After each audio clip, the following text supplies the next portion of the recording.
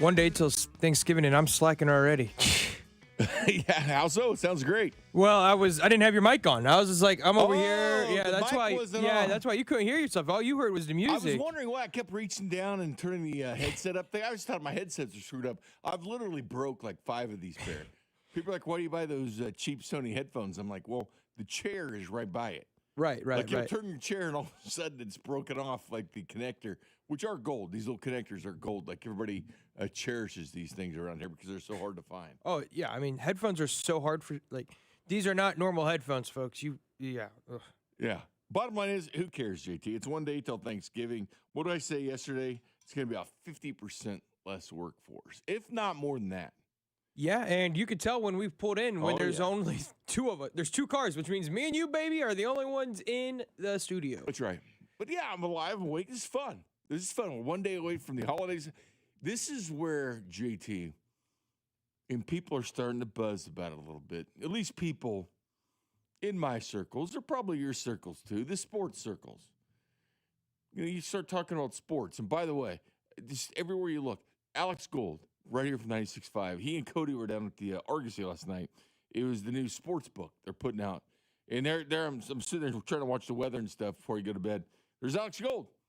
There's Alex Gold talking about the casino coming to Argosy on December 1st. That is how close we are to legalized gambling in the state of Missouri. And this sports book was crazy, man. There was TVs all over the place. Bar, restaurant there, everything. It looks like so much fun. Not that you can't go to Kansas and do this stuff anyway. We've been out to Hollywood Casino, had a great time out there. But have you ever sat in a sports book, JT? I actually have not. Because that is a place to consume games, man. That is a great place to consume games. It looks great, though, what Cody, because Alex had it on his Instagram story. So you just place your bets there at the kiosk, you sit down, have a beer. I wonder how many people would have, if legalized betting was happening in Missouri on Sunday, how many people would have live bet the Chiefs when they were down by 11? Oh, I'm sure a bunch. Oh, yeah. I mean, there's a couple days that I can't miss. Obviously, NFL opening day, or any NFL Sunday, to be honest with you. College football Saturdays, and NCAA tournament first round. I was about to say, March Madness first round is so good. Oh, you got TVs everywhere. You got every game. Not that you can't sit and watch every game as it is anyway, but putting wagers on them. Or you know what? If you don't want to play this, you can play the home game. You can sit there with your phone on different apps, DraftKings, FanDuel, whatever you want, Circa, and make bets on the bets. But anyway, this is a big sports weekend, JT, because you have Chiefs tomorrow. Not only just Chiefs, this is a great NFL day tomorrow. I wasn't looking forward to the Jags-Ravens, to be honest with you. It looked like a crap game earlier in the year. When Burrow goes down, the Ravens are 1-5. You mean Ravens and Bengals? Ravens and Bengals. What did I say? Jags and... I meant Ravens and Bengals. Well, so Burrow goes down. The Ravens were in the tank. They're 1-5. And you knew at that point the Green Bay-Detroit little rematch from week 1 was going to be fun. And then you saw the Chiefs and Cowboys, and you're like, all right, this is going to be fun.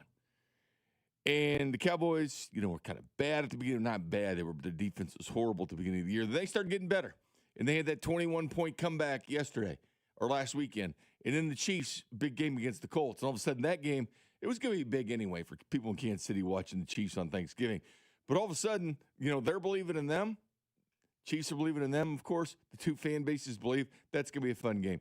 But Ravens-Bengals becomes fun now, JT, because the Bengals just took over first. They're one of 5 teams to come back from 1-5, and they sit there playing. You mean Joe Ravens? Burrow. Or the Ravens. What do I keep saying? You said Bengals.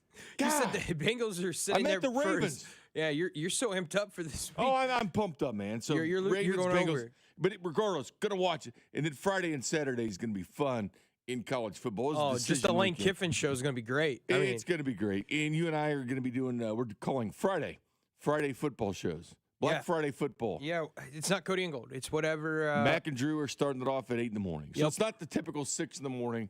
It's a special thing. It's starting at 8 o'clock. Goes through CDOT. CDOT's going through 5. So it's 3-hour increments, but it's all about football. It'll be Chiefs' reaction, obviously, to the Dallas Cowboys. Other reactions from other games on Thanksgiving. And then college football. Do you think Mac's going to go Black Friday shopping before he comes in since he gets up so early as it is? He can. Have you ever done that, by the way? I did it when I was younger, yeah, because I wanted video games from Walmart. And me and my brother, we would go, because they would actually do it Thursday nights. And so we would get there after we ate. and we would pull up our phones and watch the game that night, and then sit right in front of the games because the games were like $20 at that point, and we were one of them like Madden, NCAA, Call of Duty. Those games were right there at Walmart. We would just sit in line and get them first come first serve. And that's the day when you could watch TV on your phones.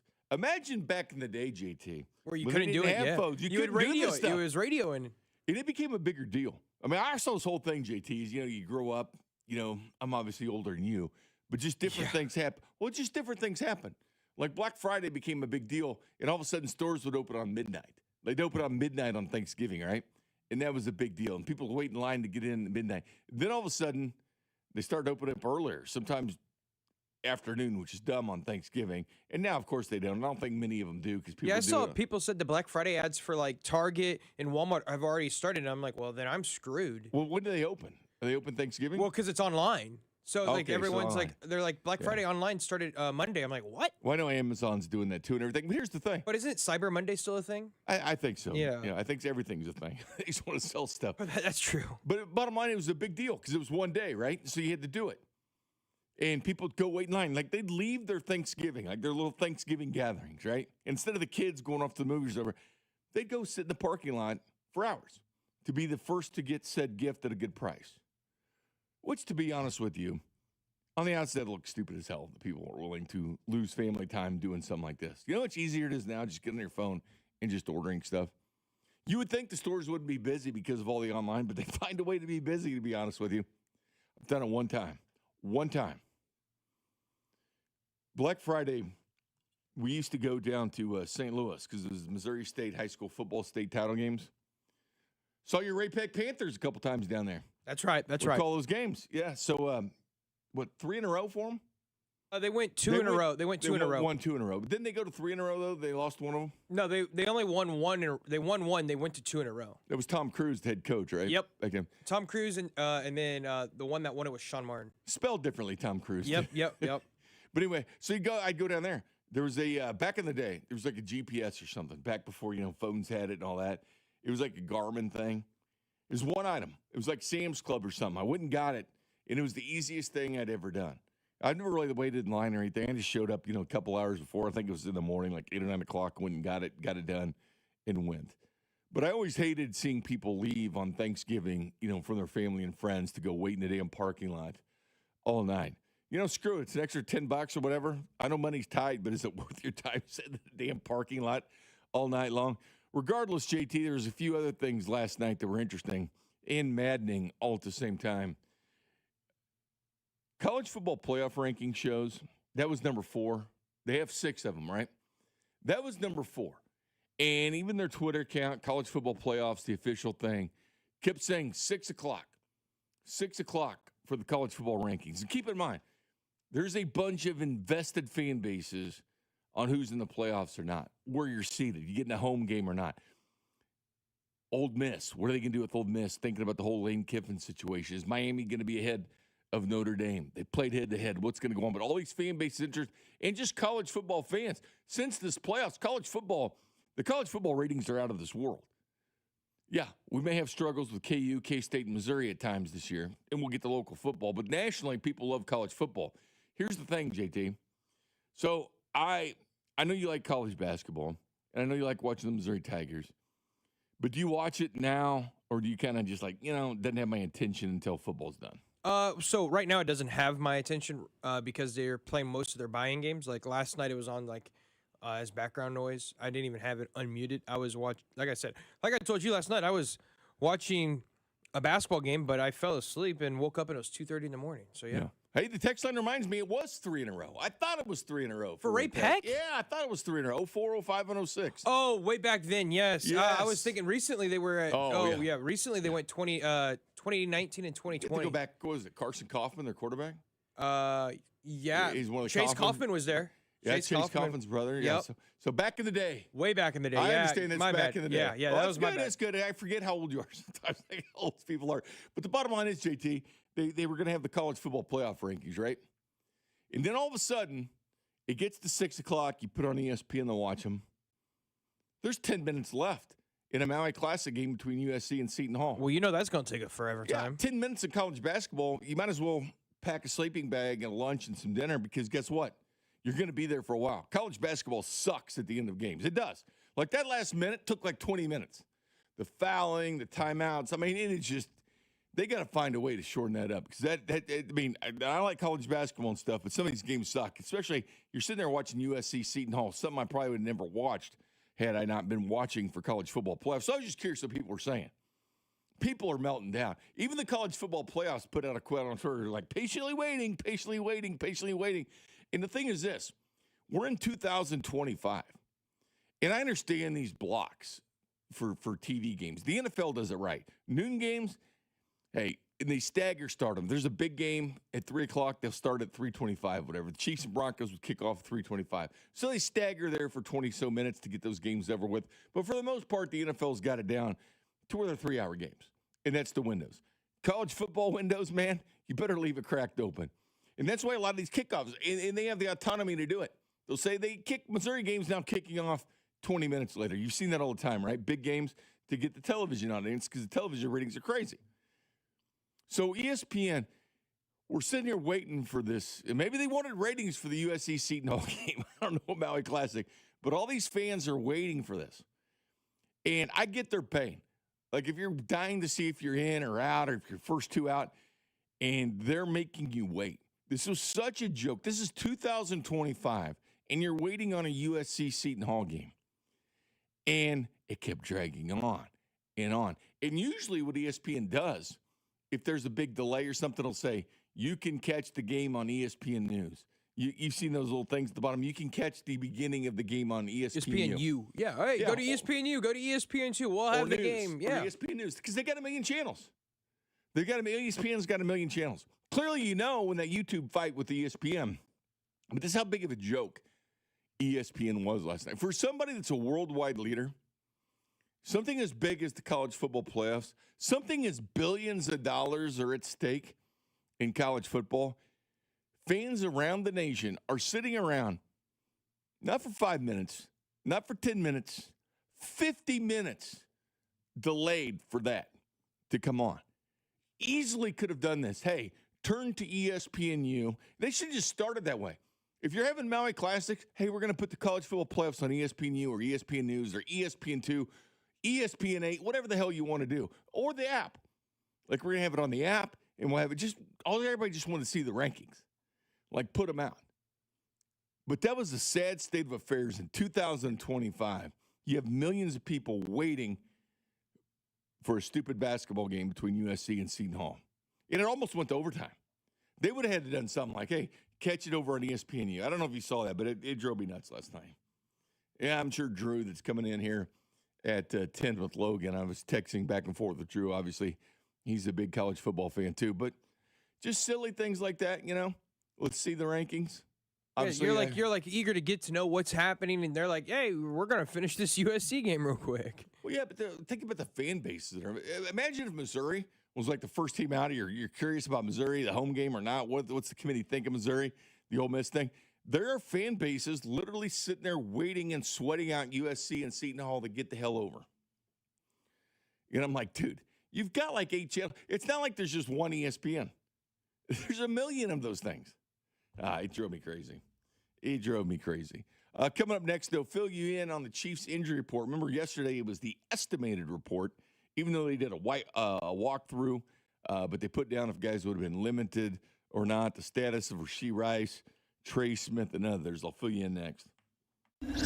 You're listening to Fescoe and Dusty, brought to you by Golden Oak Lending. Do you need extra cash? Golden Oak Lending can convert your home's equity into cash in as little as 14 days. Let Golden Oak Lending cure your blues. Your home for Kansas City sports. 96.5, The Fan.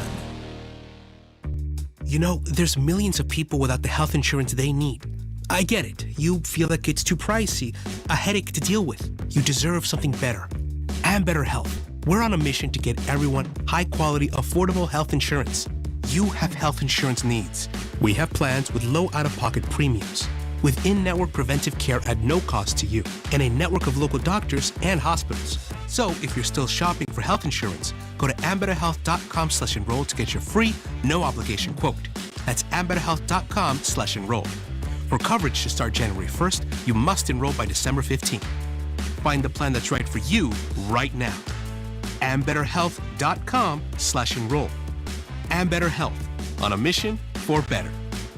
AmBetterHealth is the brand name for health insurance products underwritten by subsidiaries of Centene Corporation. Go to AmBetterHealth.com to see offerings in your state. This is a solicitation for insurance. This Thanksgiving, FanDuel is introducing a brand new way to build a parlay together. It's called Pass the Leg. Here's how it works. Start a group build, add your pick, then pass it to your friends so they can do the same. When everybody's done, you can each lock in the group parlay with your own fun, because football is better when it's played and bet together. To make it even better, everybody gets a 50% profit boost token to use on their build. So grab the crew, start your build, and get in on the action this Thanksgiving with Pass the Leg. And we got 3 great games coming up this Thanksgiving. You don't want to miss the action. Visit FanDuel.com. Use my promo code /KFNZ to get started. FanDuel, play your game. An official partner of 96.5 The Fan. 21 and present in Kansas. Opt-in required. Bonus issued. Non-withdrawal profit boost token. Restrictions apply, including any token expiration and max wager amount. See terms at sportsbook.fanduel.com. FanDuel is offering online sports wagering in Kansas under agreement with Kansas Casino LLC. Gambling problem? Get up with your best bet. Call 1-800-522-4700. Visit kansasgamblinghelp.com. You like saving money, right? We all do. That's why Allstate just lowered the price of car insurance. Not, but wait, there's a catch. Lower. Actually lower. So if you're shopping around or just want to see how much you could save, check Allstate first for a new lower auto rate that could save you hundreds. You're in good hands with Allstate.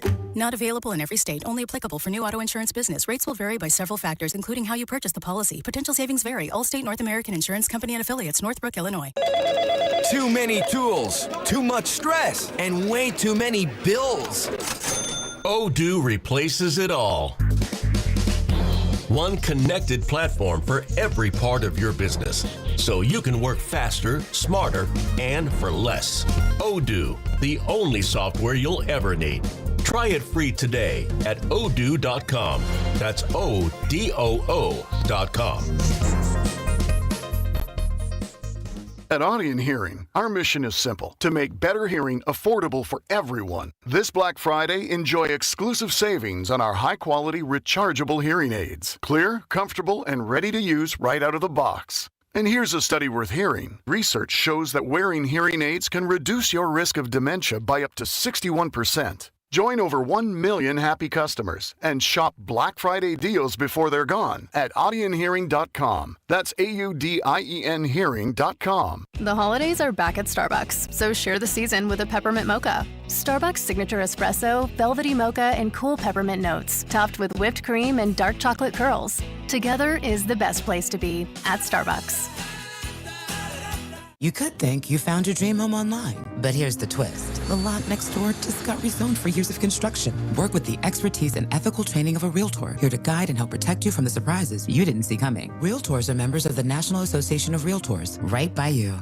Hi, I'm Emily, your friend and jeweler at Shane Company, where a small box with a burgundy bow will help you win the holidays. As an in-house designer, I love creating meaningful, fine jewelry gifts. Choose a necklace with a gorgeous infinity charm to symbolize your everlasting love. Or go for a personalized piece with an engraving, their zodiac sign, favorite color gemstone, or their initial accented with pave diamonds. Because a friend wants you to be a holiday hero. Stop by or shop now at shaneco.com. Shane Company, your friend and jeweler. With the first pick in the McDonald's breakfast draft, I'm going with a tasty sausage, egg, and cheese McGriddle sandwich. Bold move, sweet, savory, totally stacked. But wait, that delicious sausage McMuffin with egg sandwich is still on the board.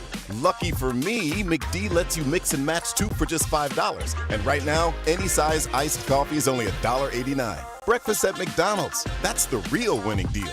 Ba-da-ba-ba-ba. Prices and participation may vary. Cannot be combined with any other offer or combo meal. Single item at regular price. The technicians you can trust with your house keys. Anthony Plumbing, Heating, Cooling, and Electric. Stay comfortable year-round with fast, reliable service 24/7, even weekends and holidays. Already invested in repairs? Save up to $4,500 on a new HVAC system. Schedule today at AnthonyPHCE.com. You're listening to 96.5 The Fan from the DM Injury Law Studios. Mike's got this. Here's traffic, brought to you by DM Injury Law. Have you or a loved one been in a car wreck? Contact DM Injury Law today and get the money you deserve. Car wreck? Remember, Mike's got this. Missouri side, 35 southbound from Missouri 152 into downtown is a 12-minute trip. I-70 westbound from 470 into downtown, 15 minutes. Kansas side 70 eastbound from 435 to 670 is an 11-minute drive. Alan Carr, 96.5 The Fan, traffic. Welcome back, 96.5 The Fan. Jay Binkley, JT Noah producing the operation.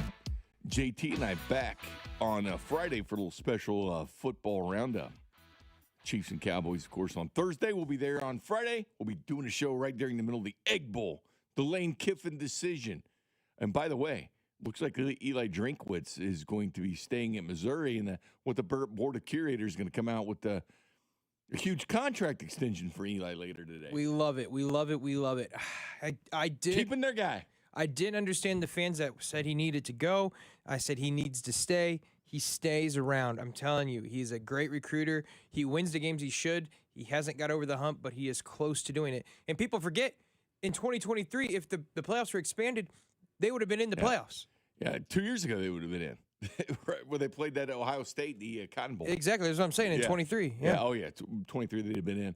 But, yeah, so he can recruit. We know this. The comments he made a couple weeks ago, when he's talking about, how do we value it, getting to the playoffs, just having a good season? When he said that, I was like, there's some fan bases that are going to cool on that. So maybe he's doing that just, I would stay at Missouri, plant that flag. I'm just saying there's, 11 jobs open now? Because Eric Morris is taking the Oklahoma State job, which I think that's a great hire for them. Yeah. That's the one Missouri was talking about. I think that's what also made this kind of move a little more intimate was, hey, he's left. That was the guy we thought maybe we could take if Eli left. Let's secure Eli back up. Well, he's a quarterback guy. He recruited John Materi, he recruited Patrick Mahomes. He's done a lot of quarterback work in the past. But so 11 jobs open now with that. So a bunch of jobs. I mean, the jobs are going to be thin. There's only so many John Summeralls that go around Tulane that can take jobs. Yeah, and we don't know what Arkansas is doing. Still don't. They questionable. Well, we know their athletic directors on the College Football Playoff Committee making 6-7 jokes, which I'll get to in a little bit. Speaking of the college football ranking show, that was an hour late, basically. So the injury report goes out yesterday, JT. How we're kind of worried, all right, what's going to be the status of Rashee Rice? We know Trey Smith's banged up. He didn't practice. He won't play in this game. High ankle sprain and low ankle sprain. Noah Gray didn't practice with the concussion. But I was curious about Rashee Rice because if you notice the hamstring issue with Rashee Rice during the game, they pulled him out. He wanted to get back in. I mean, 100% credit this guy's toughness. He wanted to get back in that game. And they held him out for a couple plays, then he got back in. And then he made plays. I mean, he was insanely good, and the Chiefs needed him in this game. He was very important to the Chiefs beating the Colts. But he would catch the ball and go down. And so on the outset, it looks like, okay, he's just protecting the football. Doesn't want to fumble. And I get that. You don't want to be the guy that fumbles in a really crucial game for the 2025 Chiefs season. But he's probably protecting that hamstring as well. So he was limited practice yesterday. So it did show up on the injury report. That did linger over. Limited practice yesterday, even though it was just a walkthrough. Or 2 days ago, there was a walkthrough. But yesterday, he was a full participant. He was FP. Nothing better than seeing the word FP next to the name. Didn't practice was Noah Gray and Trey Smith, as I mentioned. Limited practice was Chris Roland Wallace as well. But everybody else, a full participant. And Mahomes with his growing injury, he's going to play. It's Dallas, Texas. You knew damn well that wasn't going to be an issue, but they got to report these things. But as far as Dallas is concerned, George Pickens now a limited participant. Remember, did not practice the other day. Did you see the quarterback rating from Dak Prescott? I did not. When he's targeting George Pickens, 134.3. Well, you knew it was going to be good because George goes up there and gets those balls. I mean, that one catch he made over 2 defenders on Sunday was insane. He's been insanely good. And he's been better than CD. CD's a great player and stuff, but damn, does he have a case of the drops, man. Those drops get CeeDee Lamb all – and he's a great player. But damn if he doesn't drop these balls all the time. It's very frustrating, especially if you're a Cowboys fan. It's frustrating how many times he drops the football. Yeah, and you wonder why they went out and got George Pickens. Everyone's like, well, why do you need George Pickens? He's not going to be happy being behind CD. Well, maybe it's because they thought George Pickens could handle having a larger load than what CD is because CD keeps dropping the balls. 100%. There was something I was thinking about. I remember Friday night we talked about some myth. We played Mythbusters, right? Yeah, we did. And one of the myths was what Sean Payton said, right? When he was walking off at halftime. Sean. Yeah. And last night, I was like, why didn't we talk about this yesterday? I was thinking about, why didn't we talk about this yesterday? Remember Sean Payton from the Broncos game before halftime, what he said about the Chiefs? Yeah, hey, they're just the first half team. Yeah, first half team. This is what he said. We've done a good job.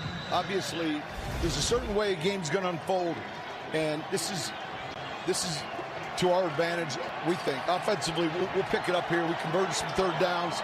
We had good field position with the return game, but the team we're playing is more of a first half team. I like the way our defense is playing. That's a key matchup. So I was thinking about that because that kind of became a storyline, right? Right after that Broncos game. Are the Chiefs the first half team or not? And you and I played Mythbusters. And we looked at the Washington game. Chiefs scored 7 points in the first half. That was it. They scored 21 in the second half. The Ravens game, the Lions game, you go up and down the board. 7 out of 10 games, the Chiefs scored more points in the second half than the first half. So we played Mythbusters, myth or fact. Sean Payton right, or is he just peacocking? And it looked good for him. But the Chiefs actually outscored the Broncos in the second half, to be honest with you, in that game. I wonder what Payton thought about the Chiefs-Colts game. I wonder what Payton thought, because the Chiefs were a second-half team in that game. Is that good? Was he right about the first? You and I don't think he was right at all, because he actually scored more in the second half. But did they flip that switch? Did they flip the switch saying, hey, we need to get back to who we are? Let's go back and close games out. So in that essence, they did play different than they have before. But I did think of Sean Payton when he's like, it's first-half team. And that's good because the Chiefs got past that notion of being a first-half team. And this is play to the end of the game, Kansas City Chiefs, that the Colts ran into. Yeah, I would say the Chiefs are more of a second-half team. They stink in the first half. So I think so, too. And I just think things haven't gone their direction in the second half. But clearly they've scored more games in the second half than the first. But the Colts game was all about the second half. It's all about the second half. It wasn't even really about the second half. It was about the fourth quarter. I mean, that's when the Chiefs actually started playing their style of football. But I don't like playing the second half like we do. It feels like we're always playing catch-up, and you never want to play catch-up when you're playing really good teams. Now, obviously, it worked against the Colts, but who's to say it'll work against the Chargers or Broncos come down the line when you're about to finish the season? I mean, it's what they are. It's what we're used to seeing. You know, it kind of all started with those playoffs back in 19. Remember, down 24 points? 24. We just gave the Texans 24 points. They were down double digits every single game that postseason, including the Super Bowl against the Niners. But they had a way just to come back. They throttled the Texans. Remember, it was down 24-0. They came back and just throttled them. They beat the hell out of them. Even being down 24-0, spotting the Texans. And I remember sitting here, JT, is before you were with me for postgame, and the text line. Oh, the Chiefs suck. They need to hire a new coach. Got to get a new GM. I mean, you should have seen all the flooded calls when it was 24-0. And then the Chiefs win. And so at that point, JT, you kind of knew who and what the Chiefs were. And especially throughout that postseason, you knew who and what the Kansas City Chiefs were. And what they were was a team that did come back. They'll spot you points, but it didn't matter. And for many years, 22, 23, the Chiefs would be down 10 points early. And it's one of those things where you look at it and say, man, can the Chiefs just get on the board first? Can they score early on and let it be? I mean, the perfect remedy is what they like to do, defer to the second half. You put the other team out there, you get a nice 3 and out. You feel comfortable. You get the offense, Patrick Mahomes going out there. Your defense did their part, and then you try to score at the end of the first half. It's like playing Madden. You score at the end of the first half, then boom, you have halftime. Then you get the ball back. And the most frustrating thing in the world is when you have 3 and out right after halftime, because that was the reason for deferring till the second half, because the defense does their part, gives you the ball back. But so many of these games came down to the end, and you waited for that moment. And I don't think Sean Payton's 100% wrong. I mean, I understand what he's saying. I mean, clearly he's got to readjust what he says now because the Chiefs clearly played better in the second half. It's not something he's probably going to say at the halftime of the Christmas night game between the Kansas City Chiefs because they proved they're good. But that was a big moment for them to actually be good in the fourth quarter, be good down the stretch, be good in overtime, give that team confidence that at the end of the game is that going to happen because they're going to be tested with Dallas. Listen, I got to tell the tape here between the two teams. Dallas's offense is no joke. Honestly, it's just as good as that Colts offense, and I'd say it's probably even better. They're way more explosive on that Dallas offense. They play better teams. Right. Well, they also are more explosive. They got a quarterback that you actually can trust. I wouldn't say trust, but he's more scary than Daniel Jones, who can push the ball down the field, and they have 2 wide receivers. occasionally two wide receivers that can go up and get it. One for sure in George Pickens. The other CeeDee Lamb, who can make a short pass into a long run. Did you see all the tweets that were out from Patrick Mahomes back in 2016 when he was at Tech, talking about Dak? Like, Mahomes is a big Dak fan. Dak's rookie year is 2016. All he was talking about, did you see Dak do this? I mean, he was a Cowboys fan growing up. Come on. He was, but that shows you that love between that and Dak. And believe it or not, the fan base actually likes him in Dallas compared to other cities. Well, I mean, did you see I don't know if you saw this, but Philly fans were going nuts on their radio station saying that they maybe want to have Dak over Jalen Hurts. I couldn't believe it. Yeah. Who would you rather have? With that offense, in that scheme, Dak's having a great year. I give you that. But I'd stay with Jalen Hurts because that is what their offense is. Exactly. I think Jalen Hurts is a winner. He's a proven winner. Dak hasn't – nothing against Dak. Dak hasn't won nothing. So I would take Jalen Hurts over Dak right now. Yeah, and Jalen Hurts fits what they do. And Jalen Hurts always fighting is he viable quarterback or not? We do the hierarchy for quarterbacks in the NFL. Jalen Hurts doesn't get mentioned very often. This guy was 26-2 at Alabama before Tua took his job at halftime of a national title game against Georgia. He goes off to Oklahoma and has a great year. And all he's done for Philadelphia is gone to 2 Super Bowls, won one of them, real close to winning the other one, 57 against the Chiefs, which he would have been MVP in. So he's already got one. He did have a costly fumble. He did. But I think he still gets MVP because he had a great game. Well, I still thought Nick Bolton could have had an argument for MVP if he had He would have been. Nick Bolton if he would had have that been MVP. second scoop and score. 100%, oh, yeah. 100%. But what I'm saying is he could have 2 Super Bowl MVPs, 2 Super Bowl titles at 26 years old. Yeah, I get it. He's not doing things people want. But when he does and goes out there, you look at his numbers, they're not as bad as you think. Right. And I believe that Jalen Hurts, I get it. He has a lot of weapons around him, you could say. He didn't use them. He didn't even use A.J. Brown. Right. And they also, Saquon hasn't had a really good year this year, especially compared to last year. They have proven to be winners, and I get how Philly fans could be upset after Sunday, but, I mean, losses like that happen from time to time in the NFL. Blowing a 21-point lead is not great, especially when it's against a rival in the Cowboys, but like saying, I would rather have Dak over Jalen after Jalen just won you a Super Bowl is insane. Here's his numbers this year. 2,284 yards passing, 17 touchdowns, 1 interception. So a 17-1 ratio throwing the football. And, by the way, he's got 8 touchdowns running the football and right at 300 yards, 2 yards shy of 300 yards. Sorry, but that's serviceable. And his team's got 8 wins. I don't know what the hell happened against Dallas. That's that defense, too. They get off to a 21-point lead, and obviously that defense. I get it. He's not going to put up eye-popping numbers. The bottom line is, though, he keeps winning, and there's some value in that. He also has a weird coach in Nick Sirianni. He does. And nobody likes Nick Sirianni. Not even Nick Sirianni likes himself. But the bottom line is he's so strong. Like, he squats over 600 pounds. Jalen Hurts does. He's like, dude, he's like the perfect quarterback for that tush push. It's aggravating as hell, but they're perfect at what they do with it. He's like the perfect quarterback to do it because he's so tough. But regardless, he never gets mentioned in that hierarchy. But Dak Prescott's having a great year. No question about it. Oh, yeah, that's what I'm saying. Dak's having a really good year, and they would be in a such better spot if they had a better defense in the first half of the season. Well, Jerry Jones has certainly put the money forward. I know the Micah Parsons thing when he got traded to Green Bay. I'm telling you, man, going out and getting Quentin Williams, that was a big move for him. That was a move they had to make. I think the trade worked for both parties, as in the Packers and Cowboys, because the Cowboys, like they said, they needed more run defense on the defensive line, and Micah Parsons is not a run defender. He's a pass rusher. And so they traded him away, and they used one of their picks to move up. Well, not move up, but move it to get Quinn Williams, and Quinn Williams showed off in the first game. And the one thing we have, too, JT, is the fact Dallas is now the number 1 offense. They're 387 yards a game. Well, what's the Colts? But the Chiefs kind of stopped that with, 18 yards, 1 yard rushing in the fourth quarter, and Dallas goes right past them as the number 1 offense in the NFL. So the Chiefs do have experience playing the top offense. Matter of fact, once they play Dallas, they're number 1.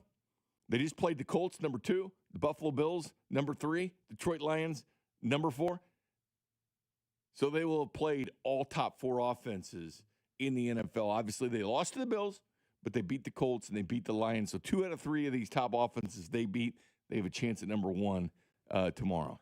I would say the Cowboys are harder to defend just because of the pass game. What is Spags going to take away? Is he going to take away George Pickens and maybe let CD be one-on-one? Or what's he going to take away? I think Pickens will get their main attention, like in safety help. Right. CD, you're going to hope he has a case of the drop still, because he does. Right. And you're going to hope he's at a casino the night before.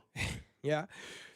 Because the Colts was easier to digest. Okay, hey, we got to take Jonathan Taylor, let Daniel Jones beat us. Are they going to say, hey, we'll let you run the ball on us, like they kind of did with Buffalo? We'll let you run the ball on us and see what happens there with Javonte Williams. It's going to be interesting to see what Spags dials up. But whatever the case is, you cannot let Dak just sit back there and count to 5. 1, 2, 3, 4, 5, because CD or George Pickens is going to find a way to get open. Where would you put him as far as the best quarterbacks in the NFL? Okay. Just say NFC. Oh, in the NFC? Just to make it I easier. feel like he's been, because in the AFC we'll have Mahomes and Allen I think and Jackson. he's got a lot of hate because of what team he plays for. I think right now he's probably 4th. Right off the top of my head, I'm thinking. So Stafford 1. Right, Stafford 1. You got Hurts up there. Okay, now I got to see. I'm trying to think off the top of my head. You got Hurts. Goff. I would put Goff above him. And then I think it goes. I would think it would go to him. Oh, Baker. I would put Baker above him. I think Baker earlier on, but those injuries are starting to mount up. Well, right. To be fair, the injuries to him and the team, his teammates, the receivers, someone to throw to, and it's affected him too. Because he was cruising I think those with two MVP could flip. numbers. Honestly, you could flip either or, and I wouldn't be upset. But I would take Baker. I like Baker's mentality. I like Dak. I like Baker Mayfield. So I think it would go like that, and then you got Dak right there. I'm trying to think because you ain't gonna take. I'm not taking Sam Darnold over him. I wouldn't take Jordan Love over him. I would take Dak over Jordan Love. Obviously not JJ. Caleb Williams, no. Yeah. I think I'm sitting right there with him at 5. Fair. Dak Prescott is, 15th in MVP odds. 1 is Stafford, minus 215. He's the only one minus. This DraftKings. Drake May's number 2, plus 200. Jonathan Taylor's number 3, plus 1,800. Josh Allen's number 4, plus 2,200. Mahomes, that's your top 5, plus 2,500. Then it's JSN for what a Seattle. stud he's been this year. Oh, dude's a stud. Then Sam Darnold, Jalen Hurts. There's Jalen. There's Jalen sitting right there, the one they want gone. Daniel Jones, Jordan Love, Caleb Williams, Justin Herbert, Bo Nix, then Dak Prescott. Oh, man. Dak Prescott's better than Bo Nix. He's better than Daniel Jones. I think he's better than Sam Darnold. You know why he's that far down? Because of his record. The record. Right. It's not about what his stats are. It's about what the record is. But if he wills that team to go, he's going to get a lot more run. Oh, exactly. That's what right. That's what an MVP does. What MVP doesn't do is what Daniel Jones did in Kansas City. Or the MVP was, like you would say, Sam Darnold, because I think you said Sam Darnold's got higher odds. Sam Darnold's going to crumble sooner than later. You saw it against the Rams 2 weeks ago. Yeah, you saw it at the end of the year last year in the regular season with the Vikings. Right. Bo Nix at plus 9,000. Crazy. Like he's not getting the respect. That team's damn good, but people are looking at it and saying that's the defense, not the offense. You said But Justin Herbert has a higher odds than he does. Right. Plus 7,500 for Herbert. Yeah. And we're going to find out because that offensive line is so banged up with the Chargers. And they got rolled by Jacksonville. Oh, dude. Which doesn't make any sense. It got That rolled. was one of our circa bets. And I could not believe, because I thought, okay, to me it showed more about Jacksonville. Because Jacksonville blew that lead to the Texans. And I thought, okay, that team's just going to crumble now. And instead, they came back and they blew out the Chargers. I thought that was a really, really nice win by the Jags for not only Trevor Lawrence, but also for the coach, the old OC for the Bucs. I forgot his name. It's not Klein. But, yeah, I thought that was a really... Cohen? Cohen, thank you, yeah. Really good bounce-back win for the Jags. I think, honestly, you see all these power rankings, who's the best offense, who's the MVP. We just talked about that. I think something out there that I think you could rank them. Most confusing teams in the NFL. Teams you don't know what you're going to get week in and week out. Jags. I think the Packers lead the way in that. Oh, the Packers, the Packers, the Jags, Chargers. Because they pounded the Vikings, 37-10. Turns out the Vikings pretty much sucked, too. That wasn't exactly a good win for them there. Oh, the Texans, Falcons. because that defense. the Falcons. I can never figure out, are they bad? Are they trash? Are they good? They're up and down. Then they go to overtime with the Colts overseas. They're 4-17. They get blown out by the Panthers. And then I think Dallas, too. Dallas could be there. Because this resurrection they're having now with Quinn Williams and Logan Wilson. Sometimes do you ever wonder what the hell the Bengals are doing? Dude. Because Logan Wilson was a backup. And this guy's typically right up there. He's stud for this defense, right? But he was backing up. They got rid of Jermaine Pratt. The Bengals did, right? He goes to the Raiders. They decided they didn't want him anymore. He leads them in tackles. He goes to the Raiders. I don't know how that didn't work out. The Raiders could have used Jermaine Pratt. They released him. He signs with the Colts, and you saw how good he was in this past game. Jermaine Pratt was Well, you know everywhere. why he worked out so well for the Colts? He's back with Lou. He's back with Lou Anarumo. But he had 20 tackles in that game against the Chiefs. Jermaine Pratt was freaking everywhere.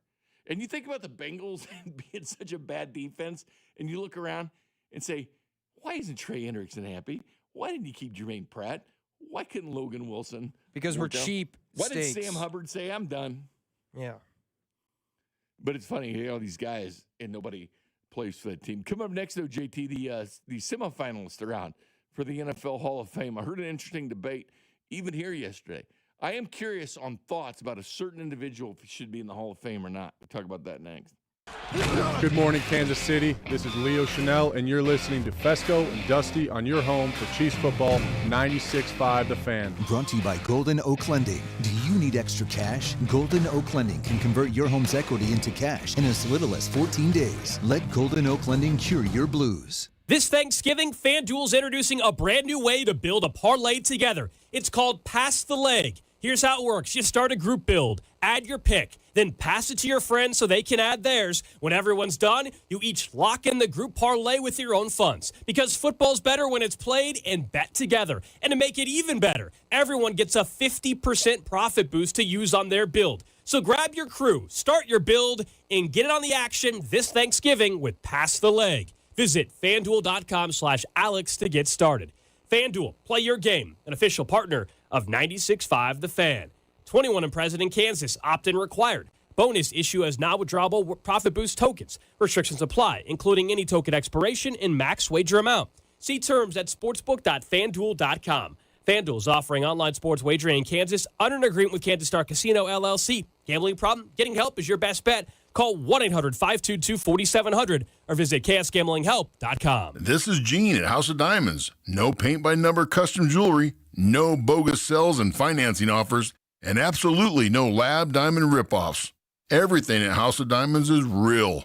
House of Diamonds on the southeast corner of College and Quivira. Numerous brands to choose from, endless options, one incredible experience. At Aristocrat Motors, we treat every driver like royalty and offer the finest luxury vehicle experience in Kansas City. Come see us today and let us roll out the red carpet for you. I'm Mitch Holtis, voice of the Chiefs. Everyone develops cataracts naturally as they get older. When your vision is affected by cataracts, you should see my doctor, Dr. Steven Silverstein at Silverstein Eye Centers. Dr. Silverstein is a world-renowned cataract surgeon who performs life-changing laser-assisted cataract surgery with premium lens implants to correct your vision up close and far away. Trust my eye doctor, Dr. Steven Silverstein, Silverstein Eye Centers, 816-358-3600 to schedule an appointment. 250 years ago, a promise was made to connect families and friends near and far. And during the holidays, that promise is more important than ever. That's why USPS is building a better network to meet your needs with timely deliveries,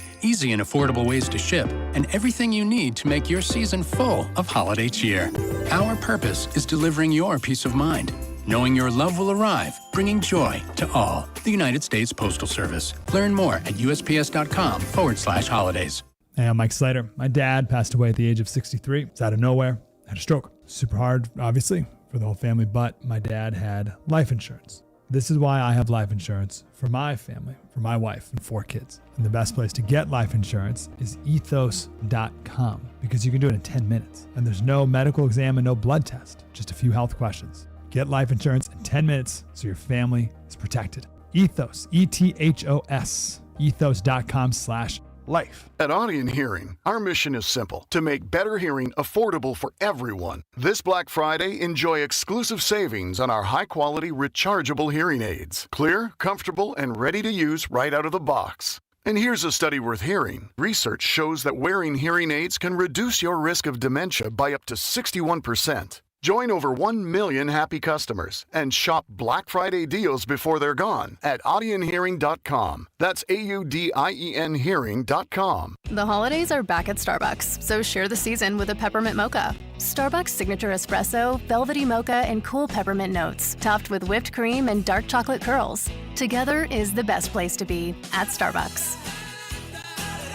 You could think you found your dream home online, but here's the twist. The lot next door just got rezoned for years of construction. Work with the expertise and ethical training of a Realtor, here to guide and help protect you from the surprises you didn't see coming. Realtors are members of the National Association of Realtors, right by you. Hey, Chiefs fans, Crown Royal is the official whiskey of the Kansas City Chiefs. And this season, it's not game day without the generous spirit of Crown Royal. Whether you're at the tailgate, in the stands, or watching from home, Crown Royal is the reason and the reward for coming together. Grab a glass with the Crown Royal rig at a stadium near you, because we'll be sharing the generous spirit with fans across the country. Crown Royal, fueling game day with a generous spirit. Visit www.crownroyal.com/Royal Rig for more on the Crown Royal Rig Tour. Please drink responsibly. This is the Our Idea is Ready to Launch vision. This is the Create Great Jobs vision. This is the We Need More Space vision. This is Busey, where your business visions become realizations. Through securing capital for growth and comprehensive strategies that ensure a prosperous future. Because thriving businesses mean thriving people and thriving communities. Busey Bank, building business, growing wealth since 1868. Member FDIC. Here's traffic, brought to you by DM Injury Law. Have you or a loved one been in a car wreck? Contact DM Injury Law today and get the money you deserve. Car wreck? Remember, Mike's got this. Brought to you by Connolly Plumbing Solutions, your neighborhood plumber. Call 913-768-7676 or ConnollyPlumbingSolutions.com. On the Missouri side, I-70 westbound from 470 into downtown, 15 minutes. Kansas side 70 eastbound from 435 to 670 is an 11-minute drive. Connolly Plumbing Solutions, your neighborhood plumber. They have been in business since 2012, offering residential service and project work, light commercial and rooter service. Visit ConnollyPlumbingSolutions.com to schedule. Alan Carr, 96.5 The Fan. Traffic. Welcome back to Jay Binkley, JT Noah, producing the operation. I don't know if we need traffic today, JT, do we? Man, I know we got to play it. It's sponsored and all that, but I'm hoping not to hear any delays. I mean, come on. That would be bad. I mean, I know it's cold. It's a little bit colder now, but it's not raining. It's not snowing. I mean, sometimes no snow until Sunday. I saw Sunday is apparently a chance of snow. Chance of snow, they're saying, huh? I just don't think it's going to be cold enough for it to stick. You might see white flurries coming to the ground, but it won't stick to the ground. I actually have a hoodie on today. I love hoodies and shorts because I tell you, I wear shorts a lot, JT. Oh, I know from the days back then, yep. Yeah. If it's cold and I have pants on, it's damn cold. Now, when it's minus degrees, I will wear sweatpants or something. You wore the sweatpants because we worked the Miami game. The playoff Miami game, you wore sweatpants in. You took them off. You said, I have to have the shorts on in here, but... When we were going back outside, you're like, man, I got to put my sweatpants back on. It's too cold for my legs. Well, they say dress just for the job you want. Well, it kind of is, right? It's kind of how people do things.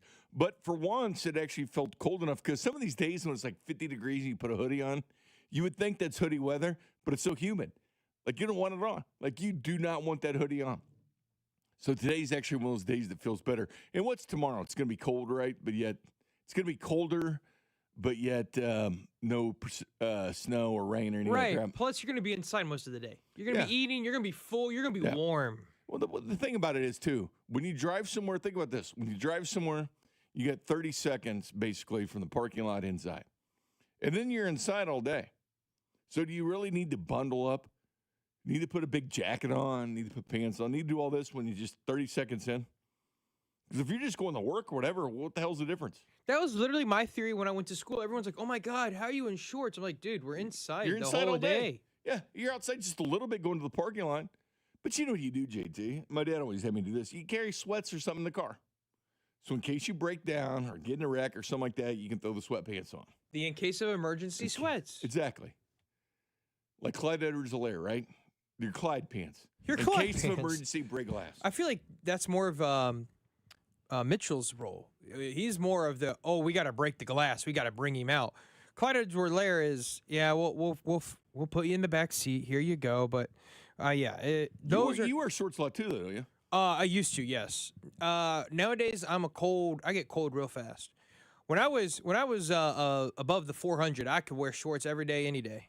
But now I've lost too much weight. Now I'm like, okay, I got to put some stuff on. Like today, I'm in sweats. I will say I'm in sweats, but my arms get colder than my legs. I mean, I will say think that. today was the coldest day. I mean, so that makes The sense. wind makes it even colder. Like last night, at our apartment, Oh, it was windy as hell. we heard some banging, and I turned on my Ring doorbell, and all of a sudden, there's 2 trash cans falling down the stairs because of the wind knocking them down. Really? Like, oh, okay, that's what's happening. Okay. Parks that works around here, Scott Parks, he's always wearing shorts and sweatshirt. And those flip-flop things. Yeah, he likes wearing those things. But it's that time of year you want to break this stuff out. And here we are at Thanksgiving, which is a little bit later this year. So you're this and you're finally knocking out, stuff. But reminder, it does snow this time of year. Like the Plaza Light ceremony tomorrow night. I can't believe I'm saying that already. Tomorrow night. Have you ever been down to that? To what? The Plaza Lights. The Oh, 100,000 yeah. people that go down there to watch them turn on lights. Yeah. I've never done it. I've watched it. Too many people. But the bottom line is, I can't believe we're already saying that. I can't believe we're already saying Christmas season starts tomorrow. The official season. I know grocery stores and everything. Do you put up your stuff after Halloween, or do you put up Christmas stuff after Thanksgiving? Typically, growing up, it was always the day after Thanksgiving. That was always the day when you put up the tree, you put up decorations. It was kind of a de facto day. So I love that. So after Thanksgiving, although when you get older and stuff, you kind of do things when you have an opportunity to. So it might be up earlier, but it's not on yet. Maybe like a week or so. And especially Christmas lights, I would put them on earlier. Just a nice day. Oh, like yeah, when yeah. you have one of those nice days in the 60s or 70s, you go put them up. And if a couple weeks before Thanksgiving, and you wait to turn them on until Thanksgiving. But as soon as Christmas is done, lights go off. Get them down, get them put back up. Yeah, so I'm not even wait till New Year's, guy, to take the tree down. So the fiance is not happy with me because I told her I'm not putting anything up until after Thanksgiving. I told her, I said, hey, listen. See, you have rules and you have standards. Yeah. JT. See, I told her, I said, listen, we can put it up this weekend. Sunday, we have no plans. Let's just do it there. It's going to be cold, snowy. Perfect day. The Chiefs don't even play. We can put them up. She goes, okay. And I'm like, we're in an apartment. It's not going to take that long to put them up. I was listening yesterday to The Drive, and CDOT had McDuffie on. Instead of Mahomes, and McDuffie goes, we ain't putting all our stuff up until after Thanksgiving. He goes, now He knows. But he goes, I did put my lights up. And so See, that's fair, though, because if it's a nice weekend, again, you get those sometimes in November. Nice weekends. Nice, you do perfect weekends where and you can then- just put them up. Yeah, and then you flip. But you don't want to be up on a ladder and stuff when it's like 25 degrees, Oh, something like that. no. You want to get it done. Like, if you were doing it yesterday, that was brutal in the afternoon. Like, Yeah.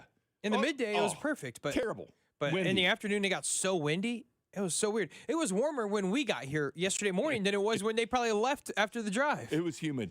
Are you one of these people that as soon as Christmas is done, you're done, or do you wait till after New Year's? Because I think people wait until after New Year's because they're too lazy to take their stuff down. So like, it's good on New Year's. My so parents were the lazy ones, so that stuff was up till after New Year's. But it was also because I think we would have family over for New Year's Eve, and we would kind of celebrate Christmas that night with them. That we didn't celebrate That's fine, Christmas. but does it go down then?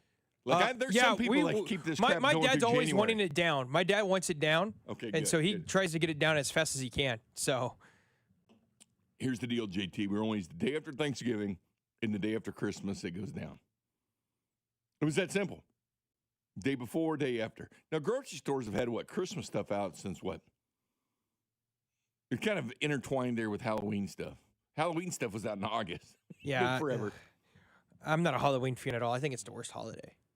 Yeah, the candy afterwards is phenomenal. Well, you get it the day after it's on sale at the store. 100% you do. And now it's those little Debbie Christmas tree cakes. You had those things yet? Yes. I love those Haley things. thinks she needs 6 boxes of them. But now they have everything. The little Debbie Christmas tree cakes. Because I guess these things have really become a phenomenon. I do like them. I do like the Christmas tree cakes a lot. They've always had them. It was always, they had those, the chocolate ones, and that was about it. Nowadays, you go to the store. Hell, Dusty, it was about a week or so ago, he brought in Nutty Bars, Christmas tree Nutty Bars. I don't know if you've had these things yet, but they are phenomenal. And now they have Little Debbie donuts that are Christmas tree cake donuts. They've taken that brand and blown it up. I've actually had the Christmas tree cake ice cream by There's Little ice Debbie. cream? Yeah, Little Debbie makes all their snacks into ice cream, little pints. Yeah, well, they have honey bun donuts now, I too. saw that. I think they're too sweet. I tried one. Like Ivy's got the Swiss cake roll, they got everything Yeah. but the Christmas tree cake one. I think I had to go to Walmart to get it. Yeah, did you I know think they that was the only place did you had know it. they have chocolate Christmas trees? I saw that. I don't know, Now man. they have a whole display. They have donuts, they've got brownies, and I told you Dusty brought in Nutty Bars. Nutty Bars? They have Christmas tree cake Nutty Bars. I'm telling you, they have everything. That brand is It's blown big. up. It's big. For this time of year, boom. But I'll say this.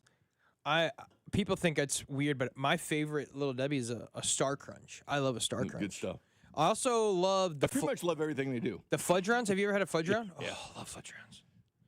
But yeah, Little Debbie can do no wrong. Sean Barber always had those too. The Star Crunch. I think Yeah, his those wife Star- made them too. yeah. They're so good. So Sean Barber always good. had those things. I love them. But anyway, JT, the day after and then the day after Christmas. It's like, move on to the next year. Move on. And people get so excited about New Year's Eve. And I'm always sitting there going, I love the college football playoffs and stuff, don't get me wrong. But I'm like sitting here going, why am I celebrating tax season?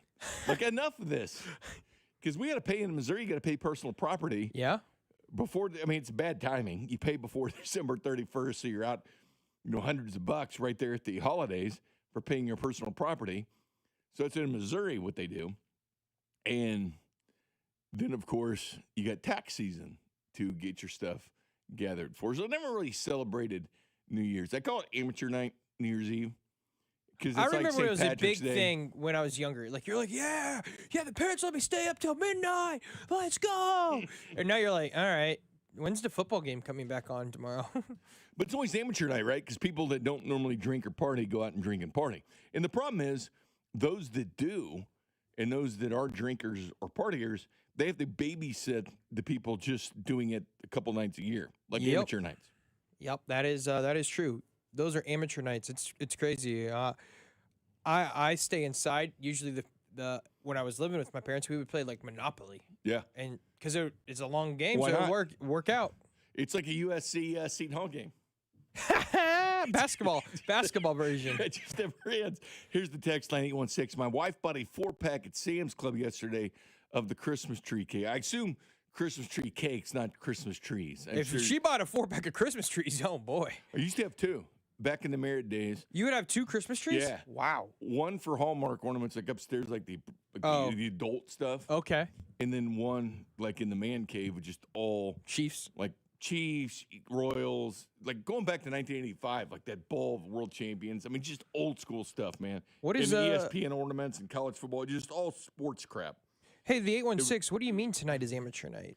Not tonight. Tonight's not amateur night. I guess it could be because it's what Drinksgiving. People go out and drink beer. Duh, yeah. Yeah, they go I out thought and he was mingle meaning with their tonight was college amateur friends. night because people are getting their last minute Thanksgiving shopping done. No. Like, we got to get the last minute food. No, I consider New Year's Eve and St. Patrick's Day. Oh, St. Patrick's Day, bad. Because the people never drink. They decide to go out and drink that day. They're not true pros. Nope. But they take 2 days and they go out and do it. So, yes, tonight's one of those nights for the bars. Yep. Where the college kids goes, I get it, man. You go to college, you're in the military, you come back and you go out Did you and ever have do fun. I get it. I Friendsgiving? understand it. I've never done Friendsgiving because I never had friends. Oh, okay. All right. You didn't take them to Hy-Vee gas station and get them? No. I mean, I got friends. Dad always told me, and he's passed away, but Dad always told me, he says, you need 6 friends. And I go, why 6? He was enough to carry your casket. So you need 6 friends. Okay. I don't It's got morbid, 6. but that's what he said. I think I've got plenty of friends. You need people to carry your casket if that's the direction you go. Right. So you need at least 6, JT. Need 6. Maybe coworkers have to step in. Anyway, I was going to talk about the Hall of Fame, but we got busy talking about Christmas tree cakes, which is fine. It's the day before Thanksgiving. You can talk about this crap. This is when you do it, and JT and I No are one back. is going to care. We'll be back on Black Friday talking all college and pro football with you, specifically that Chiefs-Cowboys game on Friday. But coming up next, the Hall of Fame voting came out. I heard one guy debate it. I'm curious on the text line, 913-586-7965, the J Southland Tow Service text line, and phone calls as well. Eli Manning. The name Eli Manning is a semifinalist for the second time. Should he be in or out? I've heard people debate this. I debated this last year. I heard this debate on this radio station yesterday. Talk about that next. This is Fescoe and Dusty, brought to you by Golden Oak Lending. Do you need extra cash? Golden Oak Lending can convert your home's equity into cash in as little as 14 days. Let Golden Oak Lending cure your blues. Your home for K-State Athletics. 96.5 The Fan.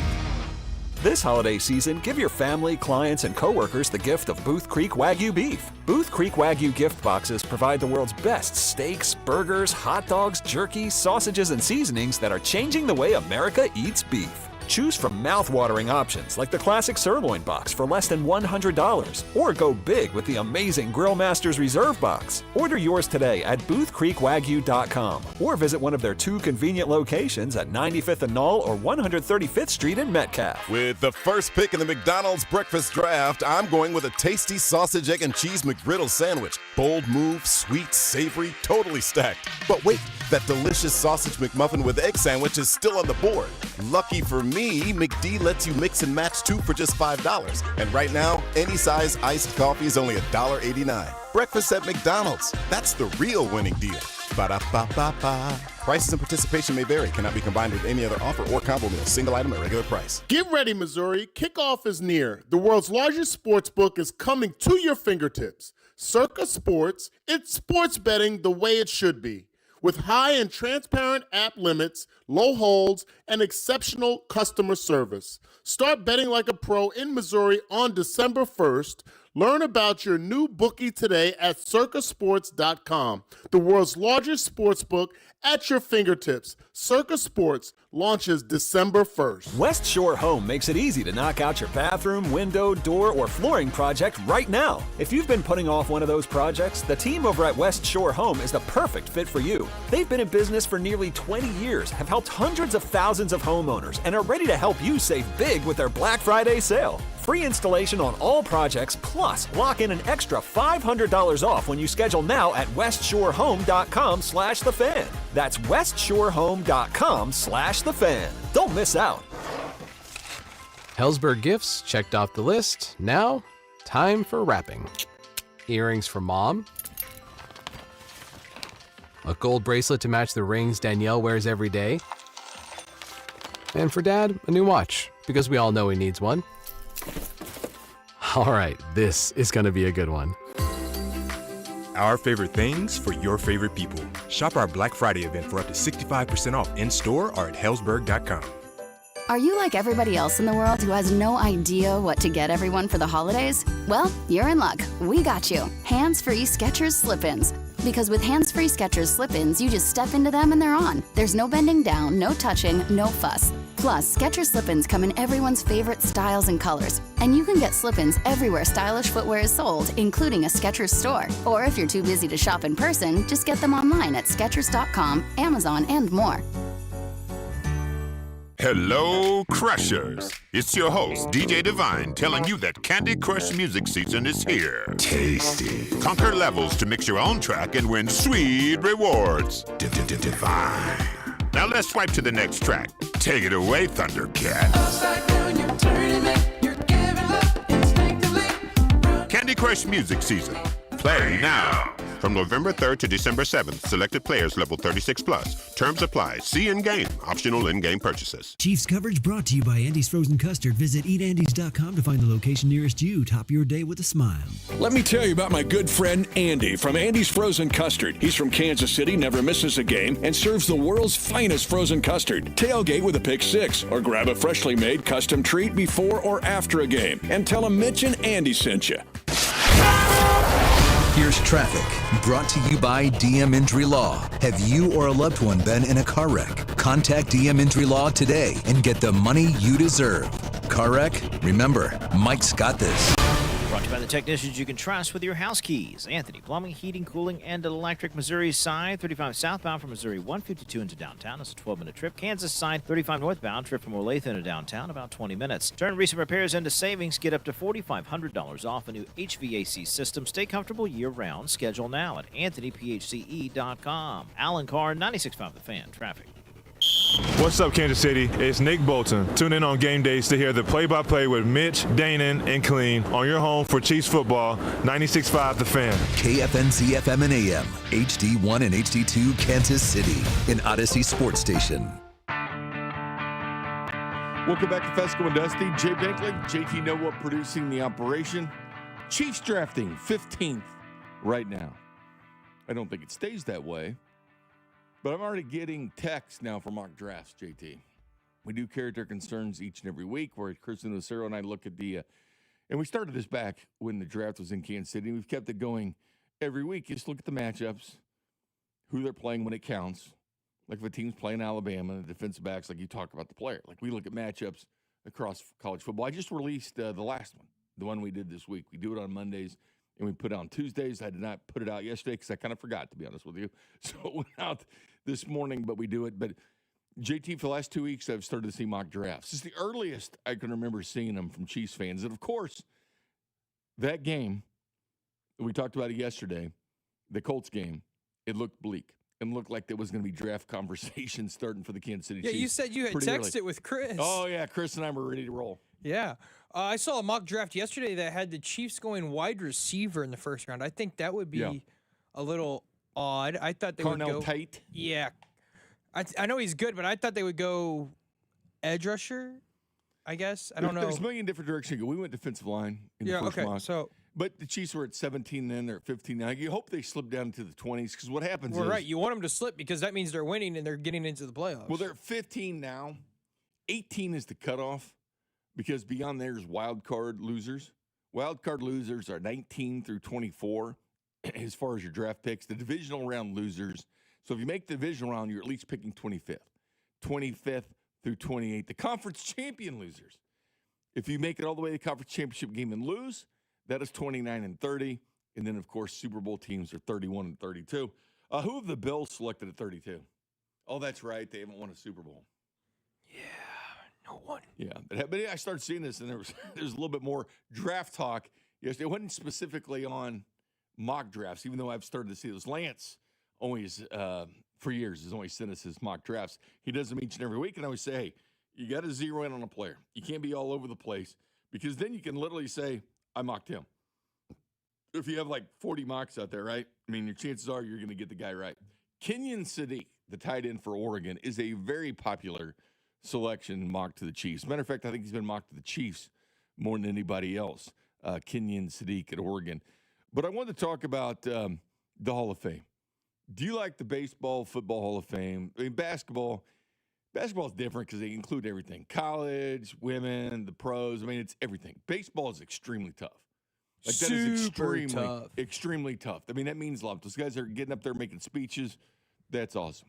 Still hate that Ichiro didn't get a unanimous vote. Should have been. I like the Hall of Game they do that with Bob Kendrick at the Negro Leagues. They bring in, Ricky Henderson, RIP. At this point, they brought him back in and tell these stories. Baseball stories are the best.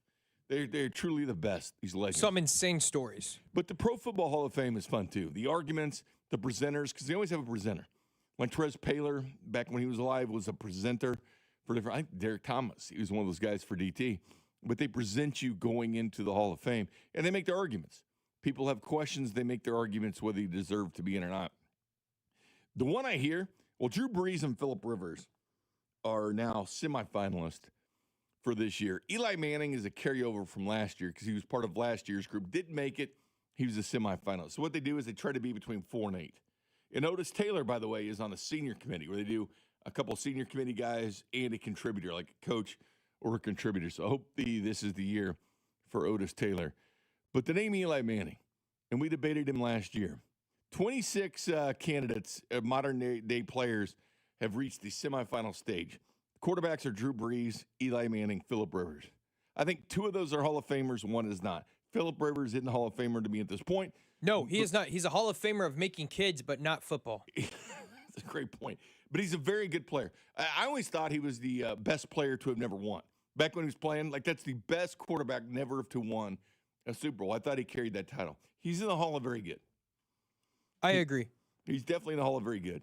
Drew Brees, the numbers speak for themselves, how good he was. MVP of the league. He's won a Super Bowl. And he was short. So. He's in. Eli Manning, to me, is the one people were debating last year. As much as you may hate him, as much as you hate the Manning cast, I think Eli Manning's a Hall of Famer, to be honest with you. I know the text line disagrees, and they don't like it when they threw it out there. What do you think, JT? Where are you sitting on this? Because I've heard... I think Eli is in. I think there's good arguments on both sides on Eli. I think he's a very mesmerizing player. I think Eli is in. I think I get it. Sometimes the numbers can be deceiving, especially for the regular season. But once he got to the playoffs, he turned it on. And let's remember, I get it, it's a sample size, but he beat Tom Brady twice in the Super Bowl. That's huge. That's the best point. I know that someone on the text line said, depends on who else is on the list. He's a guy who won 2 Super Bowls, but was never the best quarterback in the league. Again, if you're a huge Giants fan, probably frustrated many times watching Eli. He was 8-4 in the postseason, so he did have 8 wins, just 4 losses in the postseason. But you did win 2 Super Bowls. And here's the thing, JT. It's not just you won 2 Super Bowls. You beat Tom freaking Brady in 2 of them. That was an undefeated New England Patriots team that they stopped. He stopped an undefeated Patriots team going for the crown of the 72 Dolphins as an undefeated NFL team. And they played more games because it was 16 games regular season at that point. And they could have done it. And it was close. But Eli beat him twice. And he threw for 551 yards and 3 touchdowns in those 2 Super Bowls combined. But not only that, you can't always just look at the defense either. The MVP of those Super Bowls, guess who it was? Eli Manning. So he's a 2-time Super Bowl winner. He's a 2-time Super Bowl MVP. But again, Super Bowls mean more when you beat the GOAT. Because Tom Brady and Bill Belichick didn't lose those games very often. And he beat New England twice, including an undefeated Patriots team. I think that deserves some respect. He's been a Walter Payton Man of the Year. Yeah, but that would be frustrating, I guess, at Giants. Because at times, Eli was pretty bad. I get it. But if you go historical numbers, where does he sit? He's 11th all-time in passing yards. Does that get you in or not? I mean, he's number 11 all-time in career passing yards. He slipped down the list as other guys have moved up. But I don't think you can, in a sense, I don't think you can punish him for slipping once his career's over. I get it. Sure, he didn't get up to the top, but back then was a different story. Like, there was a way different way of going about it. So that's why I don't think it should be too hard on him. I think he's in. We'll see what happens. Well, he's 11th all-time in yards, 11th all-time in touchdown passes. Here's the yards leaders. Brady, Breeze, Manning, Favre, Rodgers, Big Ben, Phillip Rivers sits there at number 7. Matt Ryan at 8. Matt Ryan quietly had a very good year, or good career. Matthew Stafford, 9. Dan Marino, 10. Eli Manning, 11. John Elway, number 12. I didn't mention Joe Montana. Nope. And Dan Fouts is the Hall of Famer. He's 21. John Elway's in. Elway's got 2 rings. Eli Manning's got 2 rings. Eli Manning has more touchdown passes and yards than John Elway. Exactly. I think Joe Montana's 24th on the list, by the way. Eli's 11th. I've stood pat to this. People think it's crazy, but I think Eli is a Hall of Famer. I'd put him in there. I think winning 2 Super Bowls, if he didn't win it all. Oh, well, right. But If he didn't win, the fact he beat Tom Brady, I think, means something. Also, it means something that I know it probably will not go into account, but he beat, quote unquote, the only team to ever go undefeated until the Super Bowl. They had a perfect season, and then it vanished. Poof. 913 says Josh Allen will be a Hall of Famer before Eli Manning. I doubt it. I think Eli, if he doesn't get in this year, he gets in next year. I mean, we're talking 2 Super Bowls. And Josh Allen's not going to retire for what? Till 2032, probably? Keep in mind, Dan Marino's in here. And, for as good as Marino is, that we think, he was 8-10 in the postseason. Joe Flacco actually has 2 more postseason wins. 2 more postseason wins than what Dan Marino has. And is Joe Flacco a Hall of Famer to you? Whew, man, he's been so up and down. I'll tell you this much, though. That 2000 Ravens team was led by that defense, clearly the Dilfer and Tony Banks year.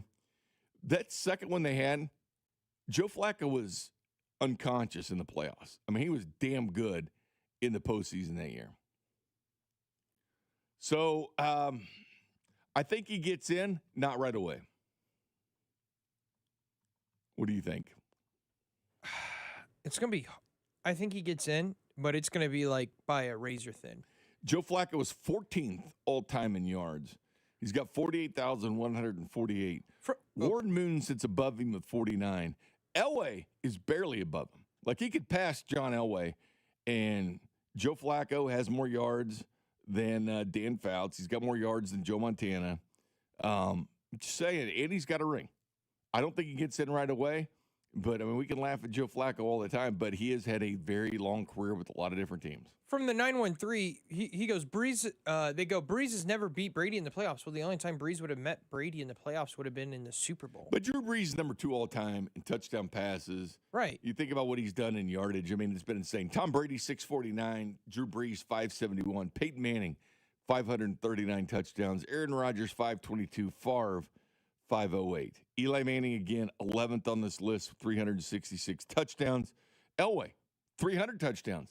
So Manning had 66 more passing touchdowns than Elway, and I get it, he used his feet and did things like that. But Joe Montana, only 273 touchdown passes for a guy with 4 Super Bowl rings.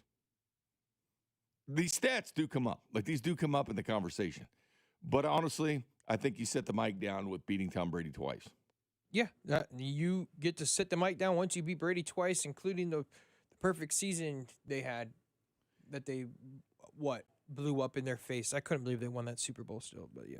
And Drew Brees, by the way, he's number 2 in yards. Only Brady was ahead of him.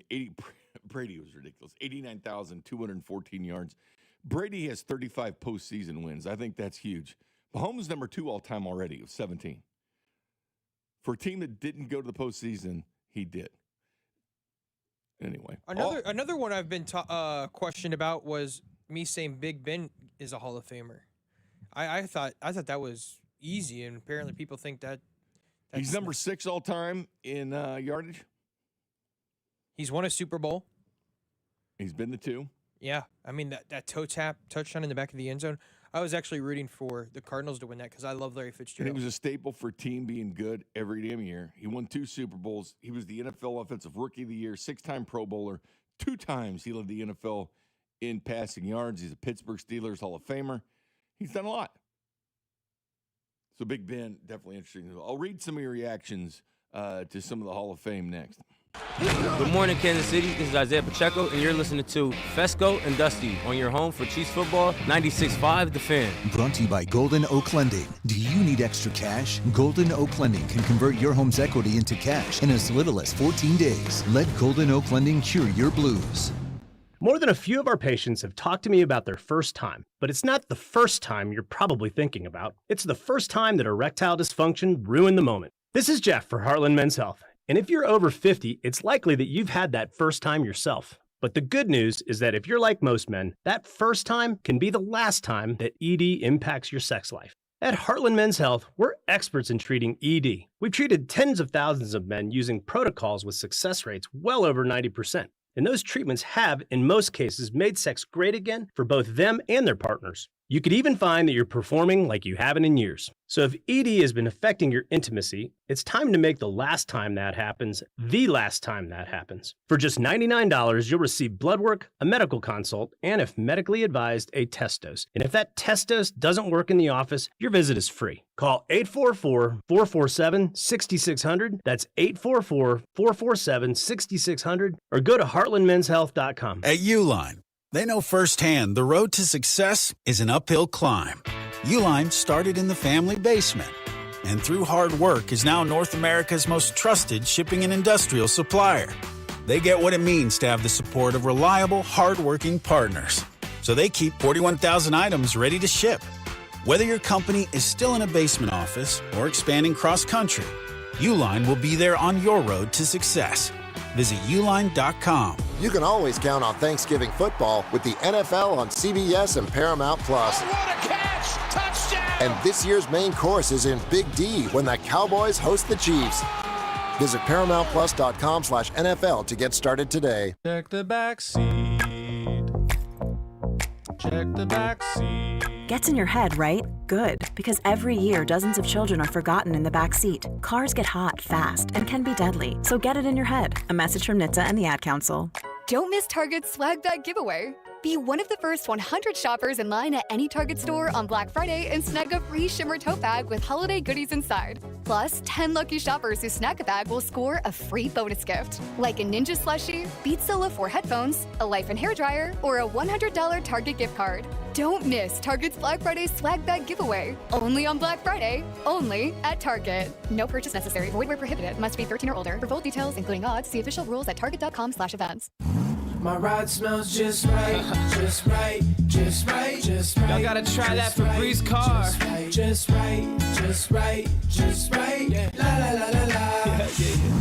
With up to 40 days of consistency, all over Febreze car clips right on your vent. You know my car's my happy place. Keep that smile on my face when it smells just right, just right, just right. Yeah. Breathe happy Febreze. La la la la. What's up, football fans? Picture this. You bet on your favorite player to score the first touchdown in the game, but his teammate scores instead. If this happens, BetMGM wants to give you another chance at the end zone. With BetMGM's second chance promotion, you'll get your stake back if your first touchdown scorer scores second instead. That's right. Bet on any pro football player to score the first touchdown of the game. If you're right, you win. If your player scores second, you get your stake back in cash. With BetMGM's second chance offer, you have a chance to keep the fun going after the first player crosses the goal line. Try a first touchdown scorer wager with confidence today. BetMGM. Make it legendary. BetMGM and GameSense remind you to play responsibly. See BetMGM.com for terms. 21 years of age or older. This specific promotional offer is not available in Mississippi, Pennsylvania, Puerto Rico, or Ontario. Gambling problem? Call 1-800-GAMBLER. Available in the U.S. 877-8-HOPE-NY or text HOPE-NY 467-369 in New York. In Arizona, 1-800-NEXT-STEP. In Massachusetts, 1-800-327-5050. 1-800-BETS-OFF in Iowa. 1-800-981-0023 in Puerto Rico. Existing customer offer. Subject to eligibility requirements. Rewards paid back in unrestricted withdrawable funds. In partnership with Kansas Crossing Casino and Hotel. This Thanksgiving, FanDuel's introducing a brand new way to build a parlay together. It's called Pass the Leg. Here's how it works. You start a group build, add your pick, then pass it to your friends so they can add theirs. When everyone's done, you each lock in the group parlay with your own funds. Because football's better when it's played and bet together. And to make it even better, everyone gets a 50% profit boost to use on their build. So grab your crew, start your build, and get in on the action this Thanksgiving with Pass the Leg. Visit FanDuel.com/Alex to get started. FanDuel, play your game, an official partner of 96.5 The Fan. 21 and present in Kansas, opt-in required. Bonus issue as non-withdrawable profit boost tokens. Restrictions apply, including any token expiration and max wager amount. See terms at sportsbook.fanduel.com. FanDuel is offering online sports wagering in Kansas under an agreement with Kansas Star Casino, LLC. Gambling problem? Getting help is your best bet. Call 1-800-522-4700 or visit ksgamblinghelp.com. You're listening to 96.5 The Fan from the DM Injury Law Studios. Mike's got this. Here's traffic, brought to you by DM Injury Law. Have you or a loved one been in a car wreck? Contact DM Injury Law today and get the money you deserve. Car wreck? Remember, Mike's got this. On the Missouri side, heading into Blue Springs 70 westbound, briefly sluggish approaching Adams Dairy Parkway. Earlier stalled off to the shoulder, and it's just causing folks to tap the brakes as they head in that direction. Otherwise, things move pretty well all around the metro. Alan Carr, 96.5 The Fan, traffic.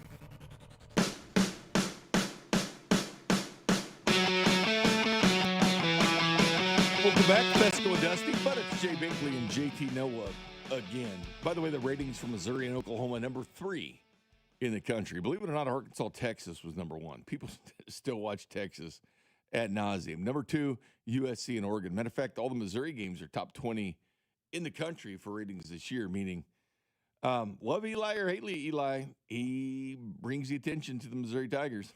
I mean, most watched teams, Missouri is in there. They get 3.1 viewers per game. I mean, the highest is Alabama at 8.1, so they're only 5 million back of Alabama. So a lot of SEC schools, as you would think, but I think one of the surprising schools on here is Auburn. I mean, Auburn really getting those views. And there'll be a lot watching it this week because of Alabama. Number 1 watch team in the country. Yeah, right. Alabama and Auburn. Notre Dame's on there as well, so there you go. People follow and watch Notre Dame. They were that first team, remember that TV deal with NBC? NBC, yeah. Now everybody's on TV anywhere. Yeah. You can find them ESPN Plus or whatever. They're finding a way to be on TV. I love Noah Eagle. High school games are on.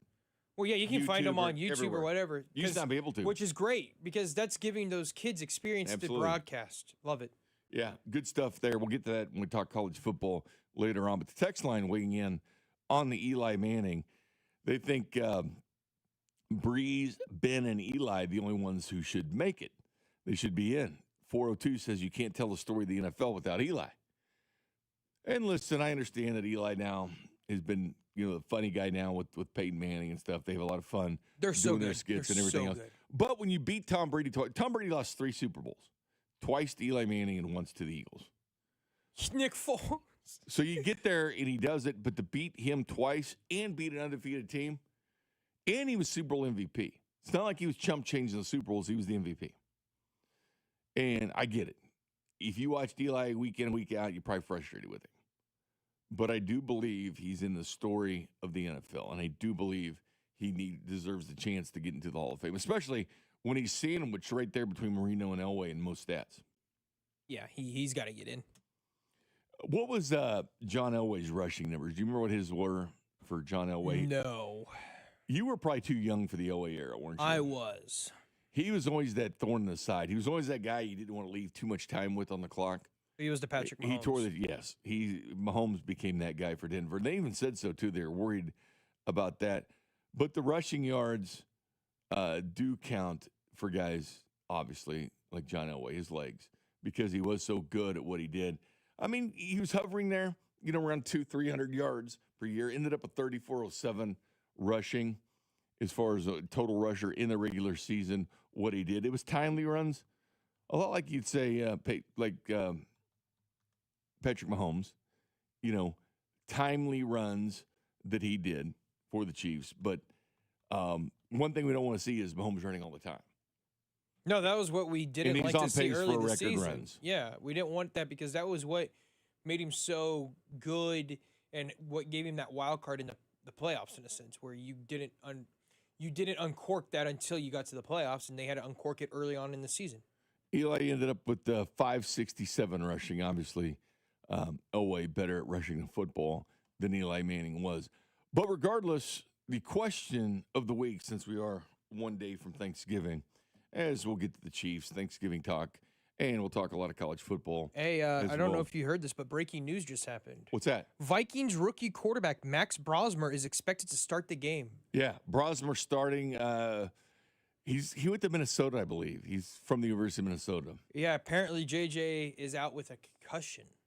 Yeah, JJ really hasn't found that. I was thinking maybe yet. they were just going to bench him eventually. I mean, he has not looked good. He's got enough eye black. Quarterbacks like wearing it now.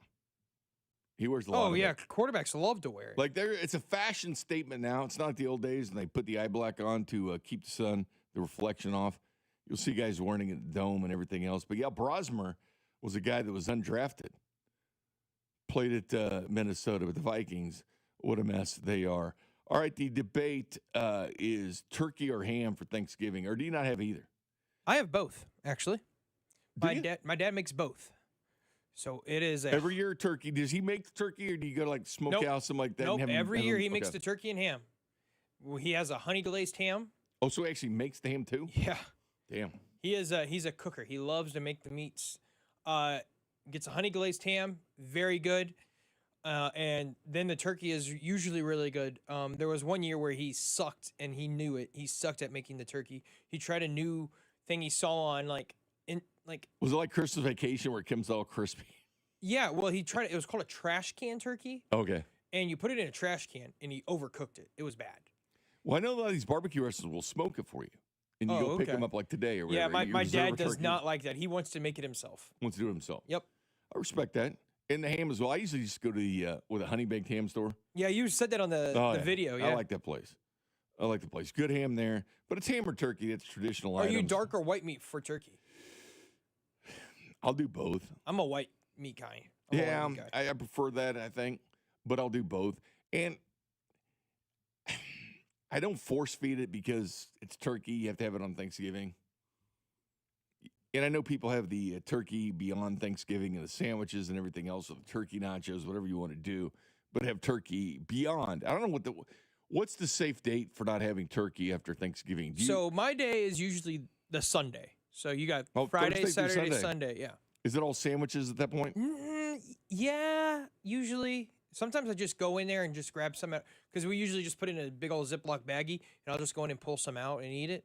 But yeah, usually it's either in a sandwich form or I'll just eat it straight. So if you had your choice and your dad said he's only doing one, he's doing the ham or the turkey, which one you say? Oh, that's tough. I would probably have to say turkey because of Thanksgiving, but on a normal day it would be ham. Yeah, because I'm curious which one you actually like better. I love a honey glazed ham. Told you we do barbecue. What? Do barbecue for Thanksgiving. Okay. We'll have some ham there stuff too, but we go smokehouse. We've done them for like 30 years. and it's burnt ends, it's brisket, it's beans, that kind of thing. It's like, what's one side you have to have on your plate? I'm a big fan of barbecue beans, man. Barbecue beans, okay. You put a little burnt ends, mix them in with the beans. Yeah, see, we don't do beans with ours. So my mom makes a mean green bean casserole. Okay. But so as far as casseroles, that's a traditional. Yeah. I also love, I know I might get hate for this, but I love deviled eggs. Deviled eggs are so There's good. nothing wrong with that at all. Have you tried fried ones? I have not. This place to go to, Barbed Wire Barbecue. They have Are they fried good? devil. Yes, they're good. Okay. I Just figured the they would. inside part is fried. Oh, okay. So it's not I mean, the it's yolk. not healthy okay. for you. It's Well, fried deviled eggs. absolutely not. You're taking the white, which is the healthy part, and frying it and making it That's right. unhealthy. That's right. Fried deviled eggs. Good stuff. But yeah, deviled eggs are a big part of tradition. So I'm with it. Now, some people do it or not, or they break away when they have tacos and stuff. I'm fine with that. You have whatever you want. Like, just enjoy the day. Don't have to force feed something if that's not what you want to Right, eat. exactly. A crawfish boil on Thanksgiving. I've not heard that one before. So, well, that's fine too. So yeah. So we asked the guys at 96.5 and put it on social media. I think it was on Instagram and Twitter as well. What they preferred, in turkey, believe it or not, blew everything out of the water. Well, I hope everybody's answering turkey. There's not even a second option here. The answer is actually ham, because ham's better than turkey, but it's Thanksgiving, so you got to have the bird. So really me straddling the fence there, but I guess I'll say turkey because tradition. I really like ham. Like, what's that store called? The Country Baked Ham Store, whatever it's called? Honey Baked Ham. I don't care. But it's good. I'll go ham any day. Man, have turkey. I think turkey sucks. Give me the ham. Turkey. Gobble, gobble. Right, the answer is turkey. Ham is generally disgusting. Maybe on a ham and cheese sandwich, melted, lightly toasted with some good mayo. But on Thanksgiving, it's got to be turkey. Ham normally, but turkey for Thanksgiving. For Thanksgiving, I think the answer's got to be turkey, but dark meat only. All right, Kramer, you got 2 left. Got to make them count. What's up? Turkey. So there you go. Only 2 hams. But there were several that said the ham's better. Rob But they said went- ham was better, Rob but you did. have to go with the turkey. Kind of like me. Dusty went straight ham. Oh, yeah. I went straight ham. I'll tell you what, though. I will say a juicy turkey right off the, like, whatever you're doing, smoking or grilling it, man, when you see the juice squirt out of it, it's pretty satisfying. Yeah. Text line 913-586-7965. Jay Southland and Tow Service text line. What do you prefer, turkey or ham? Remember Alex Smith when he said turkey jumps out? When they asked what his favorite dish was. Oh, Said, yeah. Well, turkey jumps out. Yeah, turkey jumps out. Alex in one of his deals. The 913, why would you get hate for deviled eggs? I don't know, JT. Why are you getting hate for this? Because that's a very common issue. I've heard deviled eggs, give you bad breath, and people are like, oh, we don't want to be around you if you Oh, eat it's deviled eggs." Thanksgiving. Who gives a crap? And then there's the other ones who are like, oh, if you eat deviled eggs, you got those bad, stinky farts. So I've always, I guess it might be just my family that people get hate for the deviled eggs, but I love deviled eggs. It's crazy. Try the fried ones. I'm not kidding I you. will try the fried ones. It's game-changing. Barbed Wire Jay out there makes awesome ones. So we have Thanksgiving with my family tomorrow, of course. But then Friday night we have leftover game night. And so then my dad's side of the family comes over and we have all the leftovers. My mom has to make a whole 24 more deviled eggs because my uncle and cousin will eat Slams 24 of those by themselves. Slams them. They love my mom's deviled eggs. White meat turkey is garbage. That's wrong. It's so good. Well, the text line chiming in, and they the deviled eggs thing is pretty You popular. got them going crazy about these deep fried deviled eggs. They do. They have fried deviled eggs. I never had them before until I had them there. And You they're know how to awesome. do it? I do not. I don't know how to cook. That makes sense. That's I why you go to the pros. honey. That's I where go you to go the pros. Yeah. You know, if you can't do something, you go to the pros. That's what you do. I can't make chili, you go to the pros. Yeah, see, Dusty makes great chili, so I go to the pros. Haley cannot cook, so I cook. Really? Yeah, Haley cannot cook. I'll get you that fried deviled eggs recipe. I can ask Jay Okay. how he makes them. That'll shock everybody at your Thanksgiving. Yeah. Do you like crab rangoon? Sure. I made a crab rangoon dip last night. I don't know why. I was in the mood to make one, and I made it in 8x8, and Haley goes, "Holy smokes, dude! This is so good!" And by the time I got back, it was almost halfway gone. Have you ever had the crab rangoon pizza? Yes, from Minsky's. Well, and OS Old Shiny Pizza has one too. Oh, really? They had it Okay. in Fongs. We were loaded up in Des Moines one time and went to Fongs. So we saw it on like Diners, Drives, and Dives, or that one of that food challenge. The Guy one, or- Fieri one. Yeah, and then that other one with Adam Zimmerman or whatever. Oh, the, okay. yeah, I can't remember which one it was. It was one of them. So I went there, had the crab rangoon pizza. It was like at a Chinese place. Old Chinese Pizza has one that's actually damn good. Okay, yeah. Does Old Shawnee have it like year round? Yeah. Oh, see, Minsky's was like a limited time, and it was so good. I'll have to go to Old Shawnee. I've actually never been to Old Shawnee. Minsky's is ridiculously good. Expensive, but really good. The cheeseburger pizza. Them and Old Shawnee Pizza have the best cheeseburger pizza. I've never actually been to Old Shawnee. I need to go. Have that ketchup and that mustard and that sauce. Get the mustard away from me, dude. I hate mustard. 816 says their mother-in-law's sweet potatoes are second to none. Not a big sweet potato fan. I'm not a sweet potato fan. There's someone chiming in about Fongs being awesome in Des Moines. My grandpa, may he rest, loved my mom's sweet potato casserole. And whenever she would make it, he would go, guys, this is terrible. I wouldn't touch it, and just take the whole pan with him. 816 asked me to explain the fried deviled eggs, please. Sounds awesome. Jay's going to have to call in from barbed wire because I couldn't even begin to tell you how to do it. I'm assuming you couldn't even begin to tell you how to do it. I'm imagining in my head you pretty The much whole boil thing's the not eggs. You boil the eggs, then you cut it, and you take out the yolk, and then you just deep fry the half of it. I mean, it's great. But if you ever go down the South, they fry everything. They have fried Snickers, fried green tomatoes, everything. Yeah, everything's fried now. Go to a county fair, you'll find anything fried. Beer is good on Thanksgiving afternoon. Yeah, I'll get to that in just a second. But the deviled eggs are definitely turning the corner. White meat turkey's garbage, says 816. Yeah, they're wrong. Dark meat, 816. Cody Tapp was a dark meat turkey guy. Yeah. So someone says prime rib. Prime rib? I don't think I've ever had prime rib. Well, ever? I don't think so. Craziest thing. Yeah. JT, man. We got to get you some prime rib, brother. You've never gone up there and had it sliced there by the butcher right there at the buffet? No. Under that lamp? Nope. Oh, dude. I'll be honest, like, red meat really is not my thing. Like, I'll eat it, but it's not like when I go to, like, Texas Roadhouse, I usually get, like, a salmon, or I get usually I get a salmon. I usually get the salmon, yeah, so I don't get steak or anything like that. You know, Rob Maloney's the guy that I need to have this, because he's the one that's got the Fescoe pretzels at the Landing, because that's where we had the draft party, right? The Landing. Oh yeah, the Landing. Yeah. Oh, you've been there a couple times. We love doing the that. draft. And he's got Maloney's, the Sand Trap. He's got several. He's got a bunch of them, right? And I have none. And I really want a bar. I think that'd be awesome. But he has great food. But does he have fried deviled eggs? And that's the question. Should he have fried deviled eggs? Because I remember when we used to do the show at Uncle D's, when we were at training camp every day, back when I was doing this full time, we did the show every day there, right? And I always asked him, and I said, Uncle D, why don't people do chili cheese onion rings? You do chili cheese, everything, fries, everything. Why not chili cheese onion rings? So he put them on the menu, and they sold very well. They were called, like, the show was called Big Show at that point. So it was Big Show fried or chili cheese onion rings. And they were damn good. Well, Koski had too many of them one night, believe it or not. But the fried deviled eggs, we'll get to the bottom of this. Also, one quick thing. 816 says he plans to eat some beers. Please tell me how that can taste. I can't wait to hear how you eat a beer. Here's the one thing about beers.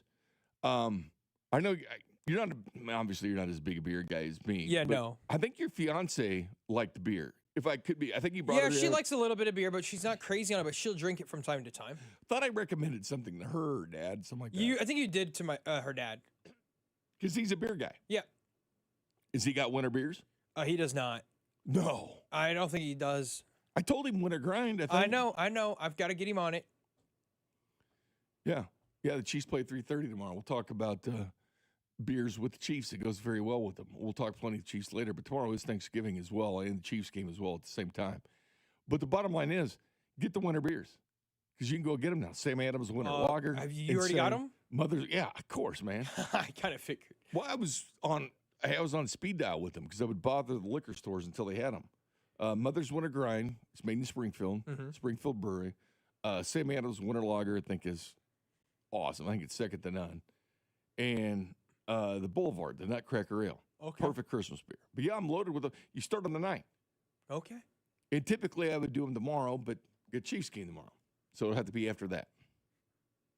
Because I work during the game. So it'll be different than that. Nate 16 says about the Slam 17 beers. Jeez. And explain to people why Mike Allstott was peak football. That's great stuff, man. Yeah, man. You can start as early as you want drinking, says the 913 Yeah, on are you- Thanksgiving. Mimosas, Bloody Marys, etc. Are you a Bloody Mary guy? Totally a Bloody Mary guy. I That's cannot the do one it. thing I'll Nope. venture away from beer. I like whiskey too, but a good Bloody Mary. Uh-huh. Oh, on a Sunday morning, Yeah. to watch football. Oh, 816 is right at the very top. The Chiefs are wearing their white on whites tomorrow. that's right. We debated that yesterday because we saw the Yep. jerseys, but it'll be the white pants with the white jerseys, the red helmet. They're calling it, what, a deep freeze or something the Chiefs Yeah. got. But But they've done that before, so you can't really. I mean, it's kind of what they do on the road. They're the red pants, but you can't really do that unless you're going white helmet or black helmet or something. When you do the total white out or whatever. So The Cowboys in 27 we'll see it because the Chiefs will see if they do a different helmet, which they have before when Right. they did the Dallas Texans helmet. well, they'll also do the different helmet in a couple years when they have the rival jerseys. Remember? It's 27. I think they're doing Yeah. that. They get twice a year they can wear them, something like that. The Cowboys are not wearing white at home because they're wearing their Thanksgiving blues. They always do that. The text was like, I thought Cowboys fans wore white at home. Now, the color rush jerseys, is it twice a year or once a year they can wear them? I know that because they typically do on primetime games. I think it's once. Is it once? Yeah. So the Chiefs, they're going to participate in this because I know which I appreciate, they're traditionalists with their uniforms. Right. And they don't make changes like the other Exactly. teams do all the time. Except for the Packers, they don't do it. Packers usually don't, but they got that new all white, which actually is really clean. And that old school uniform they have is stupid. Oh my God, so ugly. Steelers will do an old school one too. That is Like, ugly. Yeah. I like the one where they used to wear with Big Ben at their quarterback, where it was the stripes across, like this way. It was like a true bumblebee. The ones they wore earlier this year were ugly. Deep frying a turkey, is that like deep frying the whole thing? Yeah, I think so. That is crazy work. I think so. Someone says I need to promote these fried eggs. If I knew how to cook, honestly, I would.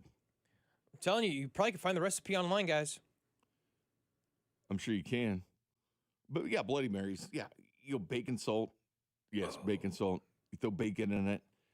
Worcestershire sauce, celery salt. You do these things up right.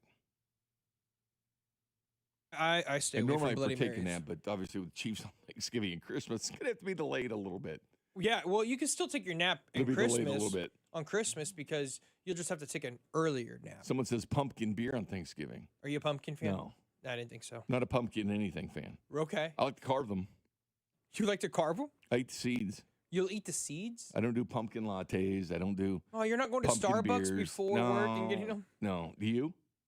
Absolutely not. Thank you. See, you get standards, man, and I appreciate that about you. You don't get married in the football season, and you wait, and you don't have pumpkin lattes, and. Are you so do you eat pie at all on Thanksgiving then? Not really. So no dessert for you? I mean, I like cakes better. Well, yeah, cakes are great.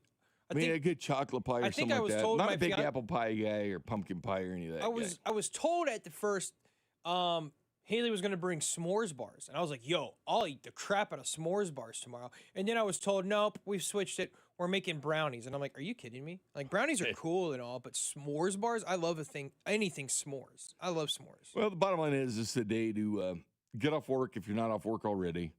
Crack open that beer. Somebody's already doing it now. They're cracking open a Busch Light and starting to make their turkey. I appreciate that. Again, like I said, if you don't start drinking in the morning, you can't say you drink all day.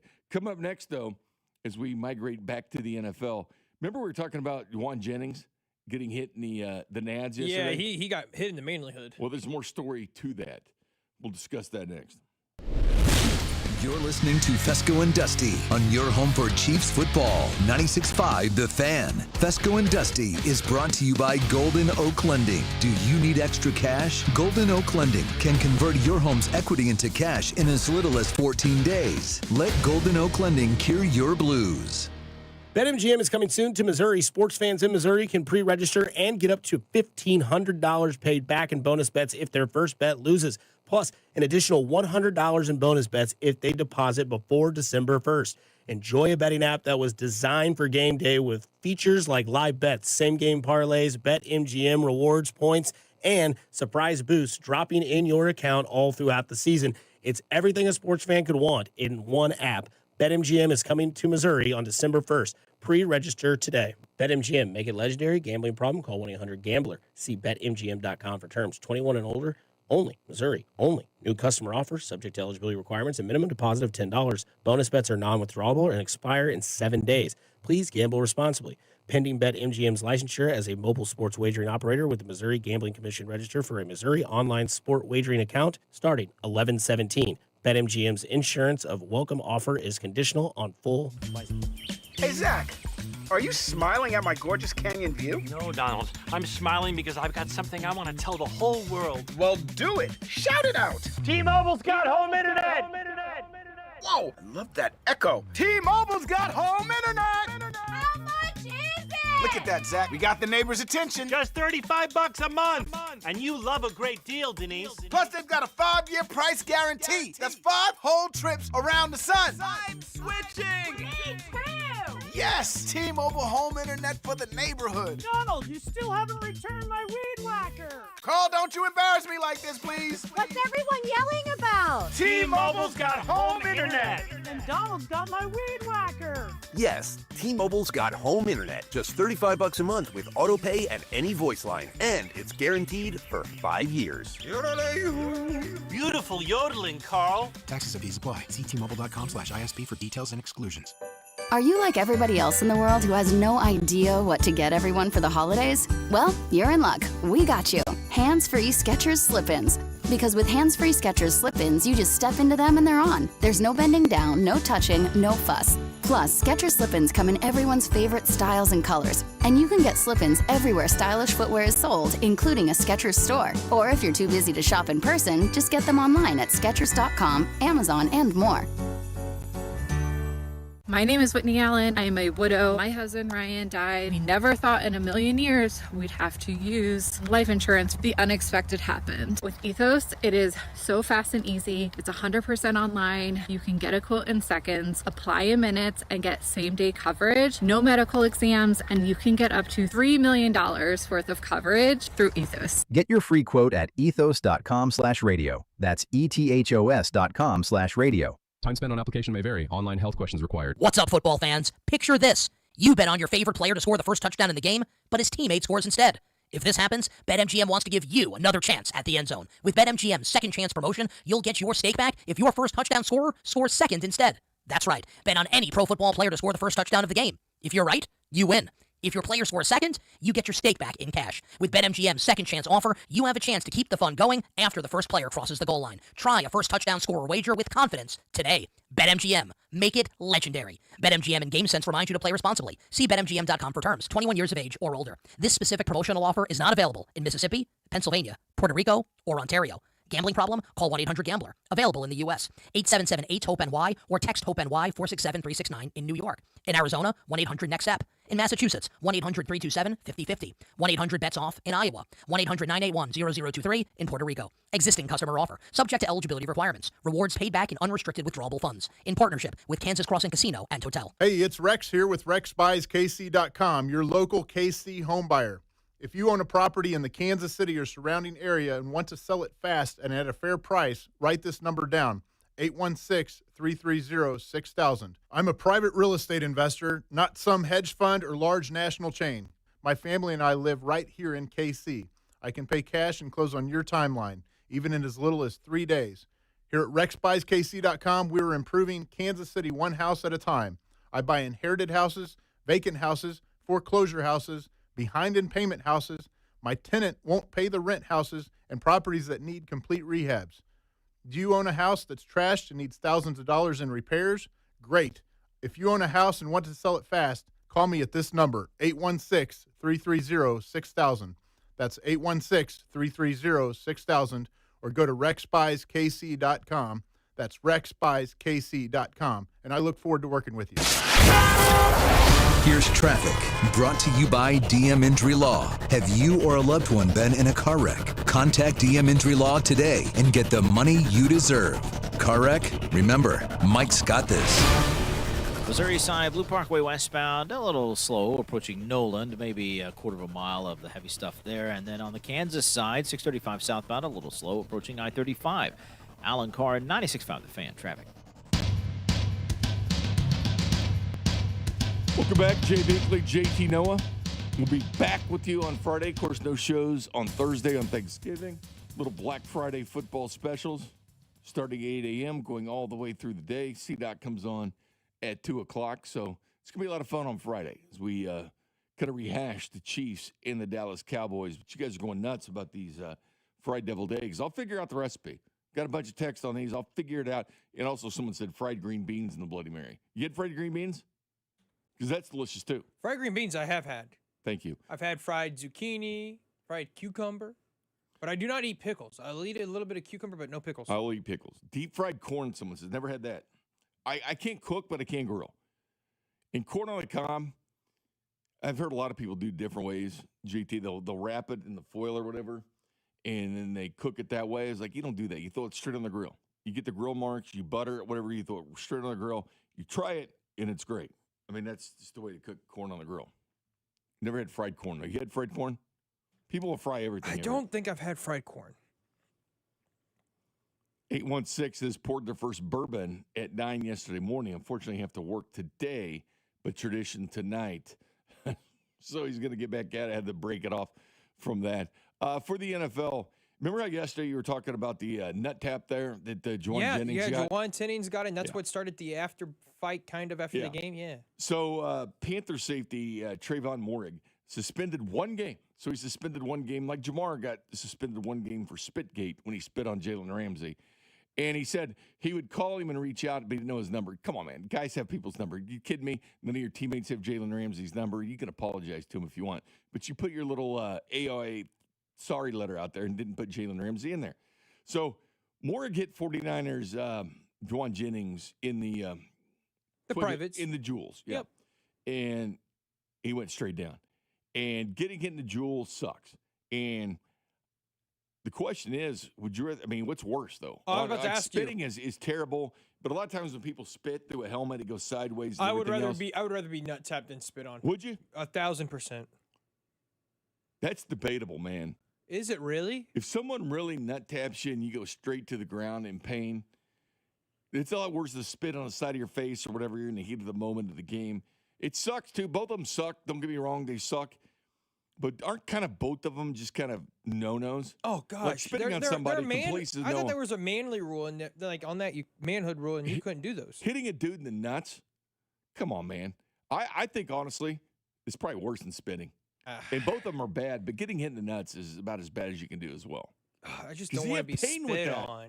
I know, but when you get nut tapped, man, you're down on the ground. Like if I came back there in the break and nut tapped you, you'd be pissed. I would be pissed. You'd be straight down the ground. That'd be wrong of you, man.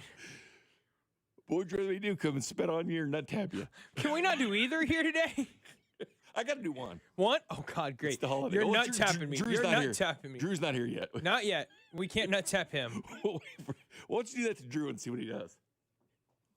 Exactly. Ask him which one he wants. Jamar Chase, he's the Bengals fan. Ask him if he does. The disrespect that comes from spitting on you turns a table. Right.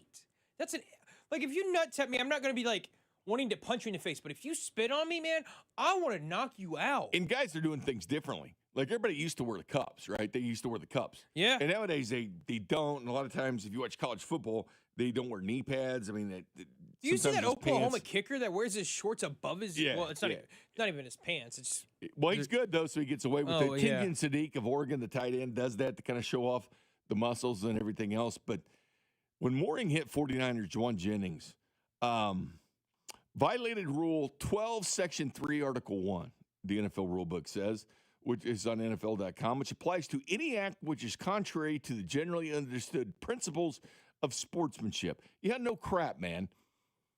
Like at the bottom of huddles, guys get squeezed all the time down there. And it's not I don't pretty. want to be on the bottom of like a if fumble. there's a fumble or something, they're grabbing your junk. You don't want to be on the bottom of that.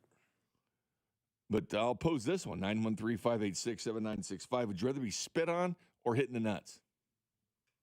Taking the nuts. I'll get hit in the nuts. I'm not getting spit on. I don't know, man. 816 says, wasn't a nut punch, not a tap either. Well, you don't have to, like, punch somebody. Just a tap. Just a tap hurts you.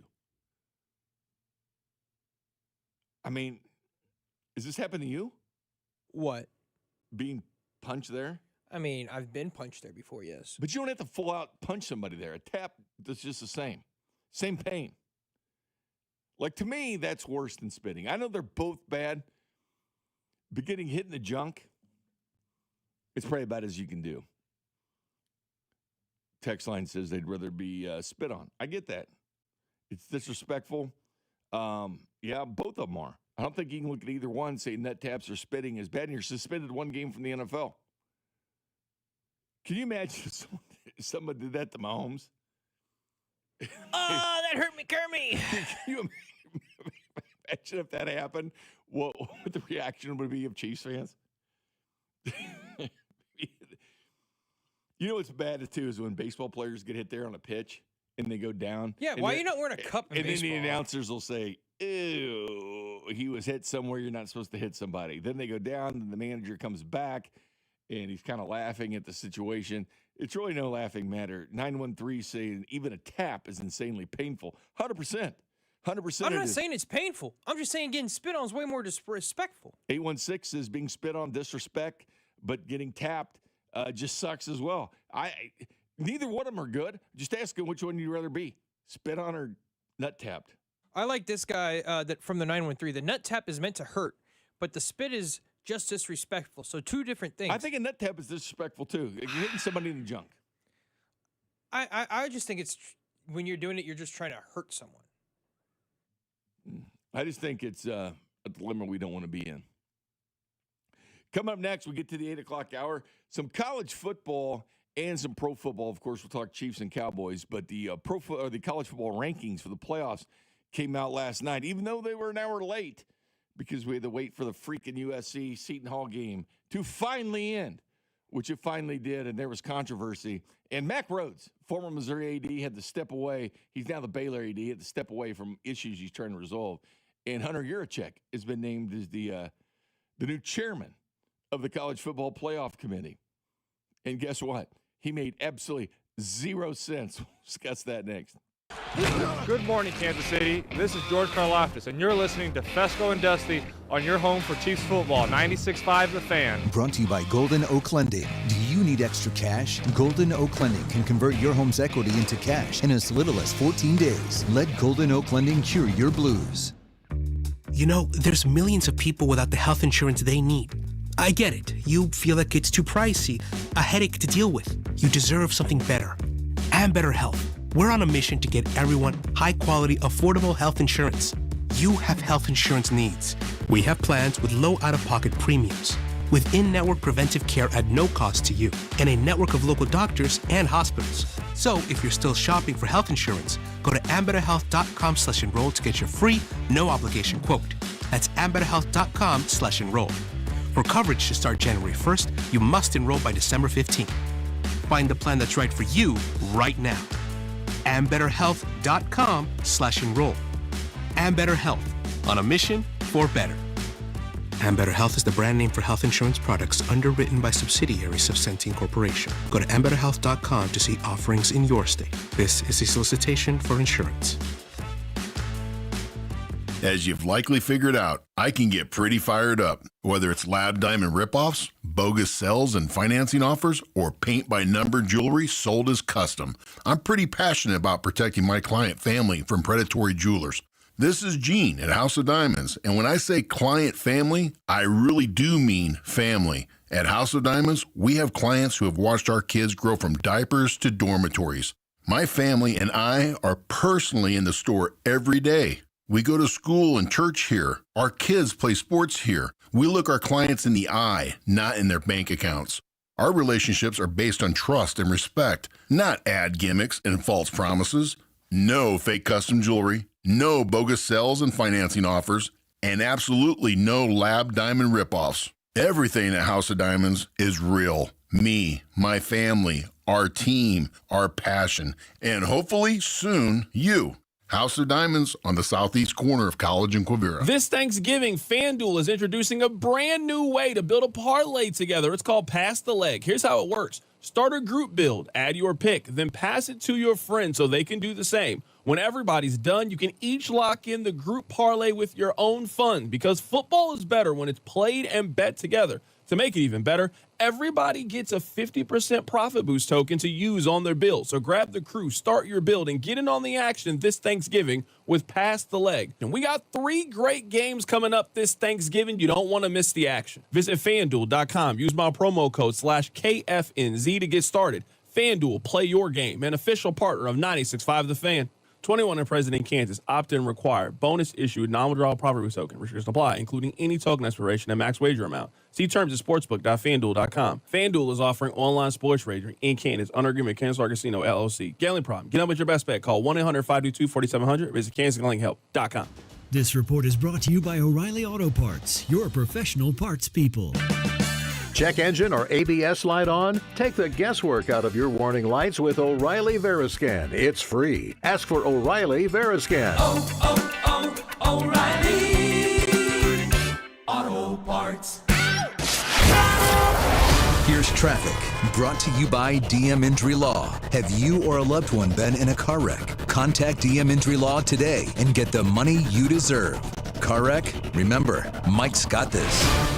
Brought to you by the technicians you can trust with your house keys. Anthony Plumbing, Heating, Cooling, and Electric. Northland 29 southbound, briefly heavy in the 169 highway interchange. Past that, things move well into downtown. Turn recent repairs into savings. Get up to $4,500 off a new HVAC system. Stay comfortable year-round. Schedule now at anthonyphce.com. Alan Carr, 96.5 The Fan. Traffic. Be sure to follow us on Instagram at TheFan965 for behind-the-scenes videos like MVP Monday, Chiefs Take Tuesday, and Best Bets. This is your home for Kansas City sports. 96.5 The Fan, KFNZ, FM and AM, HD1 and HD2, Kansas City, an Odyssey sports station. Welcome back, 8 o'clock hour. Traffic is smooth outside right now. You just look outside and say, it's not too bad. Don't hear a lot of wrecks going on right now. Jay Binkley, JT Noah producing the operation. Text line chiming in about this a lot, saying they're horrible with pain, the 720. Rather get spit on, though. It's crazy that sounds. Rather get spit on than that. But impromptu, we didn't have any guests playing today, but we talked about fried deviled eggs. And obviously, Thanksgiving's tomorrow. Got a bunch of comments about fried deviled eggs. JT fancies himself as a chef. He's never had them before. One place that does have them. No, you haven't had them before, right? Yeah, no. But you fancy yourself as a cook. I do. There. Well, you got to make them. And you're going to learn how to in just a second. So I reached out to Jay Music, who owns Bar Barbecue. It's the only place I've ever had them. I've been getting barbecue from this guy out of his garage, right? Then he had a food truck. It's the all-American dream. And then he had a brick-and-mortar establishment. But he's going to tell us, because the text line really, really wants to know about these eggs. What's up, Jay? Talking to Jay Music of Bar Barbecue. How do we make these eggs, Jay? Well, they're really simple. I mean, they're just not much different than making your normal deviled eggs, except for we just take it, one little step further. Okay. And then we bread them and dredge them and, fry them. So it can be a bit of a process when you're doing 3 dozen at a time, but 3 dozen at a time. Yeah. Do people buy these for Thanksgiving, Jay? Yeah, we got tailgate packages where people will buy them for in the tailgate package. They'll get like a dozen at a time, or they get the traditional eggs that in their package if they choose so. Well, it's Thanksgiving. It's what you do. It's barbecue. It's deviled eggs. JT was saying that people give him crap for deviled eggs, and that's like a staple on Thanksgiving. I mean, it's like a turkey. It's like turkey. I mean, deviled eggs, what you have, and to fry them? You kidding me? I've had them before. I've actually had these before, so I can talk about how damn good they are. They are. So what we do is we take the egg. You separate the yolk from the white, and then we take the whites, and then we do a simple dredge into seasoned flour, and then we go into an egg and milk mix, and then roll them in panko. Yeah. And then you get, but there is a technique to make sure they get all nice and coated, and you don't want them falling apart. But it is a little bit of a technique. It's simple, but also technique. Yeah, I didn't want to run it for you too, because you do have a business to run. You need people to buy them. I do not make things. I prefer to buy them. So I'm in that category where I go to the pros, like you, Jay. I hear you. Like you, Jay, and what you guys have done. I appreciate it, man. We've had a bunch of comments on these eggs and how to do it. I wish I could explain it, but I can't. That's why I go to you. You're the pro at making these eggs. And JT will hopefully make these for tomorrow, too, now that you know from Jay. All right, Jay, I got to ask you this, though, before I go, though. Would you rather be spit on or hit in the junk? I mean, probably happened. hitting the junk, because I feel like if I get spit on, it's probably going to end up in my mouth. Yeah. And you can't get that out. Yeah. But at least I can recover from getting hit in the junk. Okay, because it happened to a 49er, right, against the Yeah. Panthers this Yeah, week. I saw So that. been suspended for a game. So I was just curious, would you rather be spit on or hitting the jewels? You know, just it's one of those things. I It's mean- debatable. I saw the loogie at the Eagles guy spit on Dak, and that was not – that's No. a lot. Yeah, that was and Jamar Chase that said he didn't do it Yeah. clearly did it because he puts out an apology for it. What are you apologizing for? Didn't apologize to the actual guy you did it to. You apologized to the organization. How about the dude you hawked a loogie on? Yeah, I mean, that's the person that needs the apology. 785 is asking me if they go get these things catered. And I'm saying, hell yeah, Jay will get you Yeah. anything you want.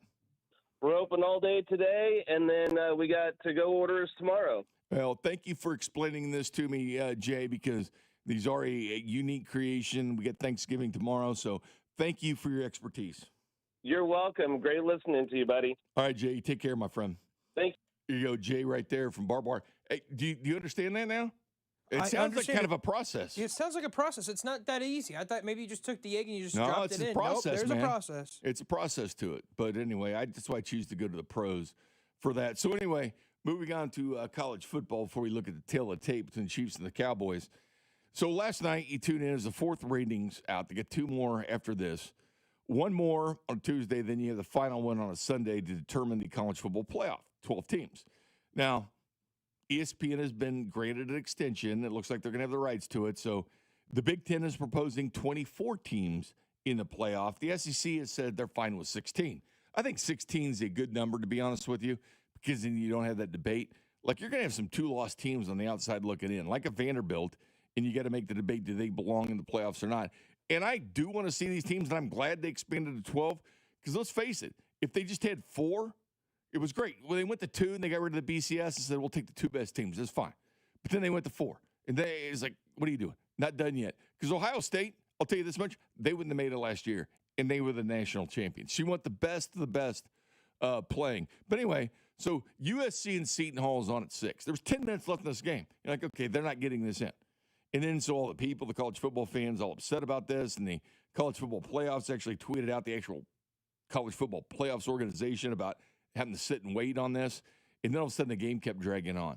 Then it became college basketball game with the last couple minutes that takes forever. Then the last minute took forever. And it went all the way to like 6:50. I mean, it was bad before they put it on. And I kept waiting for the scroll to say at the bottom, the college football playoff rankings have been moved to ESPNU or ESPN News or ESPNU or any of the damn ESPN channels. They got a million. Or SEC Network, ACC, wherever you want to put it. They could put it anywhere. And they could have designed to put it on there because all that matters is the rankings. And the rankings would have come out. You would have seen them on X or Instagram, whatever social media you use. They would have put the rankings out there, written articles about it. People were ready to do it at that point to debate the issues. But no, they waited.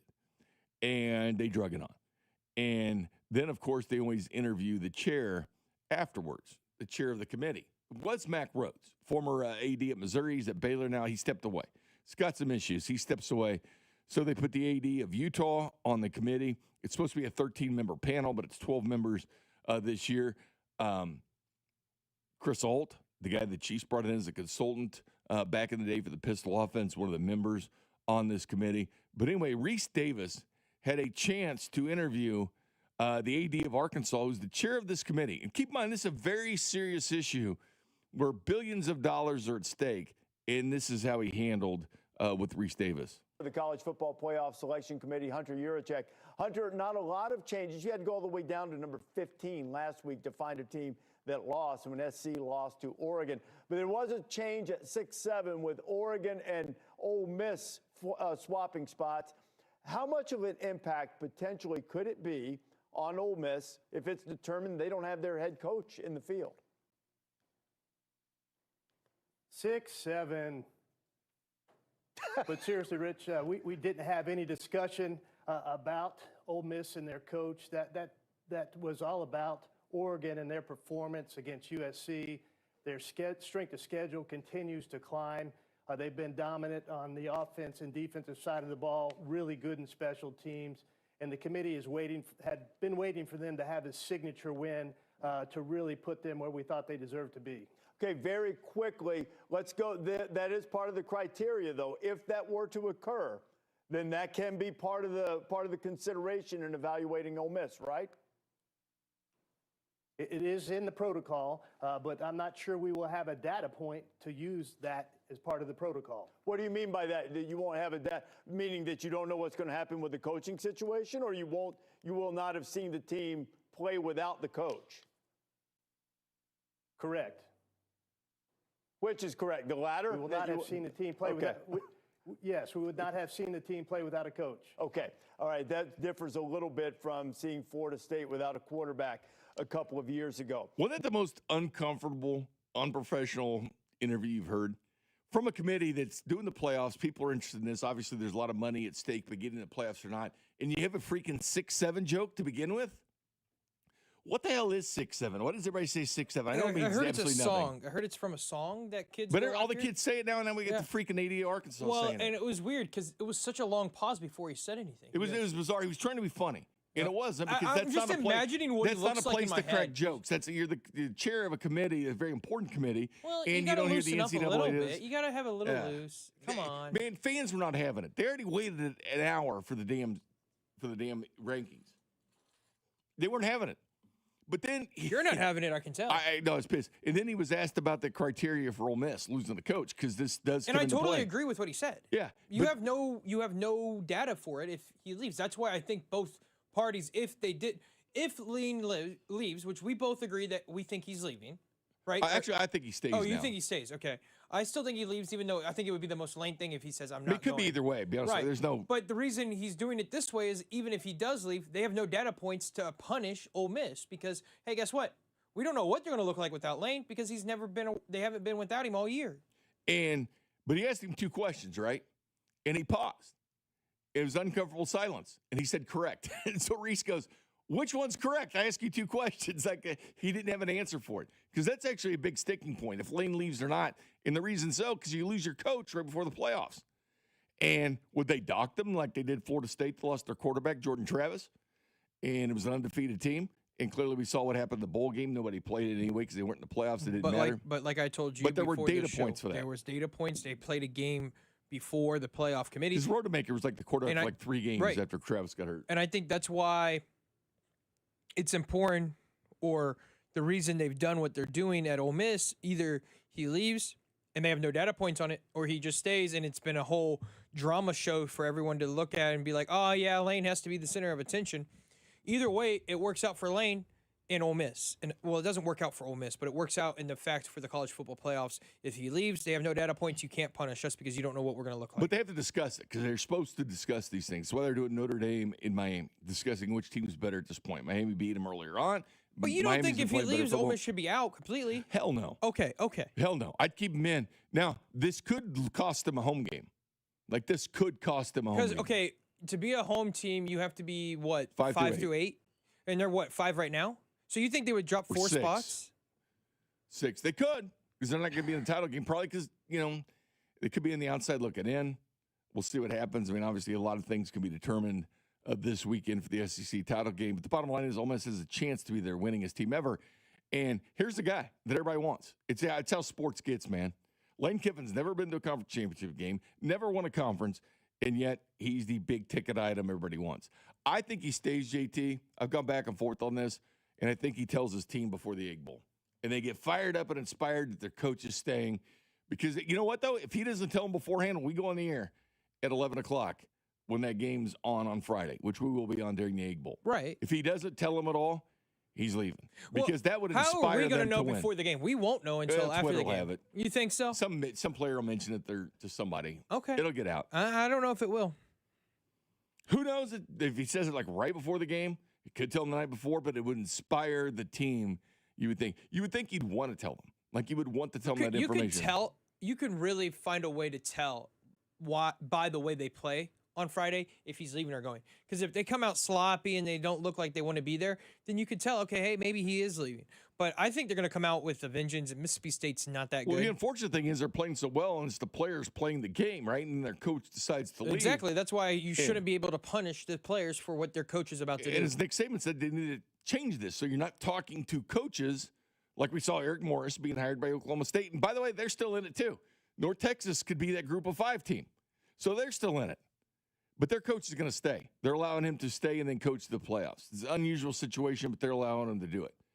But like James Franklin's hired. You know, the NFL waits, and then you can do interviews during bye weeks, during the playoffs.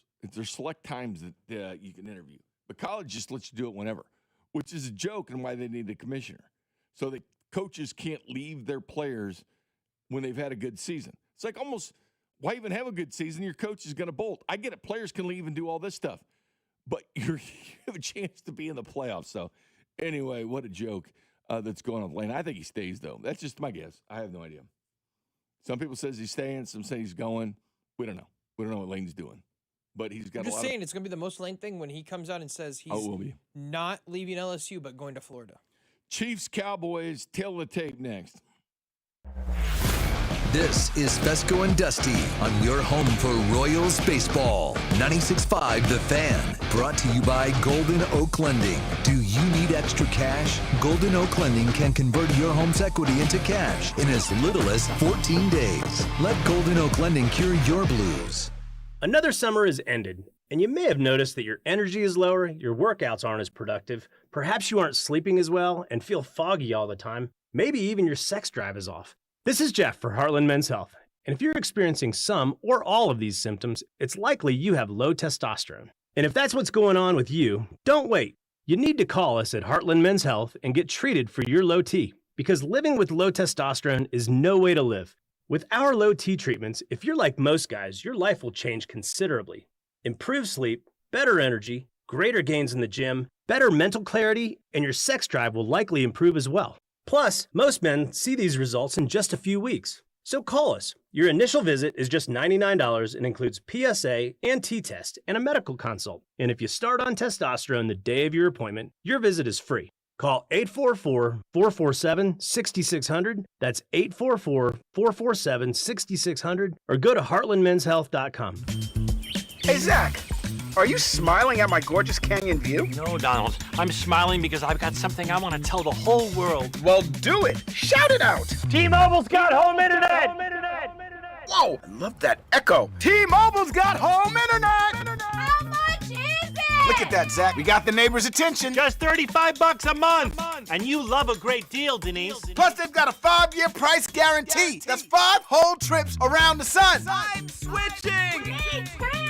Yes, T-Mobile home internet for the neighborhood. Donald, you still haven't returned my weed whacker. Carl, don't you embarrass me like this, please. What's everyone yelling about? T-Mobile's got home internet. And Donald's got my weed whacker. Yes, T-Mobile's got home internet. Just $35 a month with auto pay and any voice line. And it's guaranteed for 5 years.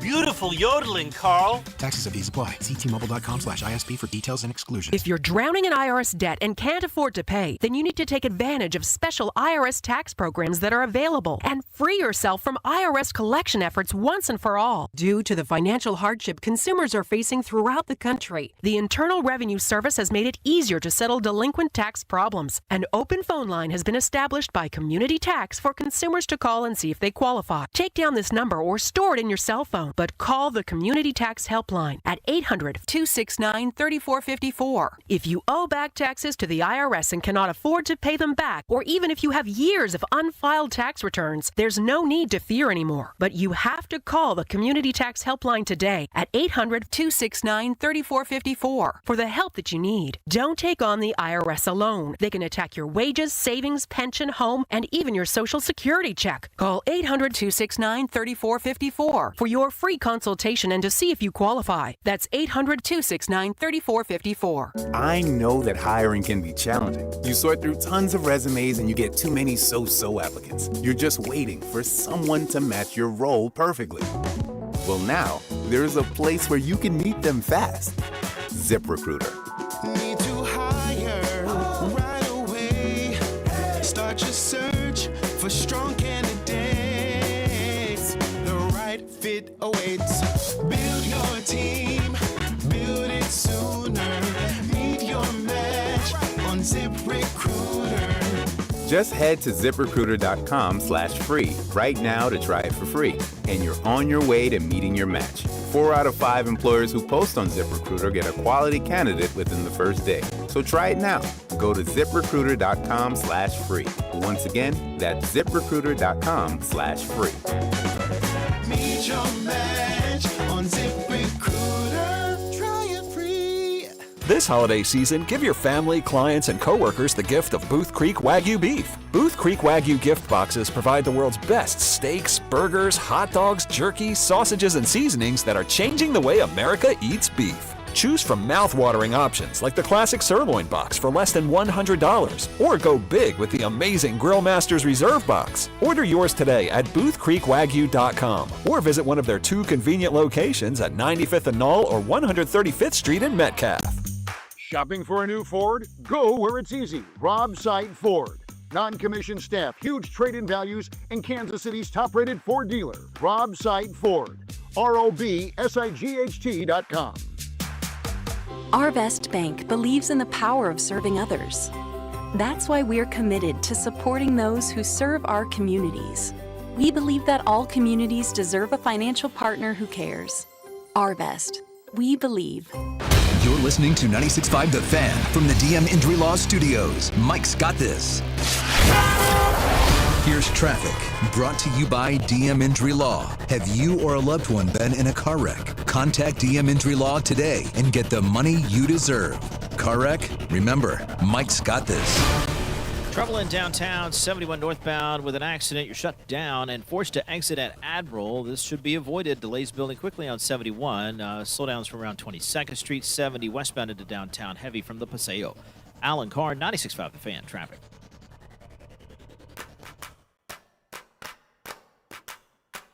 Welcome back, Fescoe and Dusty. Jay Binkley here with JT Noah. You told me I had to talk about traffic. We already have our first mess. Man, leave the police alone, man. They got enough to do. They're trying to get their turkey, man. It's holidays, man. Everybody's got to work. They got to work. They don't need to be doing traffic accidents, man. They don't need traffic reports right now. They need to chill out. It's Thanksgiving, man. If you're crashing on the day before Thanksgiving, there's a problem with you. You think people are on their phones trying to get a Black Friday deal? Yeah, probably. I Or wonder how many texting. people are, instead of texting, they're trying to get a Black Friday deal and they're driving. I don't know. You should not be crashing with so little traffic. No, we shouldn't be crashing, period. But with the Chiefs, 3.5-point favorites on DraftKings over the Dallas Cowboys. Hey, Monday is December 1st. That's when you can go to sports books. That's when DraftKings, FanDuel, the rest, you can bet on your phone. You can sit at the comfort of your home and make bets. You don't have to do the Quick Trip Casino on 435 there, right when you cross over into Kansas. You don't have to be lining up on 435 out by Legends if you're a Missouri resident. Wait until you get into Kansas to make your bets. One more weekend of doing that, but the rest of the time, it's right there. It's legalized in Missouri. You can sit there and do it. Gold was out there yesterday. Saw him last night on TV. He and Cody were at the new sports book out in Argosy. It's owned by the same people that own Hollywood Casino, but this place is awesome, GT. I mean, TVs everywhere. This is the place to go in, sit, and you and I could go in on a Saturday and wait for Hawaii to play. Yes, we could. That last game of the night where you just put it all out to win it back. Is that usually more of a desperation play, or do you play Hawaii just to get ahead even more? I feel like that's desperation. It's the most bet on team. Hawaii used to be. I don't know if it still is. They're a wagon, though. They're good. They're a wagon to bet on sometimes. So it works out. So Chiefs and Cowboys tomorrow at 3:30. We have Black Friday football specials Friday all day. And we're talking NFL football. Obviously, the whole show is going to be about the Chiefs, like the Chiefs and Colts was basically the whole show yesterday. Obviously, we sprinkled in some egg talk for Thanksgiving tomorrow in college football. But the Kansas City Chiefs and Dallas Cowboys, the Chiefs put out their injury report because yesterday was an estimated one. They did a walkthrough. It was estimated Rashee Rice was going to be limited. You already know Trey Smith's going to be out of this game with an ankle sprain. So get used to Mike Caliendo playing for the Chiefs in this one. And as we mentioned yesterday, yes, the Chiefs have had problems running the football, but they're averaging 118 yards. Last year, they only averaged 105 yards. Matter of fact, the average for Patrick Mahomes as quarterback of the Chiefs has been 110 yards. They're above that this year at 118. And certainly that helped with that 100-yard performance by Kareem Hunt. But the Chiefs were already averaging 115.3 before that game, but it brought it up to 118.3. They're 14th in the NFL in rushing the football, believe it or not. They're going to get a Pacheco back for this game. Rashee Rice was on the injury report again, but it was full participant. FP next to Rashee. And if you watch the game, you saw him come out with that hamstring, tried to fight his way back in there. They had him hold out for a couple plays. He comes back into the game. He gutted it out, looked fantastic in doing it. But when he caught the football, he went straight down. You could tell he was not just guarding the football, but guarding that hamstring as well. But they need him. And, of course, George Pickens, limited practice for the Cowboys. He's the one to watch for Dallas. Obviously, he and CeeDee Lamb have problems for other defensive backs trying to cover them. I think Pickens is the one doubled. Dak Prescott, believe it or not, 134.3 rating when targeting George Pickens. Has 1,000 yards already this year, 67 catches. The guy's been unbelievable for that team. Dallas's offense now goes to number one in the NFL, 387 yards a game.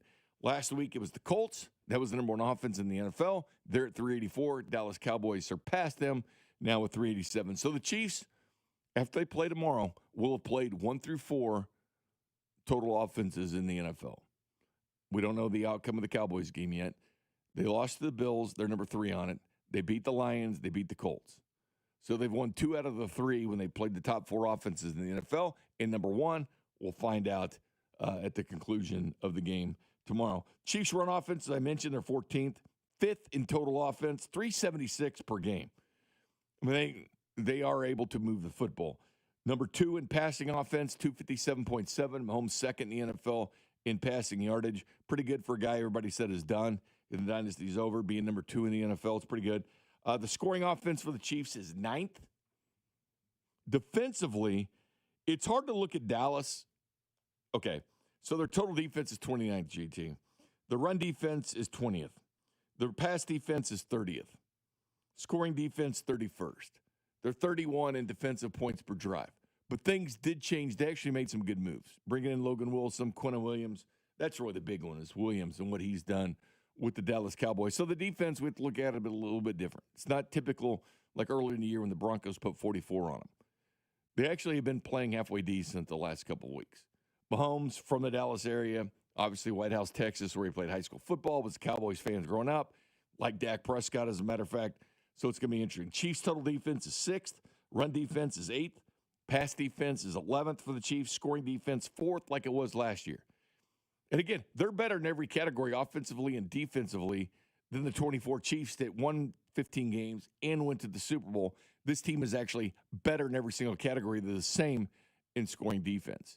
The one category we talked about yesterday that eventually Andy Reid might be asked about it, but they're number 1 on 4th down defense with the bullet point, 23.5% when teams go against them. And I do think there's something to it because I'll continue to make a big deal out of it because 4th down defense is big.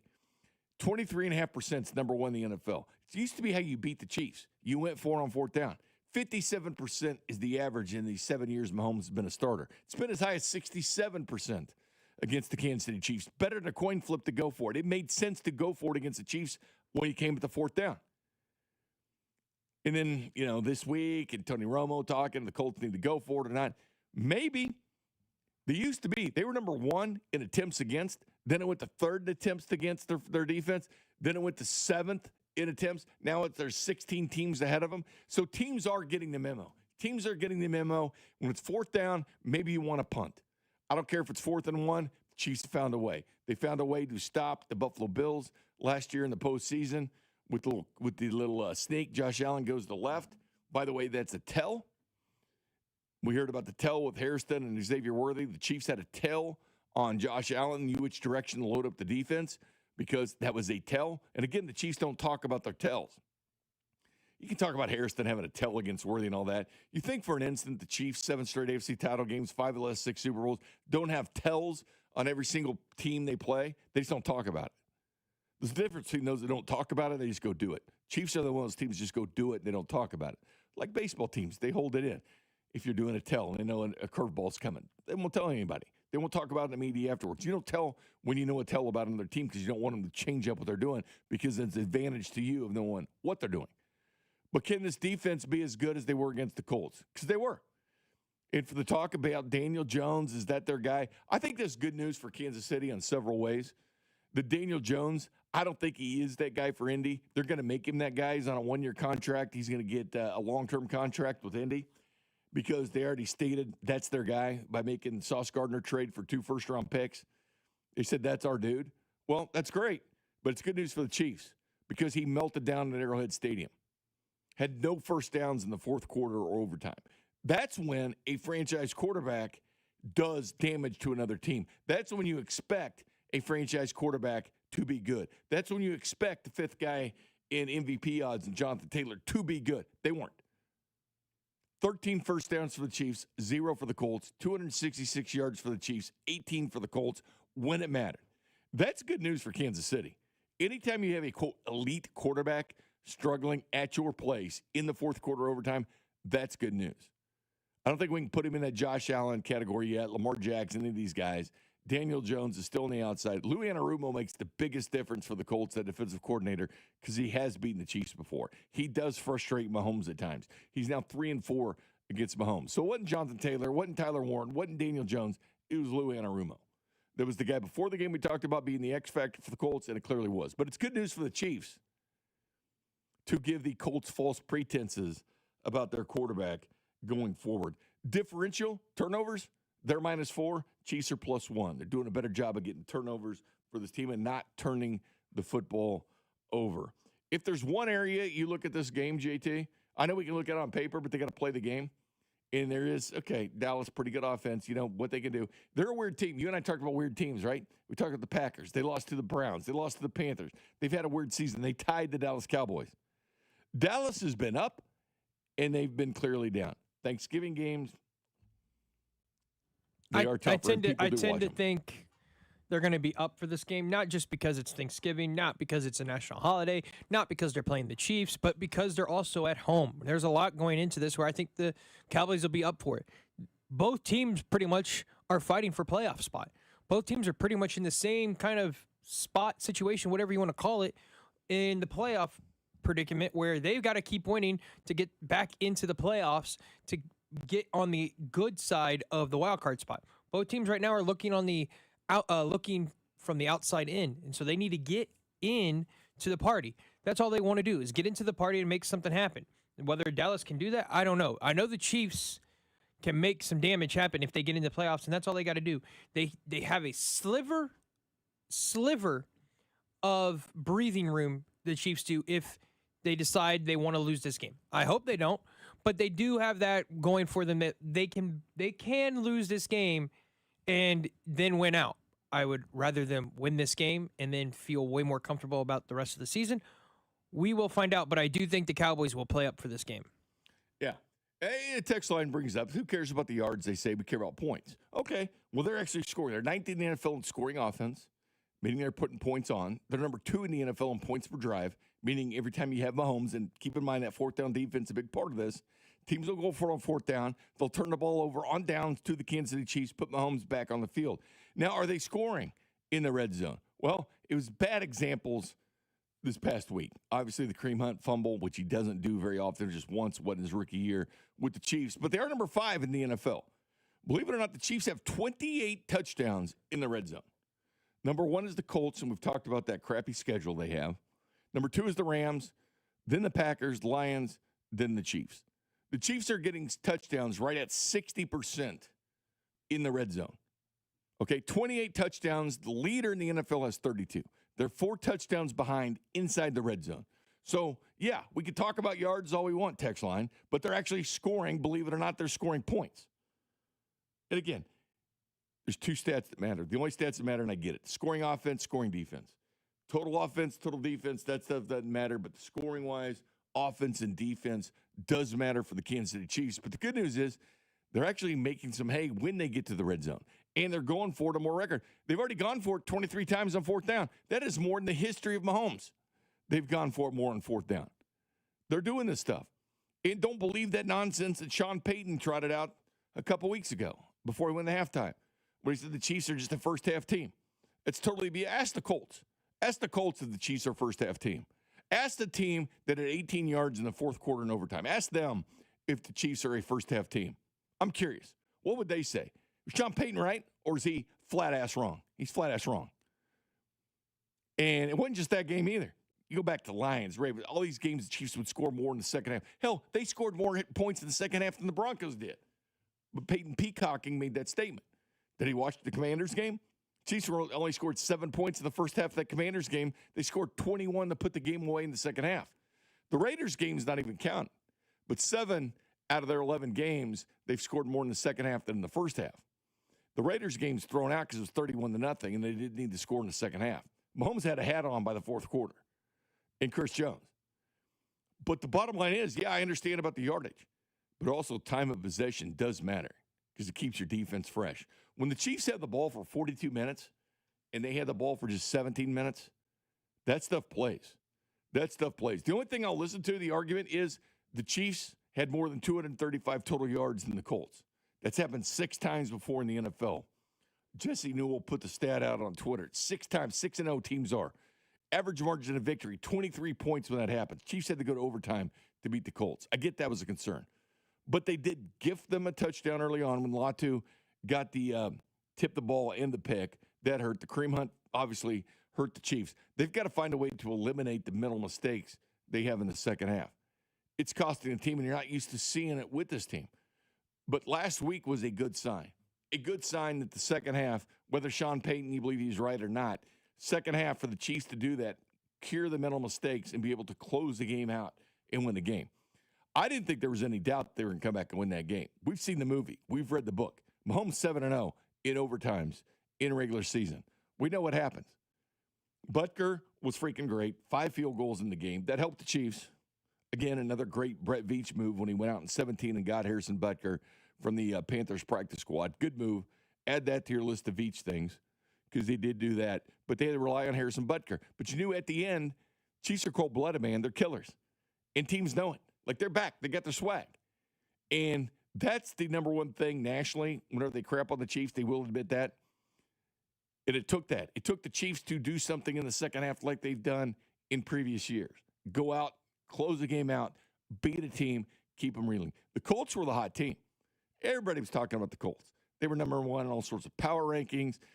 To be honest with you, it looks like the Chiefs played the 2 best teams in the NFL by the national perception, playing the Broncos. They had to beat the Chiefs as time expired with the field goal, and then they played the Colts. I mean, they played the best of the best. They played the Lions. They played the Bills. They played all these great offense. They played the Eagles. They played some good teams. You know, it's not this crap-ass schedule that Indianapolis has. Wins of the Dolphins, the Raiders, the Titans twice. Yeah, they built up some numbers playing some bad teams. But are they real or are they fake? Are they contender or a pretender? Is Daniel Jones good now? Because he hasn't been, but all of a sudden, is he good now? He had Kyle Brandt fly in and do an interview with him. He had 7 turnovers in the 2 games prior to playing the Chiefs. Their schedule got tougher. They lose to the Steelers on the road, 32 pass defense in the NFL. Then they go to overtime with the Falcons. Then they go overtime with the Chiefs and lose that game. But when the chips are on the table and you get to the fourth quarter, real teams shine. And that's exactly what the Chiefs did. Offensively and defensively, they got the job done. When you keep a team to 18 yards, like the Colts had, all those 3 and outs. And again, I know there's a lot of blame on the Colts not going for it on fourth down and stuff, but do your homework, people. The Chiefs feast on that. 3 out of 4 times, they're getting the ball back. Less than 25% chance to get a first down on fourth down. So teams are going out, going for it on fourth down and losing it, and Mahomes going back on the field. And that's a bad combination in Arrowhead Stadium. So I understand their thinking. I understand you punt the ball, put Lou Anarumo in that defense that's been so nasty to the Chiefs at times. You trust him more, and they should trust him more than anybody else. But Romo or whatever they're babbling about, they won't talk about how damn good. Everybody talks about how good the offense is on fourth down, which they've been good. How about the defense? How about talking about them? How about giving them some shine? How about erasing a 57% average down to 23.5? That's the most impressive number for the Chiefs. 100% what they've done on fourth down defense. And the fact that teams have gotten the memo and they're not going for it on fourth down defense now. But make no mistake about it, JT, we can kind of pull the Colts in that offense and what they're doing back. Next week is going to be different. Next year is going to be different. Different schedule, playing teams home or road. Where the two extraneous games that you have, finishing in first place makes things much different, much more difficult. You have the expectations on you. We'll see how they handle it because other teams haven't. Other teams have peed down their leg when they have expectations. Well, the craziest part is it seems like you're not getting away from Buffalo. You're like, oh, hey, we're going to get away from Buffalo because Buffalo win their division and we might not win ours. Oh, wait, they're not going to win their division either. We might finish second in our division as well as they do. And then you meet each other again. It's crazy how things work like that. But, yeah, I mean, if you finish second, you get second-place teams. If you finish first, you get the best of the best. So I get it. You're probably not winning your division this year, but maybe next year your schedule is, quote-unquote, a little bit weaker where you can take advantage of that. Text line says he was right. Bo Nix outplayed him. Okay. One game. You think Bo Nix is the answer? Think he's going to outplay Mahomes at Arrowhead Stadium? Now, the one thing that will be on Bo Nix's side that wasn't mentioned, he did have 18 straight games with a touchdown pass before he played the Chiefs, but they're playing a lot like the Chiefs. And you know what? Going forward, I trust that Broncos defense this year and what they're doing because they're elite, and what they do in pass rush is elite. But do you trust when free agency hits and that defense is all of a sudden poached for what they have? And then all of a sudden you're relying on Bo Nix to be the dude. Mahomes has been the dude when it's been the offense, when it's been the defense, and back to the offense, and both of them good together at the same time now. Just like Brady. Brady relied on that defense. Then it was about their offense. Then it was their defense. He built those rings up, to be honest with you, a lot of times when that defense was good. He didn't win a ring with Randy Moss. He didn't win it with Wes Welker. He won it with Deion Branch. He won it with Troy Brown. He won it with a great defense. So I don't 100% understand what you're saying. And, yes, they got the game. Big deal that happens in the NFL. They were the home team. This is what happens in the NFL. But do you really trust Bo Nix over Patrick Mahomes? Remind me how many Super Bowls he's been to. None. Talk about a 3-time Super Bowl MVP. You're talking about a team that, quote, couldn't run, ran for 148 yards when they had 74, and the top rusher in the NFL. one running back in the last 30 games has gone for 100 yards against the Chiefs. That's what matters. We can argue about Bo Nix having more passing yards than Mahomes and all that. That's fine. That's going to happen. But not happen all the time. Let's not forget the Broncos did lose 16 straight to the Chiefs. Let's not lose sight of that. But that's the past. Let's not lose sight the last 10 years the Chiefs are they're 17 and 3 against the Chiefs. I mean, I get it. It is. But I mean, but do you trust them more than the Chiefs? They're a new team. I'm not saying I trust them more. I'm just saying you got to give them credit where it's due. We were preaching about the Chiefs last year, how they were winning one-score games and find ways to win. The Broncos I gave credit were for the that. same. Game-winning drives for them. Yeah, that's again, they're impressive this year with that defense and that offense. What I'm saying is, when the defense is poached and you're solely relying on Bo Nix. Who says their defense is going to get poached? It happens to everybody. I mean, their defensive end is under contract. Zach Allen's under contract. They're two big guys. Zach is. Yeah, but so is what's his name? And they drafted well. Johnny Barron, obviously, he's gonna. And him and Surtain, whenever he's healthy, those two out there. Johnny Barron was a good draft pick by him. I'm just saying, can you rely on Bo Nix to be the dude? Because at some point, you need an elite quarterback to lead the way. And wait till the postseason. Things get very, very different for quarterbacks in the postseason than the regular season. Things are completely Benito's different. under contract. Yeah. Those two right there, Zach Allen and Benito. But people figure out a way to slow them down. Well, yeah. And remember they had this huge lead on sacks? It's now 49-42. It keeps shrinking down. I'm sorry. Cleveland got 10 on the Raiders. Cleveland's the better. Cleveland and the Denver Broncos plus the Houston Texans have a really good pass rush. That's what's scary about Houston in a couple weeks. I'm not taking anything away from them. What I am taking away is when Sean Payton peacocks and says the Chiefs are a first-half team. Oh, I know. That got you fired up. And what I'm saying is that's the Colts. Chiefs scored 14 points in the second half. Colts scored none. Right. That's what matters. Right. Ask Sean Payton talk to the Colts if the Chiefs are a first-half team. Because Colts would say no. They would say no, they play the whole game. And we've gone over this. We did the Mythbusters last week where we confirmed that it was a myth, and that was just a thing to get people rowdied up. It's a myth, but contenders or pretenders, who are you really believing in the NFL? We'll get to that in the 9 o'clock hour as well. But coming up next, I think Colin Cowherd, who's been up and down with the Kansas City Chiefs, makes a really good point about the Chiefs next. Good morning, Kansas City. This is Creed Humphrey, and you're listening to Fescoe and Dusty on your home for Chiefs football, 96.5 The Fan. Brought to you by Golden Oak Lending. Do you need extra cash? Golden Oak Lending can convert your home's equity into cash in as little as 14 days. Let Golden Oak Lending cure your blues. This Thanksgiving, FanDuel's introducing a brand new way to build a parlay together. It's called Pass the Leg. Here's how it works. You start a group build, add your pick, then pass it to your friends so they can add theirs. When everyone's done, you each lock in the group parlay with your own funds. Because football's better when it's played and bet together. And to make it even better, everyone gets a 50% profit boost to use on their build. So grab your crew, start your build, and get it on the action this Thanksgiving with Pass the Leg. Visit FanDuel.com/Alex to get started. FanDuel, play your game, an official partner of 96.5 The Fan. 21 and present in Kansas, opt-in required. Bonus issue as non-withdrawable profit boost tokens. Restrictions apply, including any token expiration and max wager amount. See terms at sportsbook.fanduel.com. FanDuel is offering online sports wagering in Kansas under an agreement with Kansas Star Casino, LLC. Gambling problem? Getting help is your best bet. Call 1-800-522-4700 or visit ksgamblinghelp.com.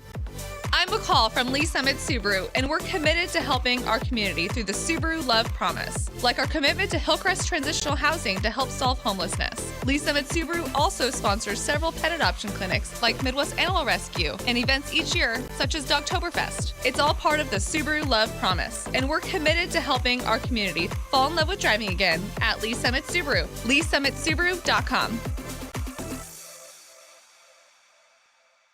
Hi, I'm Sam Silvio with M. Shamus Brazilian Grill in the village of Burlington Creek. Holidays will be here before you know it, and M. Shamus is ready to get a jingle from you. From our all-you-can-eat hot and cold gourmet salad bar to our 12 cuts of beef, lamb, pork, or chicken. Go to mshamus.com to order our famous Brazilian glazed holiday hams in advance, or set a holiday party date for a table of 1 to a party of 100. Go to mshamus.com and discover the joy of dining.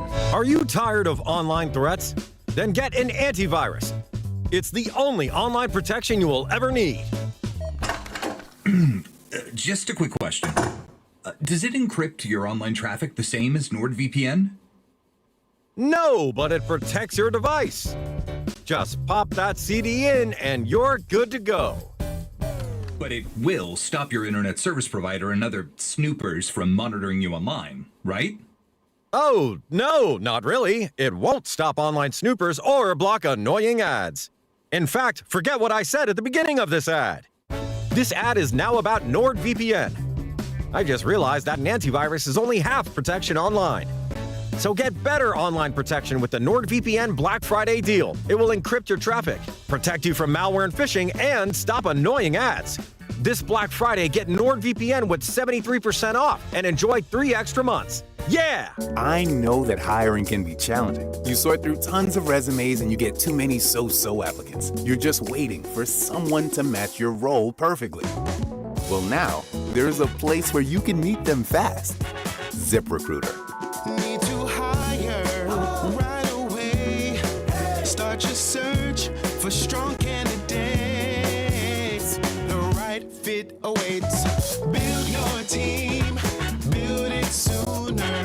Meet your match on ZipRecruiter. Just head to ZipRecruiter.com/free right now to try it for free. And you're on your way to meeting your match. 4 out of 5 employers who post on ZipRecruiter get a quality candidate within the first day. So try it now. Go to ZipRecruiter.com/free. Once again, that's ZipRecruiter.com/free. Meet your match on ZipRecruiter. Try it free. This holiday season, make your airport parking stress-free with Park & Go, Kansas City's family-owned favorite. Picture this, all-covered parking that protects your car from snow and ice so you don't have to be out in the cold clearing off your car. But Park & Go offers more than just parking. It's a holiday experience. Their friendly, helpful staff will greet you with a smile and guide you every step of the way. Worried about missing your flight? Their 24/7 complimentary shuttle service will be waiting at your car and delivers you to the terminal quicker than Santa's sleigh. Don't forget to join Park & Go's Frequent Parker program so you can earn points for free parking. It's like a holiday gift that keeps on giving. This holiday season, give yourself the gift of covered parking, top-notch service, and unbeatable savings at Park & Go. Always the best service, always the best price. Reserve your spot today at bookparkandgo.com. That's bookparkandgo.com. From the Park & Go family to yours. Happy holidays, Kansas City. Here's traffic, brought to you by DM Injury Law. Have you or a loved one been in a car wreck? Contact DM Injury Law today and get the money you deserve. Car wreck? Remember, Mike's got this. Brought to you by Connolly Plumbing Solutions, your neighborhood plumber. Call 913-768-7676 or ConnollyPlumbingSolutions.com. Things are a little better in downtown. 71 northbound accident right around 8th Street. Did have all lanes shut down. The main lanes are getting through, but now the Admiral exit is blocked. But things are still heavy making your way into downtown. 71 northbound stacked up around 22nd Street. Connolly Plumbing Solutions, your neighborhood plumber. They have been in business since 2012, offering residential service and project work like commercial and router service. Visit ConnollyPlumbingSolutions.com to schedule. Alan Carr, 96.5 The Fan. Traffic. Welcome back, Jay Binkley, JT Noah producing the operation. Text line saying, well, Denver's going to lose Vance Joseph, their defensive coordinator. Maybe. Or does he kind of know his role now? He's 53, still young enough to do it. There's going to be some job openings. Would he leave? Would he get another chance? Remember, Vance Joseph's having the best time of his life. I mean, it takes a lot to go back to an organization you were fired from, doesn't it? Oh, but 100%. maybe he's pigeonholed into what he is. Some guys feel that way, you know? Spag just never got his second chance. Yeah, I think Spags has figured out that he's a great defensive coordinator, and maybe coaching's not his thing, and maybe that's what Vance Joseph has figured out. Which, there's no shame in that. Ton of money in it. Ton of money you can get being a defensive coordinator if that's what you are. And some guys are like this. Like Norv Turner. You know? Didn't do great as head coach, even though he did lead the Chargers to the postseason. Got a couple wins out of it, but better coordinator. I think we'd all look at Norv Turner and said, well, he's a better coordinator than he was head coach. It happens. Dom Some Capers, are better I think, being is a better in the coordinator than coach. college realm than the NFL. Chip Kelly, maybe just go back down to college. You and I talked about Chip because now he's a free agent. Raiders candy. Yeah, and he was the second highest paid coordinator. Yes, he was. Unbelievable. Chip Kelly, who was good at Oregon, right? He's good there. He did leave UCLA as the head coach, right, to go be the offensive coordinator at Ohio State. And Which I don't blame him for that. I don't blame him for that. It's a better job, and he won a national title. And then the Raiders bought into it. They said, yes, there's their answer. Chip Kelly needs to stay in college. It doesn't help that you don't have a quarterback or an offensive line. True. But I'm not here trying to defend Chip Kelly saying that he didn't deserve to be fired, but I just don't think the players were around him to help his scheme work to his full potential. I mean, what is there now? 11 openings in college football that guys can gravitate to. They're going to get the Chip. They're going to, because there's not enough guys out there for the jobs that they have at big levels. And what do you think's the biggest opening right now? There's going to it's either between Florida or LSU, to be honest with you. However you want to dice that. If the rumor mill is where it's at with Kevin DeBoer, there might be a bigger opening coming. If he goes to Penn State, that'd be insane. But big jobs open. There's 10 jobs open right now. Obviously, Eric Morris, he of finding a Mateer at Oklahoma. Patrick Mahomes as well. The guy's kind of been the quarterback whisperer. But Florida's open. Arkansas's open. Cal's now open for some reason. I don't know why they got fired Wilcox. He did lose Fernando Mendoza and Jack Andrews. And it sounds like they already hired someone, though. They hired the Montana coach. Yeah, Montana. But Cal's open. LSU is open. Oregon State's open. Penn State, Stanford, UAB, UCLA, and Auburn. I mean, UCLA is a former big name. It is a place that you can win at. And now Auburn. And at least they're in the Big Ten. So they have that going for them. And Auburn's a good job. But we've seen James Franklin out at Va Tech. Seen Eric Morris at Oklahoma State. And it looks like Jim Mora Jr., not playoffs, not that Jim Mora, but his son, is going from UConn to Colorado State. Yeah, and I asked you, do you think that's an upgrade? I guess because they're not independent. Because maybe that's why they're in the conference. I don't know. He's done well at UConn. I'll give him that. I mean, UConn used to be like the KU football. Well, they've got a Blendikoff guy, a finalist for wide receiver. But they're independent, so they're still an independent team, so maybe that's why. I don't know. But Colin Cowherd's been up and down on the Chiefs, but he makes a good point about the Chiefs now having their punch. I mean, Stella did get their groove back against the Colts. Some of you may not remember this, but I do. When George Foreman, remember George Foreman 2.0, boxing for titles in his 40s? He was slower. Foreman was older. He had a dad bod, but he still carried a punch with that dad bod. That's where the Chiefs are right now. That game yesterday, forget the first 3 quarters. That was about the fourth quarter and overtime. Kansas City was tough and resilient and fighting their butt off. And they were clutch. 236 yards, fourth quarter and overtime. Another team, Indy, had a 29 lead in a fumble recovery and choked like a cat on a hairball. Daniel Jones, last 3 weeks, regressed into the New York Giant, Daniel Jones. Chiefs are not a great team, but they fight and scratch and claw, and they've still got that George Foreman punch.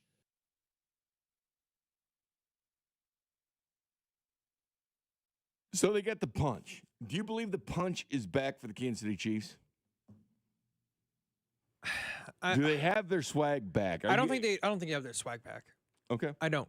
It takes more body work than just one game. Exactly. I need to see it happen. If they go out there and they win tomorrow, then I'm going to be like, okay, hey, we got something here. We're swagging.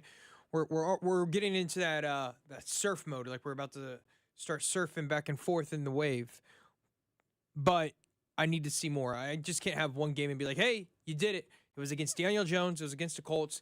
Let's see you do it against the Cowboys. They finally did it, right? But this is who they are. Right. But I need to see it consistently. We haven't seen it consistently, so I need to see them do it consistently before I say, okay, they got their swagger back. And they've had their chances. Definitely had their chances against the Eagles.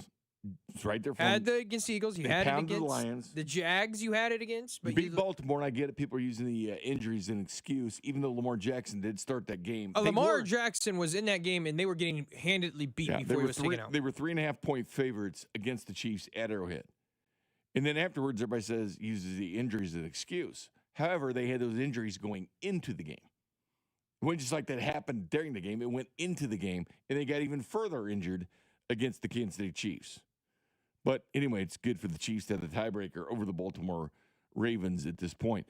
But Dallas, do you view this game as must-win like you did against the Broncos, possibly for the AFC West, or the next week against the Colts, must-win to be in the playoffs? Like, I don't look at it that way. Because if you are going to lose a game, lose it to the NFC. Like, you don't want them to. Like, you don't want them to lose this game. But if you're going to lose any of the rest of the games out, between like Houston and the Chargers and Denver and well, they play the Titans and the Raiders. They don't matter. But the home games do matter for the Kansas City Chiefs. But this is technically the one you can drop. You don't want to, but you technically can. I know.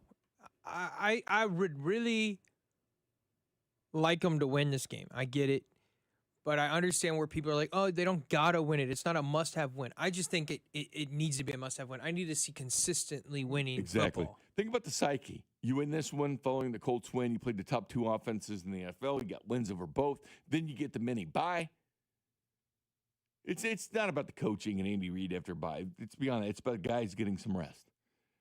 Having that bye done on Thanksgiving night. Then you get Friday, Saturday, Sunday off. You're chilling out watching Red Zone.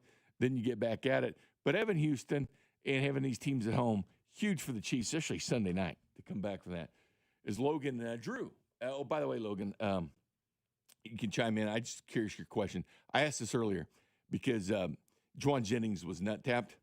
Would you rather be spit on or nut tapped? Nut tapped. Thank you, Logan. Thank you. So Logan goes there. We'll find out from Drew firsthand because you're going to punch Drew in the jewels, correct? Isn't that the way it is, JT? I guess I am. Okay. All right. Give him the choice. Spit on or nut tap. Give him the choice of which one he wants. We'll play NFL Contender or Pretender next. Good morning, Kansas City. This is Chris Jones, and you're listening to Fescoe and Dusty on your home for Chiefs football. 96.5 The Fan. Brought to you by Golden Oak Lending. Do you need extra cash? Golden Oak Lending can convert your home's equity into cash in as little as 14 days. Let Golden Oak Lending cure your blues. BetMGM is the official sports betting partner of the Kansas City Chiefs, is coming soon to Missouri. New customers can pre-register and get up to $1,500 paid back in bonus bets if their first bet loses, plus an additional $100 in bonus bets if they deposit before December 1st. Enjoy a betting app that was designed for game day with features like live bets, same-game parlays, BetMGM Originals, BetMGM Reward Points, and surprise boosts dropping in your account. It's everything a Chiefs fan could want in one app, coming to Missouri on December 1st. Pre-register today. BetMGM, make it legendary. Gambling problem? Call 1-800-GAMBLER. See BetMGM.com for terms. 21 and older only, plus Missouri only. New customer offer, subject to eligibility requirements. Bonus bets are non-withdrawable. Please gamble responsibly. Pending BetMGM's licensure as a mobile sports wagering operator with the Missouri Gaming Commission's register for Missouri online sports wagering account starting 11/17. BetMGM's insurance of a welcome offer is conditional on full licensure. Would you be impressed by a factory copy of the Mona Lisa? Of course not. So then why are we supposed to be impressed with so-called designer jewelry? This is Gene at House of Diamonds. Big-name designers create one original piece, then manufacture thousands of copies, pricing them like they were all originals. That's not how we do things at House of Diamonds. Each piece of jewelry we create is an original, designed and crafted by hand, just for you. No copies, no mass production in an overseas factory, just one of a kind, like the love of your life. And our clients know they'll never see their design on anyone else. They also know that unlike big-name designers, we'll never use lab diamonds to pad our profits. Why pay for factory-made designer copies when you can own a handcrafted, one-of-a-kind original for the same price with real diamonds and gemstones? House of Diamonds, one-of-a-kind jewelry for your one-of-a-kind love. For over 30 years on the southeast corner of College and Quivira. Within the cities we call home, Busey Bank is more than a name. It's a commitment to your dreams. With Busey, trusted guidance is tailored to empower you every step of the way. Whether it's seamlessly managing your finances or planning for your future, Busey is dedicated to your financial success. Busey Bank, building business, growing wealth since 1868. Member FDIC. Numerous brands to choose from, endless options, one incredible experience. At Aristocrat Motors, we treat every driver like royalty and offer the finest luxury vehicle experience in Kansas City. Come see us today and let us roll out the red carpet for you. Actual price will depend on product and subscription plan. Featured products are compounded drug products, which the FDA does not approve or verify for safety, effectiveness, or quality. Prescription products require an online consultation with a healthcare provider who will determine if appropriate. See website for details, restrictions, and important safety information. Want a boost in and out of the bedroom? Hims has you covered. Introducing a new 2-in-1 approach to level up your game. Tadalafil for better bedroom performance and zinc for testosterone support. Put it all together and you've got what you need to turn things all the way up. Getting started is simple. Just go to hims.com/joy to start your free online visit. Through Hims, you can access ED treatments including pills, chews, and more. 100% online. No office visits, no pharmacy lines. Just fill out a simple intake form and a licensed medical provider will determine if treatment's right for you. If prescribed, it ships free and discreetly to your door. Find affordable treatment options at up to 95% less than brand names at hims.com/joy. That's hims.com/joy, HIMS.com/JOY. Car, truck, or motorcycle wreck? Remember, Mike's got this. Paid for client betrayal and endorsement. The choice of a lawyer is an important decision and should not be based solely upon advertisements. Give me one good reason why I should call DM Law. How about 3 great reasons? 1, it's easy. 2, it's fast. 3, the results. Mike's got this. 816-888-7500. Mike's got this. Here's traffic, brought to you by DM Injury Law. Have you or a loved one been in a car wreck? Contact DM Injury Law today and get the money you deserve. Car wreck? Remember, Mike's got this. In downtown, 71 northbound, still heavy with an accident right at the Admiral exit. That exit blocked, but the main lanes get through. Delays 71 northbound from around 18th Street. 670 westbound, heavy approaching Broadway with a stalled on the shoulder. Alan Carr, 96.5 The Fan, traffic. Hey, it's Rashi Rice. The Chiefs Radio Network pregame show starts 3 hours before kickoff, right here on your home for Chiefs football. 96.5 The Fan. KFNC FM and AM, HD1 and HD2 Kansas City, an Odyssey sports station.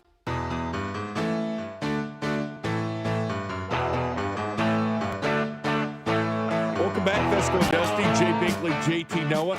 We have some Black Friday football specials going for you. It is Mac Morey. It is Drew Nixon at 8. It is me and JT at 11. Let's go. Drew Nixon, the producer of Cody and Gold, and also he'll be on a show here with Logan Weber. That's right. 10 and 2. We were talking about, just to say, I know you're a college football guy like me. Chip Kelly, he's failed out of the NFL, and we understand he just got released by the Raiders.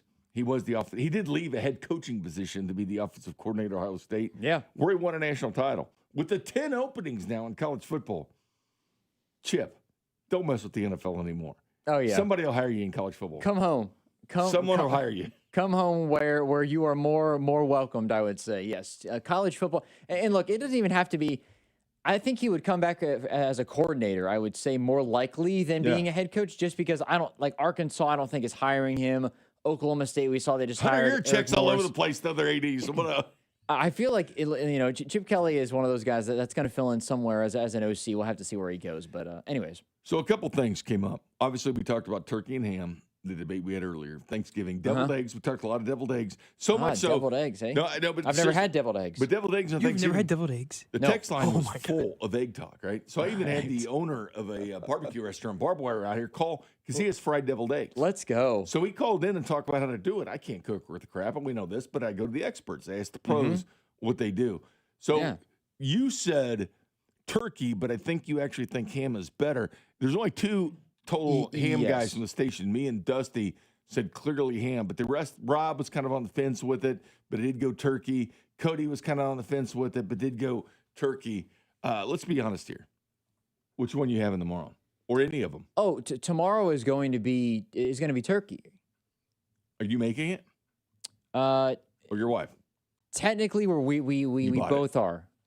You bought it. Not made already, but we just have to. We're gonna put it on the plate and have. We're gonna cook it, and right. then So we'll you're put some cooking glaze it. You're on not it. having it like you're not buying it at a Correct. restaurant that's already cooked it. Yeah, Okay. I'm not going to Popeyes and getting the Cajun turkey. Okay, No, gotcha. no. A lot of these barbecue Even though I have restaurants heard will that is smoke very it. good. Yeah, the Popeyes turkey is pretty good. People have to reserve these things. Just like the Smokehouse Barbecue, they'll smoke it for you. Well, they ship it to Fescoe in New Jersey. So I don't know if this is something that they do. I haven't asked, I suppose, but like it's just two people. It's just me and the wife. So we don't get a full size turkey. We just get a little. So it's just you and your wife. No other family members tomorrow. No. Yeah. It's normally Thanksgiving is just us. So obviously the portion sizes are a little smaller, a little bit different. Yes. So what? Okay, for you two, then what are your guys' sides then? Like, because I'm assuming you guys aren't going to have all of the sides that a normal Thanksgiving has. No, so we have cranberry sauce, mashed potatoes, and we make something called corn pudding. It basically is like My a mom corn makes that, casserole, yeah. dude. It's so Corn good. pudding. Explain this. Bink, it's so good. It's like cornbread, but it's way more softer. Okay. And I mean, it's sweet. So Haven't had it. It looks on the outside, it looks like cornbread essentially, but then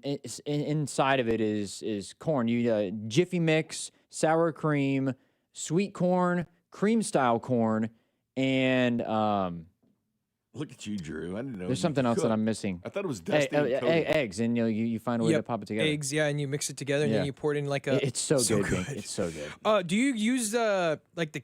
I don't eat cranberry sauce. I don't like the cranberry stuff. I don't care for that. That's more. Do you of her thing. do you do the can then? I'm assuming. Or Yep. do you, okay. Yep. Yeah. It's like one of the grossest things, isn't it? Pulling like cranberries out of a can. It's all flopping around and stuff. It looks like Jello. It looks like crap. Yeah. It does. We also we don't traditionally have alcohol on Thanksgiving. What the hell? We'll have Martinelli, the sparkling cider. That stuff's so good. The sparkling cider. Martinelli is so good. Why no alcohol? Do you have any Hawaiian rolls? Yes. Okay, I'm about to say. I forgot about that. I was about to say, the Hawaiian rolls are a we have to staple. have the rolls. Yeah.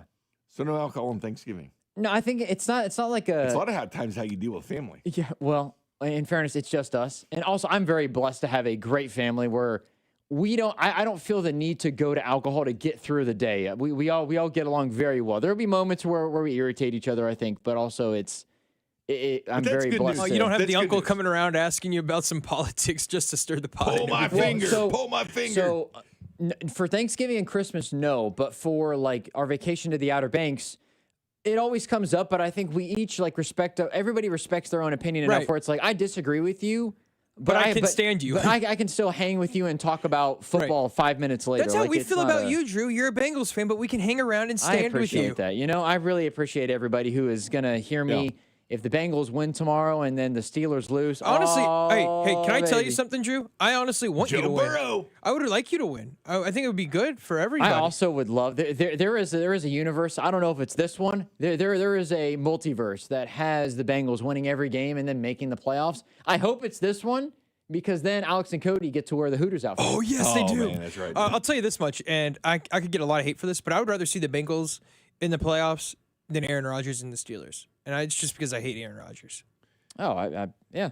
I don't know. Well, let's go. They're favorable. Both of them would be favorable matchups. The Bengals are interesting. This game got a lot better. It's certainly the way the Ravens were, and without Burrow. I mean, this game looked like crap on Thanksgiving. Still no T. Higgins, though. No T. Higgins, but it's like, all right, Packers, Lions early, Chiefs, Cowboys, then boom, it's the Ravens. It's got better. You know, the Chiefs were on the very first Thanksgiving night game, 2006, against the Broncos. Yeah, I was going to say against Denver, right? Yeah. Oh, I haven't brought up Denver, too. Were those the Jake Plummer? Yeah. In 2006 Broncos, the Chiefs won 19. I brought up Sean Payton in the Broncos. Okay. Because he was peacocking, talking about him being a first-half team.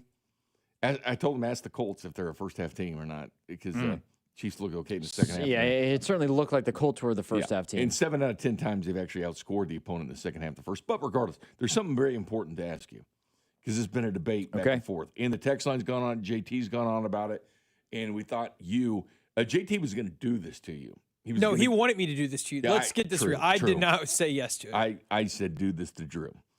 And so obviously we decided against it. You came in here because I think it's better than giving you a choice. Okay. And the choices were going to be spit on or nut tapped, because we've seen in the NFL, Jamar Chase, your guy, spit on Jalen Ramsey, but it was like through a face mask. He didn't, quote, apologize to him. He put out an apology letter, but didn't know his number. Ask somebody for his number, man. Somebody's got Jalen Ramsey's number. So I can't stand Jalen Ramsey, man. But spitting on somebody is disrespectful, whether you can't stand him or not. But what happened to Juwan Jennings in the 49ers, he gets hit in the jewels. He gets hit in the jewels by Trevon Moehrig at the end of the game, the Monday Night Football. I saw this. So he goes down. I mean, it's clearly painful. Yeah. Yeah, it's very painful. And I think it's just that he's been suspended for a game. One game. They actually suspended him? Yeah, for nut tapping somebody or spitting on him, you get one game. That's kind of how the NFL rules work. It's Rule 12, Section 3, Article 1, no nut tapping. I would say I probably would rather get spit on, as crazy as that sounds. Really? That's nuts, dude. I said I would rather get nut tapped. I was asking JT. Pun intended? When you came in there, I was like, ask him if he wants to be spit on or nut tapped. I would rather, I think, get spit on, because you can clean spit off, and it's not as long of an effect as the other one. Both of them suck, though, man. Well, yeah, of course they do. Oh, my God. I mean, it's hard to differentiate one being worse than the other. They do but both there suck. also, I think there's a like someone said on the text line earlier, there's a differentiality to both of them. One is a disrespectful thing. The spit is, and one is like being like, oh, I want to violently hurt you, because violently hurt you is getting nut tapped. But I understand. And he didn't even nut tap. He punched the dude in the nut. At the bottom of the pile, things happen. But at the end of a game, when you're just standing there and someone hits you in the jewels, yes, come on, man. I would rather be spit on. All right. But the spit goes sideways. So no to the wonder face he's of a Bengals fan. It makes sense now. No, I would rather, like, if I had to pick between the two of them, one of them has no lasting effect on me essentially at all whatsoever. It's just, let me clean the jersey's going to get cleaned off or whatever the case is. Where the other one is, give me a minute. I gotta hang on a second. Take me out, coach. I gotta take a couple plays off. But sometimes the adrenaline's going so much they don't realize they were spit on until after the game, and the videos come out and say, "Hey, spit on me." But if you get nut tapped, you know. Well, that's what I'm saying. I would rather, yeah. It was just it almost is making me uncomfortable now just thinking about it. Like, it makes my stomach hurt. Just Yeah, an interesting question. Yeah. Both make me kind of feel weird. Isn't this better talking and discussing this instead of doing it? Well, yeah, I agree. I don't. We thought about doing it. If I would have just been out there and JT would have come out, would have walked out of the studio and just spit on me. What the heck, man? No. He didn't want me to spit on you. He didn't want me to spit on you. He wanted me to nut tap you. I do not need to have any more stomach pain. After. Yeah, right. Right before the show Listen, with you and Logan. Logan, Drew, take this over. Hey, Drew, I respect you enough to not do that. Thank you so much. I really appreciate I it. brought you into the station and taught you how to run this board. That's facts, dude. I'm over here. Still. I sneezed this morning, and my side still is hurting from that accident. I don't need to get nut tapped because that. My side. I can't. Your wife goes, "What happened today?" Oh yeah, one of my coworkers decided to nut tap me. Better? I mean, obviously I'm feeling better. I haven't mentioned it, but you feeling okay? Yeah. It's the most trouble that I have is getting out of bed in the morning. Is the most. It's 30-year-old football players, man. Yeah, I am. You can have Bink's walker. Yeah, dude, it's crazy. Like I have to take. It's not like a long process. The first day after though. Like on Wednesday after the accident was tough. Just you're getting out of bed and you're trying to roll over on your side and it's like you're pushing up with your arms. You're trying not to use any part of your core, but of course for your core, you use your core all the time. Yeah. Even to drink this little Mountain Dew can I got right here. Oh man, you brought some Dew. I brought myself some Dew. I love some Dew. So what's underneath that shirt? What's that sweatshirt say? Is that Bengals? You have it covered up. Heck yeah, I do. I'm also wearing a T-shirt, the Oklahoma State nice Cowboys. There you go. I'm wearing as I flash the Bengals on everybody on camera. Hey Drew, I'm pretty happy today hearing about Eli Drinkwitz possibly getting that extension. It makes me fired up. Yeah, I think we'll have to see that. It is very interesting the way that they phrase the whole deal is like the board or whatever group of people it is. I can't remember the exact name of it. I don't want to get it wrong, but they're meeting today, and I think the perceived thing is that they're going to announce that they're in negotiations to have an extension. They've got an offer finalized. Of course, Drink's got to take the offer, but obviously that's a step in the right direction as opposed to just sitting back and seeing what happens. Part of me thinks, Bink, and I don't know if you agree with this, or you, JT, that they should... A punch down low. Oh, sorry. Talk about the punch. This is more of... Go ahead. But... if Missouri should get this done before Saturday. Oh, that's what I think that's the plan. I think Missouri should try everything in their power to get this thing done either today, probably not tomorrow, but Friday. Before Lane Kiffin says what he's doing, I would try to get that extension finalized and just be done with it because the last thing that they want, I think, is Lane Kiffin to say, hey, I'm staying in Ole Miss, baby, and LSU and Florida's like, yo, we'll overpay to get you, Drink. We'll pay you $12 million a year. We'll overpay you to get you here because we're that desperate because right now the market is thinning in terms of good, quote-unquote, high-quality options. And I think those comments did hurt him with Florida and LSU fans as far as being satisfied. I think that in terms of the acceptance of everybody else outside of the room that's making the decisions, I think there's some merit, but I don't think Drink's wrong. I think his comments were actually kind of spot on. Those things you hold internally. I do understand, though. Like, if you are LSU and you want to win a national title, hearing a coach say that isn't necessarily what you want to hear, but let's be honest. Like, what Coach Drinkwitz is doing, he's proved that he is a very good college football coach and a very good recruiter. For the last 3 days. He's awesome. James Franklin, everybody thought that he was an overrated head coach. He had the 5th most wins in the country the last 5 years. And he won 2 playoff games. Yeah, I think it is for people's expectations, especially for when you are dealing with Missouri and you're looking at a program that has never made the playoff before, and they're in a conference that is as deep as it is this season. The SEC, if all of the teams that have only 2 losses win this weekend and none of them play each other, you can make a case that 6 SEC teams make the playoff. And in the end, if you look at who Missouri's played, 4 of them would be in the playoff in A&M, Alabama, Oklahoma, and Vandy. So, I know that before the season started, we looked at Missouri's schedule and was like, man, this is really favorable for Missouri, and I understand the home and away stuff, but hindsight's always 20/20, and in hindsight, this is a really difficult season to be in the SEC. Yeah. And he's top 20 because they're all ratings. kind of they're all kind of all there together. But I'll say this, Drew. I think there's two things about this Eli Drinkwitz news coming out yesterday. Was one, the news about Oklahoma State hiring Eric Morris. I think Eric Morris was the backup plan if Eli left. I agree. I think that's where he would have been a great hire. For Missouri. But 2, I also agree with you. I think what's happening is they think, and I've said this, I think it's something about Lane Kiffin where I think he's not going to take the LSU job. Whether he goes to Florida or stays at Ole Miss, I think he doesn't. And Mizzou's now scared that LSU will try to swoop him. And so I think they're going to try to get this deal done Friday. And then everyone's like, all right, we don't have to worry about it. My guess is he is here. tells the team before the game, and they go out and win the Egg Bowl. He's talking about Lane. Lane Kiffin Lane Kiffin stays. says I'm staying. He tells the team. Now, if he didn't say anything before the Egg Bowl, he's not staying because he's doing that to inspire him in the Egg Bowl. I will say this: if Lane Kiffin says that he's staying, I don't know where were they at in the playoff? Sixth? Or were they at why would sixth you, in the why rankings? would you- if you're him, why would you wait though? You want that? Yeah. I know. lift. I agree. I do think that because what was the playoff standings? I want to see how the they're playoff six. rankings. They're right sitting behind at Tech. 7 at Oregon. Oh wait. So they're Ole Miss is 6th. No, Ole Miss is 6th because or 7th because Oregon jumped them. Ole Miss this is week. oh yeah. But they have a home game though. Yeah, Ole Miss, right. So Ole Miss is hosting number 10 Alabama, then they play Indiana.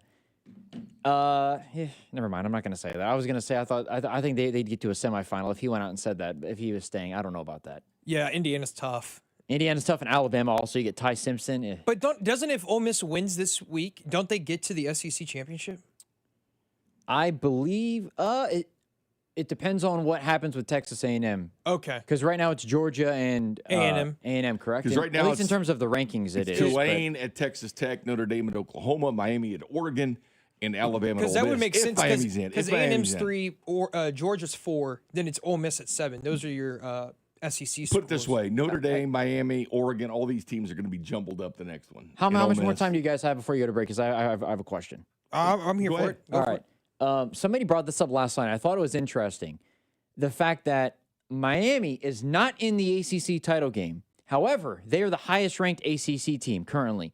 Is there any, I think that's some of what rubs people the wrong way in how the rankings are is we're not basing it off of conference standings. We're basing it more off the eye test. And Carrington had said something yesterday, find me better wins for Notre Dame. Like, well, what makes Notre Dame a better team? Well, if you heard Reese Davis when he was going through, it feels like this committee is an eye test committee where Miami looks better than Virginia does. Miami looks better than Georgia Tech has recently. But I also think you can make the case that Miami, if you compare them directly to Notre Dame, if you were to take Notre Dame, Vandy, Miami, and Michigan, let's say Michigan beats Ohio State, Michigan's getting in the playoff 100%. But if you take what 10-2 team, even Alabama, maybe, dare I say, what team looks the best? It's Notre Dame at 10-2, but the problem is Notre Dame lost to Miami head-to-head. So what does the committee decide to do? I think that's where when we get to matters, and they're playing better. Carson Beck had his best game the last one. when we get to the final little debate between the last two spots in the rankings, it'll be so fascinating. Like, forget the top seeds. We already kind of know where that's going, and maybe it can get a little interesting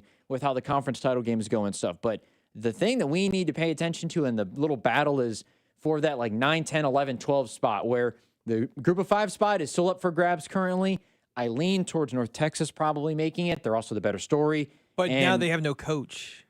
Eric Morris is going to coach the rest of the year, he's though. gonna stay. okay. So Morris is staying even there. though it was announced, he's staying there, which I think is the So that's is great. what And they're letting helps. him coach the playoffs if they make it, I'm Yeah. assuming? Okay, Okay, sweet. Master is going to be taking Neil Buddy at somewhere else. Hey. He's probably going to go to Oklahoma State. The air raid is back at Oklahoma State too. By the way, which But I don't. it looks like Virginia and SMU. If they win, they'll be the ACC. Which championship game. again, so not that they steal a bid, but you're looking at Miami. Okay, you didn't make your conference title game.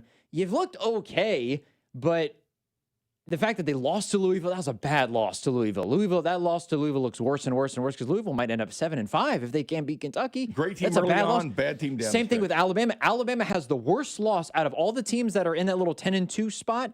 They got a worse loss than everybody else because they got beat bad. And I know it was early on in the season, but this is what's great about college football is that Kept Norvell's job. every single it did. Every single game counts and every single game matters. It doesn't matter whether it's week 2 or whether it's week 12. This is what's great about college football because you can't have any slip-ups. And if it's a bad loss, that's really going to stand out when we look at your resume in comparison to other teams like Notre Dame, where, yes, they lost to Miami, but Notre Dame has a combined 2 losses by like 6 points to A&M, who might be one of the best teams in the country, and then Miami, who at one point were one of the best teams in the country and are also in the playoffs. So it's hard to make the argument against Notre Dame making it, but I think Miami also has to make it as a caveat because they beat Notre Dame. My one question to you two about this is, And we saw Ole Miss, they did get jumped by Oregon because they didn't play. right, but my big question to you guys is, so Texas Tech is 5th, BYU is 11th. If they both win this week, they play in the Big 12 championship. Yep. Say BYU loses in the Big 12 championship, are they going to get knocked out for No, playing? but say if they won, would they Well, have 2 teams? Well, right, but I'm saying, but if they lose, BYU's, or I don't you think so. You keeping BYU in the top 12 to get in? I don't think they get in. If you look at, They're the first team out right now. Them and Utah. I don't think they get in either. But I saw something came up. The ESPN's FPI put out like strength of record and strength of schedule. BYU's got was number 6 on that list. That's crazy. Ahead of many SEC teams, but they were only 11th in the rankings. So, and their one loss is to Texas Tech. It is very interesting when you look at how the committee view, and this is where again, if we had the BCS system, I think the rankings would look completely different. BYU would be a top 8 team at least. I'll give them 8. I don't know about 6, but BYU would be in the top 8 right now, and I think that the Big 12 would have a legitimate shot at getting 2 teams in. If BYU beats Texas Tech, obviously BYU's in because they won the conference, but Texas Tech all of a sudden, quote unquote, steals a bid because they're automatically in. And then maybe Alabama's out at that point. Maybe Notre Dame's out at that point. I think it's crazy because all this talking, and I'll admit that I've been a part of it. If you're 10-2 and you're in the SEC or the Big Ten and you go 10-2, you're pretty much locked in. That's what we saw last year. But this year has been so competitive at the top and so good and so deep in terms of the conferences.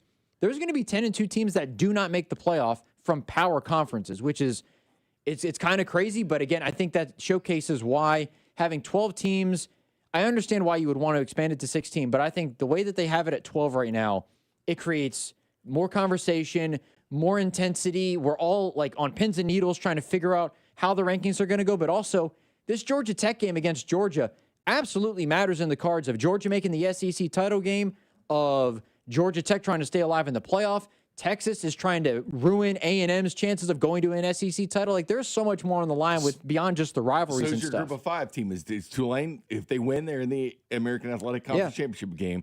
Navy's sitting out there, but North Texas has the tiebreaker over them. In North Texas, is it going to be Tulane, or does James Madison sneak in? Yeah, James Madison, they had a little bit of a sneaker against Wazoo. They almost lost that one, which I think, and their strength of record is solid. But part of me also thinks the American is just the better conference. So you just put the conference winner in, and this is no offense to the Sun Belt, but that's kind of just the way that. And Chesney had to gone. replace a lot of players because Signetti took them to Indiana from. Yeah, James and this is no shade at JMU. I do think this is part of me. If they did go to advance the playoff, to expand the playoff, I think what we could use conference weekend for what would be like a play-in style thing where the best group of 5 team plays number 4 group of 5 team, and then number 2 plays number 3, and the winners play for those 2 spots, and then you have whoever is there. Like it's like a play-in for the group of 5 teams. I think it would you take be fun. the bunch of all the group 5 teams, their top like 2, and you have them in a pool. Yeah, I think it would create a play-in sort of environment for the group of 5 because it's only one spot, but it's 3 or 4 teams vying for it. Not that it's unfair, but it would make it more fair if they just played each other. I'm glad they let Eric Morris stay there at North Texas to finish the deal. So am I, and I think, by the way, it sounds like it was between Eric Morris and K-State grad Colin Klein for that job, and Eric Morris eventually got the nod. I think K-State fans are probably kind of happy that Colin Klein is not coaching somewhere else. Speaking of K-State and KU, they sit at 5 wins. A win, and they're in a bowl game. Each of them. K-State plays Colorado. I look for K-State to go to a bowl game. KU got Utah after giving up 472 yards rushing to Kansas State. Plays in Lawrence. Do they get that one win and get the bowl game? Okay, I was texting our guy Rob Breton, and he thinks that KU is not winning the game. Let me just say that. We were talking about how K-State gave him everything, and nobody gave K-State a chance because they lost Romaine on defense and Jace Brown on offense. I know, and I was talking to Rob about it. I was like, let me pull up the text because I think it's funny actually what he said. I also don't think he has no faith in KU's offense, is what I'll say. I don't think KU wins, and I think Big 12 does not want KU to win because it keeps Utah strength of schedule against the other 2 teams. He texted me on Saturday. I shiver at how many points Utah will score on Friday. And then I said, dude, it could be a repeat of tonight. And he goes, KU's not going to 47, though. Rob has no faith in his Kansas Jayhawks. And he's going to the game. He's going to the game. He has no faith in him. Is he? He's but it's good. a Utah team that was on the ropes to Kansas State. No, gave up 293 to Joe Jackson. Well, actually, I think that hurts KU's chance against him because Joe Jackson's K-State had played one him so game hard. over 100 yards this year. 110 against TCU. He had 293 in the school record. Beat Sproles by 1 yard. I feel so bad for K-State fans. You probably don't, JT, because you're a Mizzou guy, but I felt so bad for them losing that game. You had 400 and 92 yards of rushing offense. Darren Sproles' record was broken, and you lost the game. I feel it's just that's all you need to know the year that it's been for Kansas State. And Chris Kleiman had the passionate press conference afterwards. He's got backing. He's not going anywhere. But man, it's been a tough season to be a K-State Wildcat. I bet it's been tough for both of those schools. And Vanderbilt sits out there, and Vanderbilt would challenge these teams too. I mean, it could be a 2-loss Vanderbilt team not getting in. Which is why I think it makes it very, very. I will say this. Utah got beat really good by Texas Tech, and they lost to BYU, and they just gave up 490 rushing yards to K-State. I'm not saying they should be out, but I think they should be ranked behind Vanderbilt at the very least. You don't give up 492 rushing yards and only drop one spot, in my opinion. I would have Michigan dang near ahead of them as well. Just because they gave up 500 yards of rushing offense. That's you're not deserving of being the 13th ranked team or whatever. His son, by the way, on the chief staff, on defensive staff, Kyle Whittingham Jr. I don't know if it's Kyle. I was going to say, is it a junior? I don't think he's Kyle Whittingham is a great coach. He's a great coach. But yeah, he's a teammate of Andy Reid at BYU. This is one of the most fun weekends because so much crap can happen on rivalry week. But this bracket this week, it's Alex Whittingham, by the way. But this bracket this weekend and what happens, everything's going to be jumbled. Because again, Oregon, the Big Ten title game. I mean, there's so many. Michigan beating Ohio State. There's so many things that can happen to this bracket for teams. I don't think this would happen. I saw somebody question if Alabama lost to Auburn, if DeBoer would get canned, which I would say no, but they would be 9-3. They'd miss the playoff again. Would he go to Penn State? Did you hear about the rumor that he's talking with Penn State possibly? That would be. I would say less pressure, but there's pressure at Penn State. Yeah. I disagree that I think that'd be a backwards move for him. That's what I thought. Right? Not even a lateral move. That'd be a backwards move for DeBoer. But there's less pressure. In fairness, though, this is the thing too. The reason I'm bringing it up, we've seen some weird stuff happen to Jordan Hare. There are some weird things. Oh God, those referees too. There are some weird things that happen at Jordan Hare Stadium. The fans are already there, and the fans are there. Obviously, you get the run that Auburn had to that national title or whatever it was, where Nick Marshall throws that deep ball against Georgia. The ball's tipped up by two Georgia players and then caught. And then the kick six. And then the same season, a couple weeks later, you get the kick six. There are some weird things that happen. They are starting a true freshman. They are not starting the same quarterback they did last week. The fact they aren't starting Deuce Bink. They aren't starting Deuce Knight. Yeah. I don't know what Auburn's doing.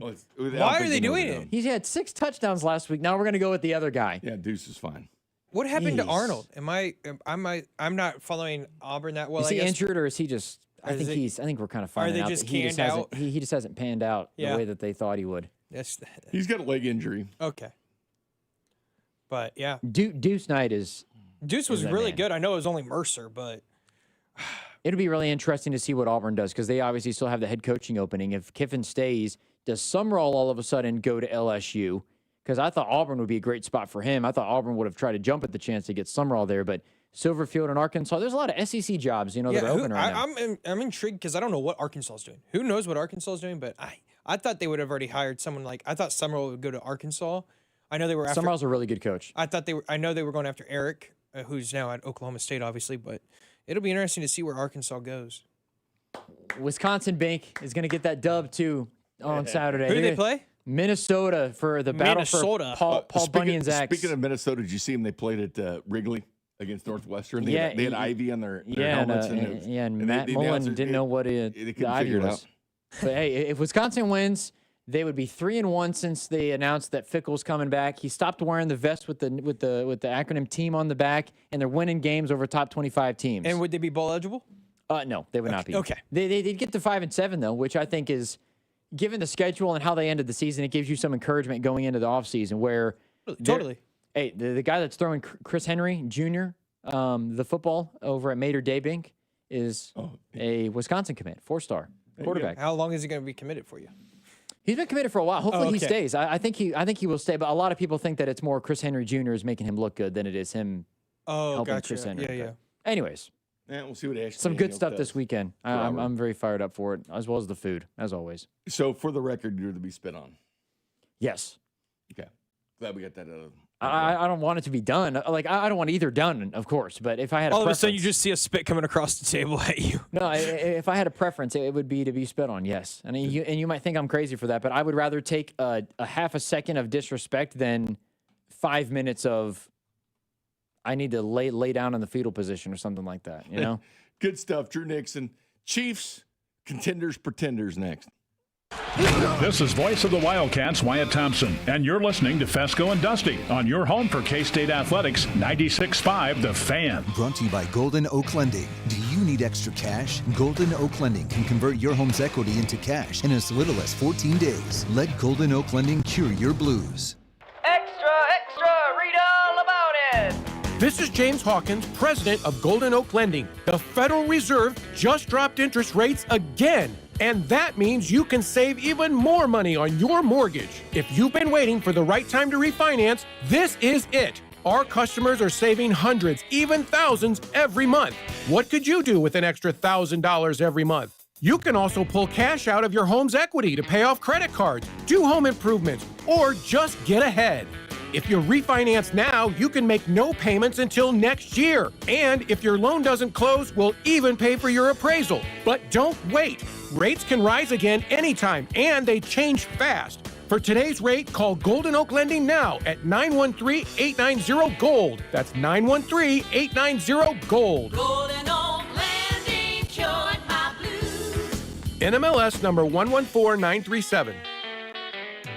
At Casey's, when someone asked for a cup of coffee that wouldn't put them in debt, but still had freshly ground beans, rich flavor, and a price that starts with a 9 and ends with a D9 cents, we were too nice to say no. Any size darn good coffee, just 99 cents with Casey's Rewards. Limited time only. See store for details. I'm Bob Burke, founder and chairman of Burke America Parts Group, a family of brands that includes RepairClinic.com, an appliance and HVAC parts solution company that's grown into an international brand. Before AmericanEagle.com, we partially launched a new technology platform developed by another firm. American Eagle helped take our technology to a whole new level with digital marketing, software development, and business insights into our key markets, appliances, HVAC, and outdoor power equipment, and did so both on time and on budget. AmericanEagle.com has the resources, experience, and talent needed to produce solutions. Our new technology platform, developed by AmericanEagle.com, has produced tremendous results with higher traffic, conversion, engagement, and online revenue. If you have any home repairs you need to take care of, check us out at RepairClinic.com. If you need a world-class website or technology project, then I would highly recommend AmericanEagle.com. Call AmericanEagle.com at 773-NETWORK. That's AmericanEagle.com, 773-NETWORK. I know that hiring can be challenging. You sort through tons of resumes and you get too many so-so applicants. You're just waiting for someone to match your role perfectly. Well, now, there's a place where you can meet them fast. ZipRecruiter. Need to hire right away. Start your search for strong candidates. The right fit awaits. Build your team, build it sooner. Meet your match on ZipRecruiter. Just head to ZipRecruiter.com/free right now to try it for free, and you're on your way to meeting your match. 4 out of 5 employers who post on ZipRecruiter get a quality candidate within the first day. So try it now. Go to ZipRecruiter.com/free. Once again, that's ZipRecruiter.com/free. Meet your match on ZipRecruiter. Try it free.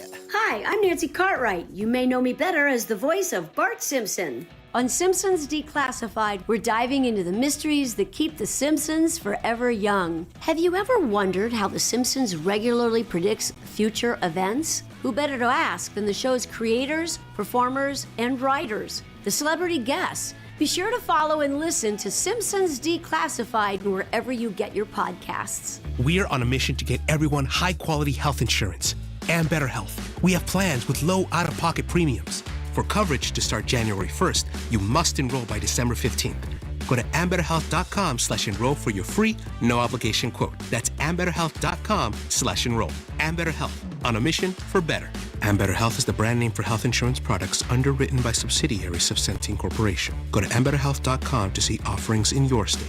This is a solicitation for insurance. West Shore Home makes it easy to knock out your bathroom, window, door, or flooring project right now. If you've been putting off one of those projects, the team over at West Shore Home is the perfect fit for you. They've been in business for nearly 20 years, have helped hundreds of thousands of homeowners, and are ready to help you save big with their Black Friday sale. Free installation on all projects, plus lock in an extra $500 off when you schedule now at westshorehome.com/thefan. That's westshorehome.com/thefan. Don't miss out. Today, expect sunny skies with a high of 42. Weather brought to you by Staples. Have an easy holiday at Staples. Save on top tech and gaming gifts, shipping supplies and services to get your packages there safely, even custom cards and wrapping paper. Staples. That was easy. You're listening to 96.5 The Fan from the DM Injury Law Studios. Mike's got this. Welcome back, Jay Binkley, JT Noah. Big thanks to Drew Nixon. Got some college football talk out there with Drew, and it was basically a question between the nut tap and spinning. But we didn't have to do either, JT. Didn't have to do either, and we got Drew. It worked out great. It worked out great. Worked out great.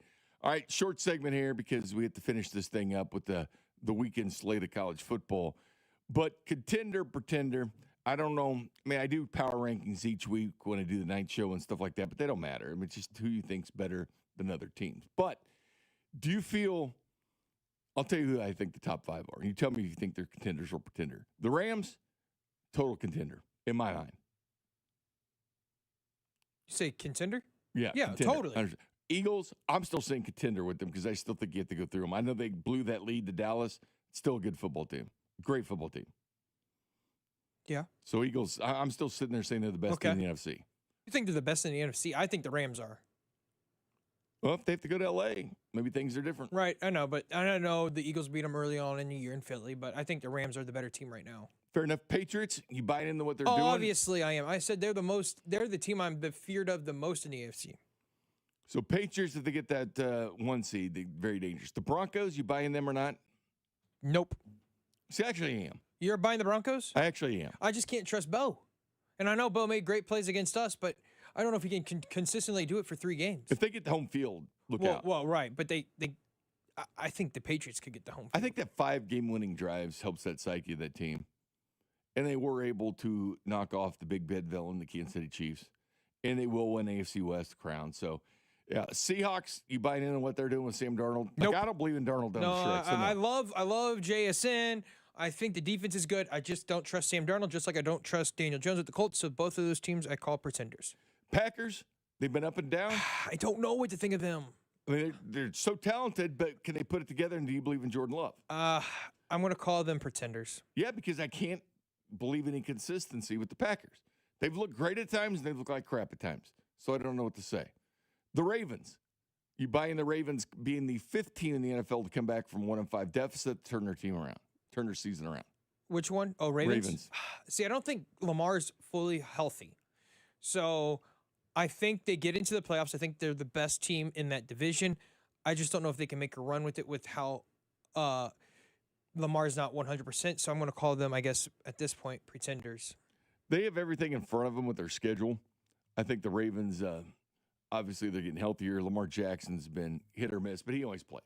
He always finds a way to play in the games, especially down the stretch. But the Ravens, they've got the Bengals twice, and they still have the Steelers twice. I mean, a lot can be made of playing 4 of your 7 games against either the Bengals or the Steelers. Now, by the way, they got Green Bay and New England mixed in there as well.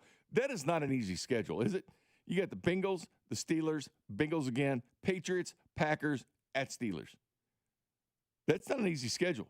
And again, if the Ravens are sitting out there as a wild card type team, Chiefs do have the tiebreaker over them.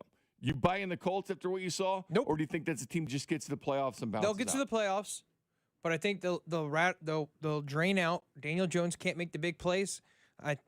On the road, they're a different team. They look much. Yeah, he needs to be in a dome. He works well in a dome. I don't trust him. The Bills. You buying how bad they looked in Houston, giving up 8 sacks? They still can't stop the run. Well, I think that said a lot more about going out and getting Texans. bargain bin Brandon Cooks. I'm going to say I'm going to buy them because of their quarterback. I'm going to buy because of Josh Allen. No response. Oh, the text line's asking about Drew. Drew is actually getting ready for a show next. He'll respond to your text. People are wanting Drew to respond. I know you're going to sell on him because of you being who you are, Bink, but the Bills. The Bills, yeah. I just don't buy what they do, man. They're going to be there every year, though. They're going to be there every year. Because of Allen, and they can't win everything because of Allen. Right. And I know it's not because of Allen. I've told you this. It's not because of Allen. It's because of their head coach. I agree. I'm agreeing with you. I don't know why I'm going to buy them when I know they're going to fail. But do you trust that team on the road to the playoffs? I don't. Bills look good when they're at home. They look good against Broncos last year in the first round of the playoffs at home. But again, you get them on the road, which is what they're going to have to be. Don't buy them. You buying the Chiefs and what they did? Or you wait and see what they do against the Cowboys? I need to wait and see. Okay. If that's fair. I need to wait and see on them. Because I don't know what I'm getting with them right now. They're a bag of magic beans, and you don't know if they're good magic or bad magic. Fried deviled eggs or not. Right. You know which one they are. We'll take a time out. We come back. The weekend slate in football looks insane. Don't forget, we're back on Friday. No shows on Thursday, but back on Friday to talk about that Chiefs and Cowboys game. You're listening to Fescoe and Dusty. Tune in to hear Mitch Holtis every Friday at 7:20, right here on your home for Chiefs football. 96.5 The Fan. Fescoe and Dusty is brought to you by Golden Oak Lending. Do you need extra cash? Golden Oak Lending can convert your home's equity into cash in as little as 14 days. Let Golden Oak Lending cure your blues. This is Kevin Harlan, and the Black Friday sales event is on right now at Rob's Site Ford, but not for long. Hey, Rob, what's cooking this week? Kevin, we're serving up 0% for 66 months on most new Ford models. F-150s, Escapes, Explorers, Transits, you name it. That is a full spread of savings, unlike your mashed potatoes last year, which needed a carving knife. Okay, brisket man, but hey, these deals, certified fresh and only here for 1 week. You heard the man. Black Friday savings all week, and once they're gone, they're gone. Plus, Kansas City's only top-rated Ford dealer on Google. 4.8 stars, nearly 3,000 reviews. Voted best car dealership in Kansas City by Kansas City Magazine. At Rob's Site Ford, we keep it simple. Non-commissioned sales team, top trade-in values, and the lowest prices in Kansas City. 135th and State Line or robsite.com. If you want simple, upfront, and easy, there's only one R that matters. Rob Site Ford. Rob Site Ford. Buy right with Rob Site. And maybe leave the mashed potatoes to someone else this year. Gates Barbecue's distinctive flavors will make your holiday meals unforgettable. Spice up your holiday table with Gates sauces and seasonings. Prepare your meats, potatoes, and vegetables with Gates seasonings, and top it off with one of the 5 Gates sauces. While watching a game or your favorite holiday movie, sprinkle Gates original seasoning on a bowl of hot buttered popcorn. So good. You can buy Gates at your neighborhood grocer or online at gatesbarbecue.com. Gates Barbecue, still doing it the old-fashioned way. Thanks, with love. Oh, how's that flu, babe? Did you take DayQuil Intense Flu yet? Nah, I got this. Ugh, okay, I don't got this. You stay on the couch, and I'll grab the DayQuil. Undo your flu symptoms with DayQuil Intense Flu. DayQuil Intense Flu provides powerful relief of your flu symptoms. I'm ready for that to-do list. Wow, you do got this. DayQuil Intense Flu. The daytime coughing, aching fever under your flu medicine. Use as directed. Keep out of reach of children. Hey, I'm Mike Slater. My dad passed away at the age of 63. It's out of nowhere. Had a stroke. Super hard, obviously, for the whole family, but my dad had life insurance. This is why I have life insurance for my family, for my wife and 4 kids. And the best place to get life insurance is ethos.com, because you can do it in 10 minutes. And there's no medical exam and no blood test, just a few health questions. Get life insurance in 10 minutes so your family is protected. Ethos, ETHOS, ethos.com/life. At LendSeek, we know running a business takes heart, hustle, and sometimes a little help. That's why we stand with you with our exclusive AI lending platform, connecting you to over 100 funders. If you've been in business for at least 2 years with a minimum annual revenue of $500,000, you can get up to $1 million in funding in as fast as 24 hours. No collateral, no prepayment penalties, no red tape. Apply today with no cost or obligation at lendseek.com. That's LENDSEEK.com. I know that hiring can be challenging. You sort through tons of resumes and you get too many so-so applicants. You're just waiting for someone to match your role perfectly. Well, now, there's a place where you can meet them fast. ZipRecruiter. Need to hire right away. Start your search for strong candidates. The right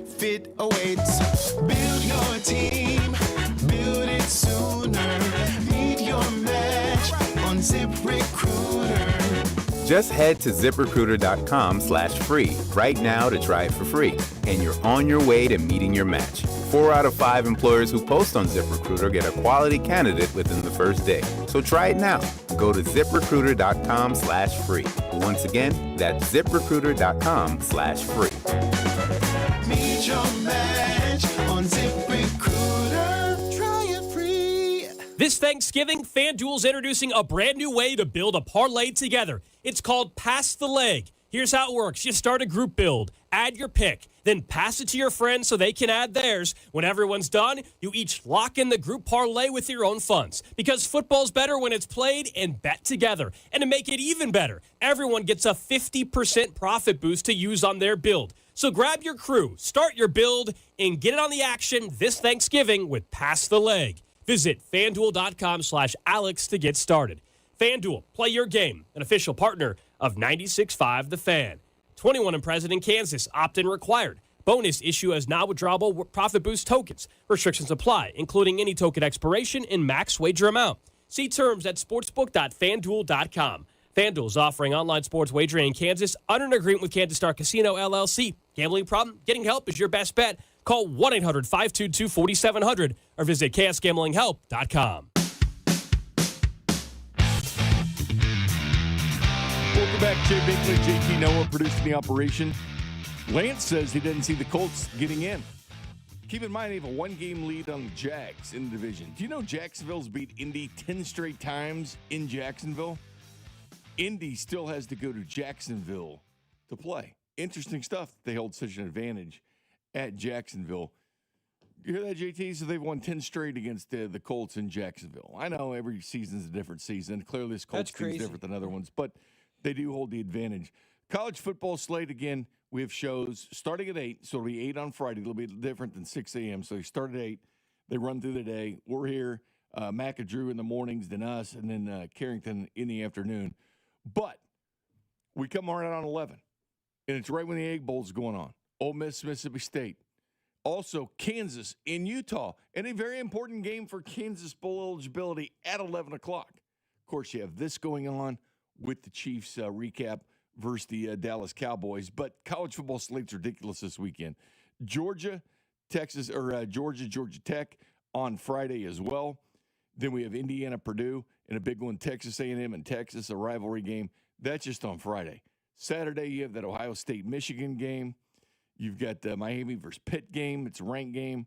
And then, of course, you have Oregon-Washington, the LSU-Oklahoma game, Vandy-Tennessee, Alabama-Auburn, the Iron Bowl at 6:30 Saturday night. It's going to be crazy. And as far as the NFL games, because you'll be able to sit back, probably enjoy Red Zone. I enjoy Red Zone when the Chiefs aren't in. But at noon, you get the all-important Texans at Colts. It's tough for the Colts, man. You got the Chiefs, then you got to play the Texans. That's the CBS game. Rams and Panthers, same time on Fox. Not as interesting as that Texans-Colts. 3 o'clock, you get a good one, JT. Bills at the Steelers at 3 o'clock on CBS. That should be interesting for the Chiefs stake to watch. It'll be interesting to watch. It will. At 7 o'clock, you get the Broncos and the Commanders. I mean, crap game on Sunday night. And then who knows? You never know. Primetime games always get weird. Yeah. And you don't have Jaden Daniels in this game either, I don't believe. So. Okay, that's what I didn't know, if Daniels was playing or not. And how about this Monday night game? The Giants versus the Patriots. Oh, my God, that's going to feed families. The Giants are the only team currently in the NFL eliminated from the playoffs. But I will say they have the most Tennessee and all these teams will, but technically they're the only team eliminated. They do have the most entertaining quarterback, though. The Giants do, and Jameis Winston. He is. He threw for, 366 last week? He also caught a touchdown. He did. And broke a tackle. Yeah. So he is an entertainer. I think Jameis is funny. He's so fun to be around. Did you see him as a correspondent reporter during the Super Bowl? Yeah, I did. He's having fun out there. He's not like trying. I wouldn't say trying hard, but he's also not taking everything on his shoulder like, oh yeah, I'm a backup, I stink. No, he's just out there enjoying life and having fun. But the Patriots are only 7.5-point favorites over the Giants. How does this happen? And it's a home game for the Patriots. They buying into Jameis? I don't know if they're buying into Jameis or they think maybe it's a letdown week for the Patriots. Raiders and Chargers. 325. Raiders and Chargers. And Do the Raiders find a way to win? completely suck. And the Chargers are interesting to me because when a healthy offensive line, they're good, but their offensive line, their left tackle and right tackle done for the year. Rashawn Slater didn't even play to start the year. The left tackle, Joe Alt, had to move over. Now he's hurt for the year. 2 high ankle sprains with Joe Alt. That's a different team. JT, Thanksgiving, you're going to be with the family, I think you said? Yeah, I've got fiance's family in the morning, then my family in the afternoon for the Chiefs game. Sweet. And you'll be in your cave. And I'll be in the man cave. And nobody can watch with you but your brother. A brother and his wife and my fiance. Yeah, that's who usually watches it. So happy Thanksgiving to everybody out there. Appreciate Jay calling in and talking about those fried deviled eggs. Fried deviled eggs. Are you going to have some tomorrow? If I stop out there and get some, I'm not going to cook them. No, that's obviously for sure. You're not. Are you going anywhere tomorrow? Here. This is where. Oh yeah. So are you going to have any turkey at all tomorrow? Chances are no. Ham? Turkey does not jump out. Ham, yes. Okay, ham you going to have though? And barbecue. Said we're gonna get the yep. barbecue. So It'll be here? Yeah. Okay. Before the game. Oh, before the game. I don't know what's going to come here. Oh, okay. Sometimes it's Jefferson stuff. It's usually high V stuff every week. So we'll see what happens during the game. But you can listen to the game right here, 96.5 FM. Man, what's your score prediction tomorrow? I'm going to go Chiefs 27, Cowboys 24. Okay. Man, I don't know. I think it's going to be one of the higher scoring games. I've got Chiefs winning. We always think that, but the defense has been playing so I good. know. I say high scoring, but it's high scoring for the Chiefs. 26, 20. We'll go 26-22, an odd score. I don't know how we got to 22, but we got to 22. The safety. Safety, maybe. Just field goals. You never But know. you have the Chiefs winning. Yes, Chiefs do win somehow. Don't know how. We will talk about this game on Monday. Happy Thanksgiving. Talk about it on Friday. Everybody, thanks for listening. We appreciate it. We genuinely appreciate you making this your choice. Much appreciated. Drew Logan Weber on next, followed by CDOT this afternoon. I think it's with Nathan this afternoon. So see you Newlywed guys. Nathan. Yeah, newlywed. Got married in fall. Something you're not doing, JT. Say, I love Nathan. But anyway, we'll see you Friday.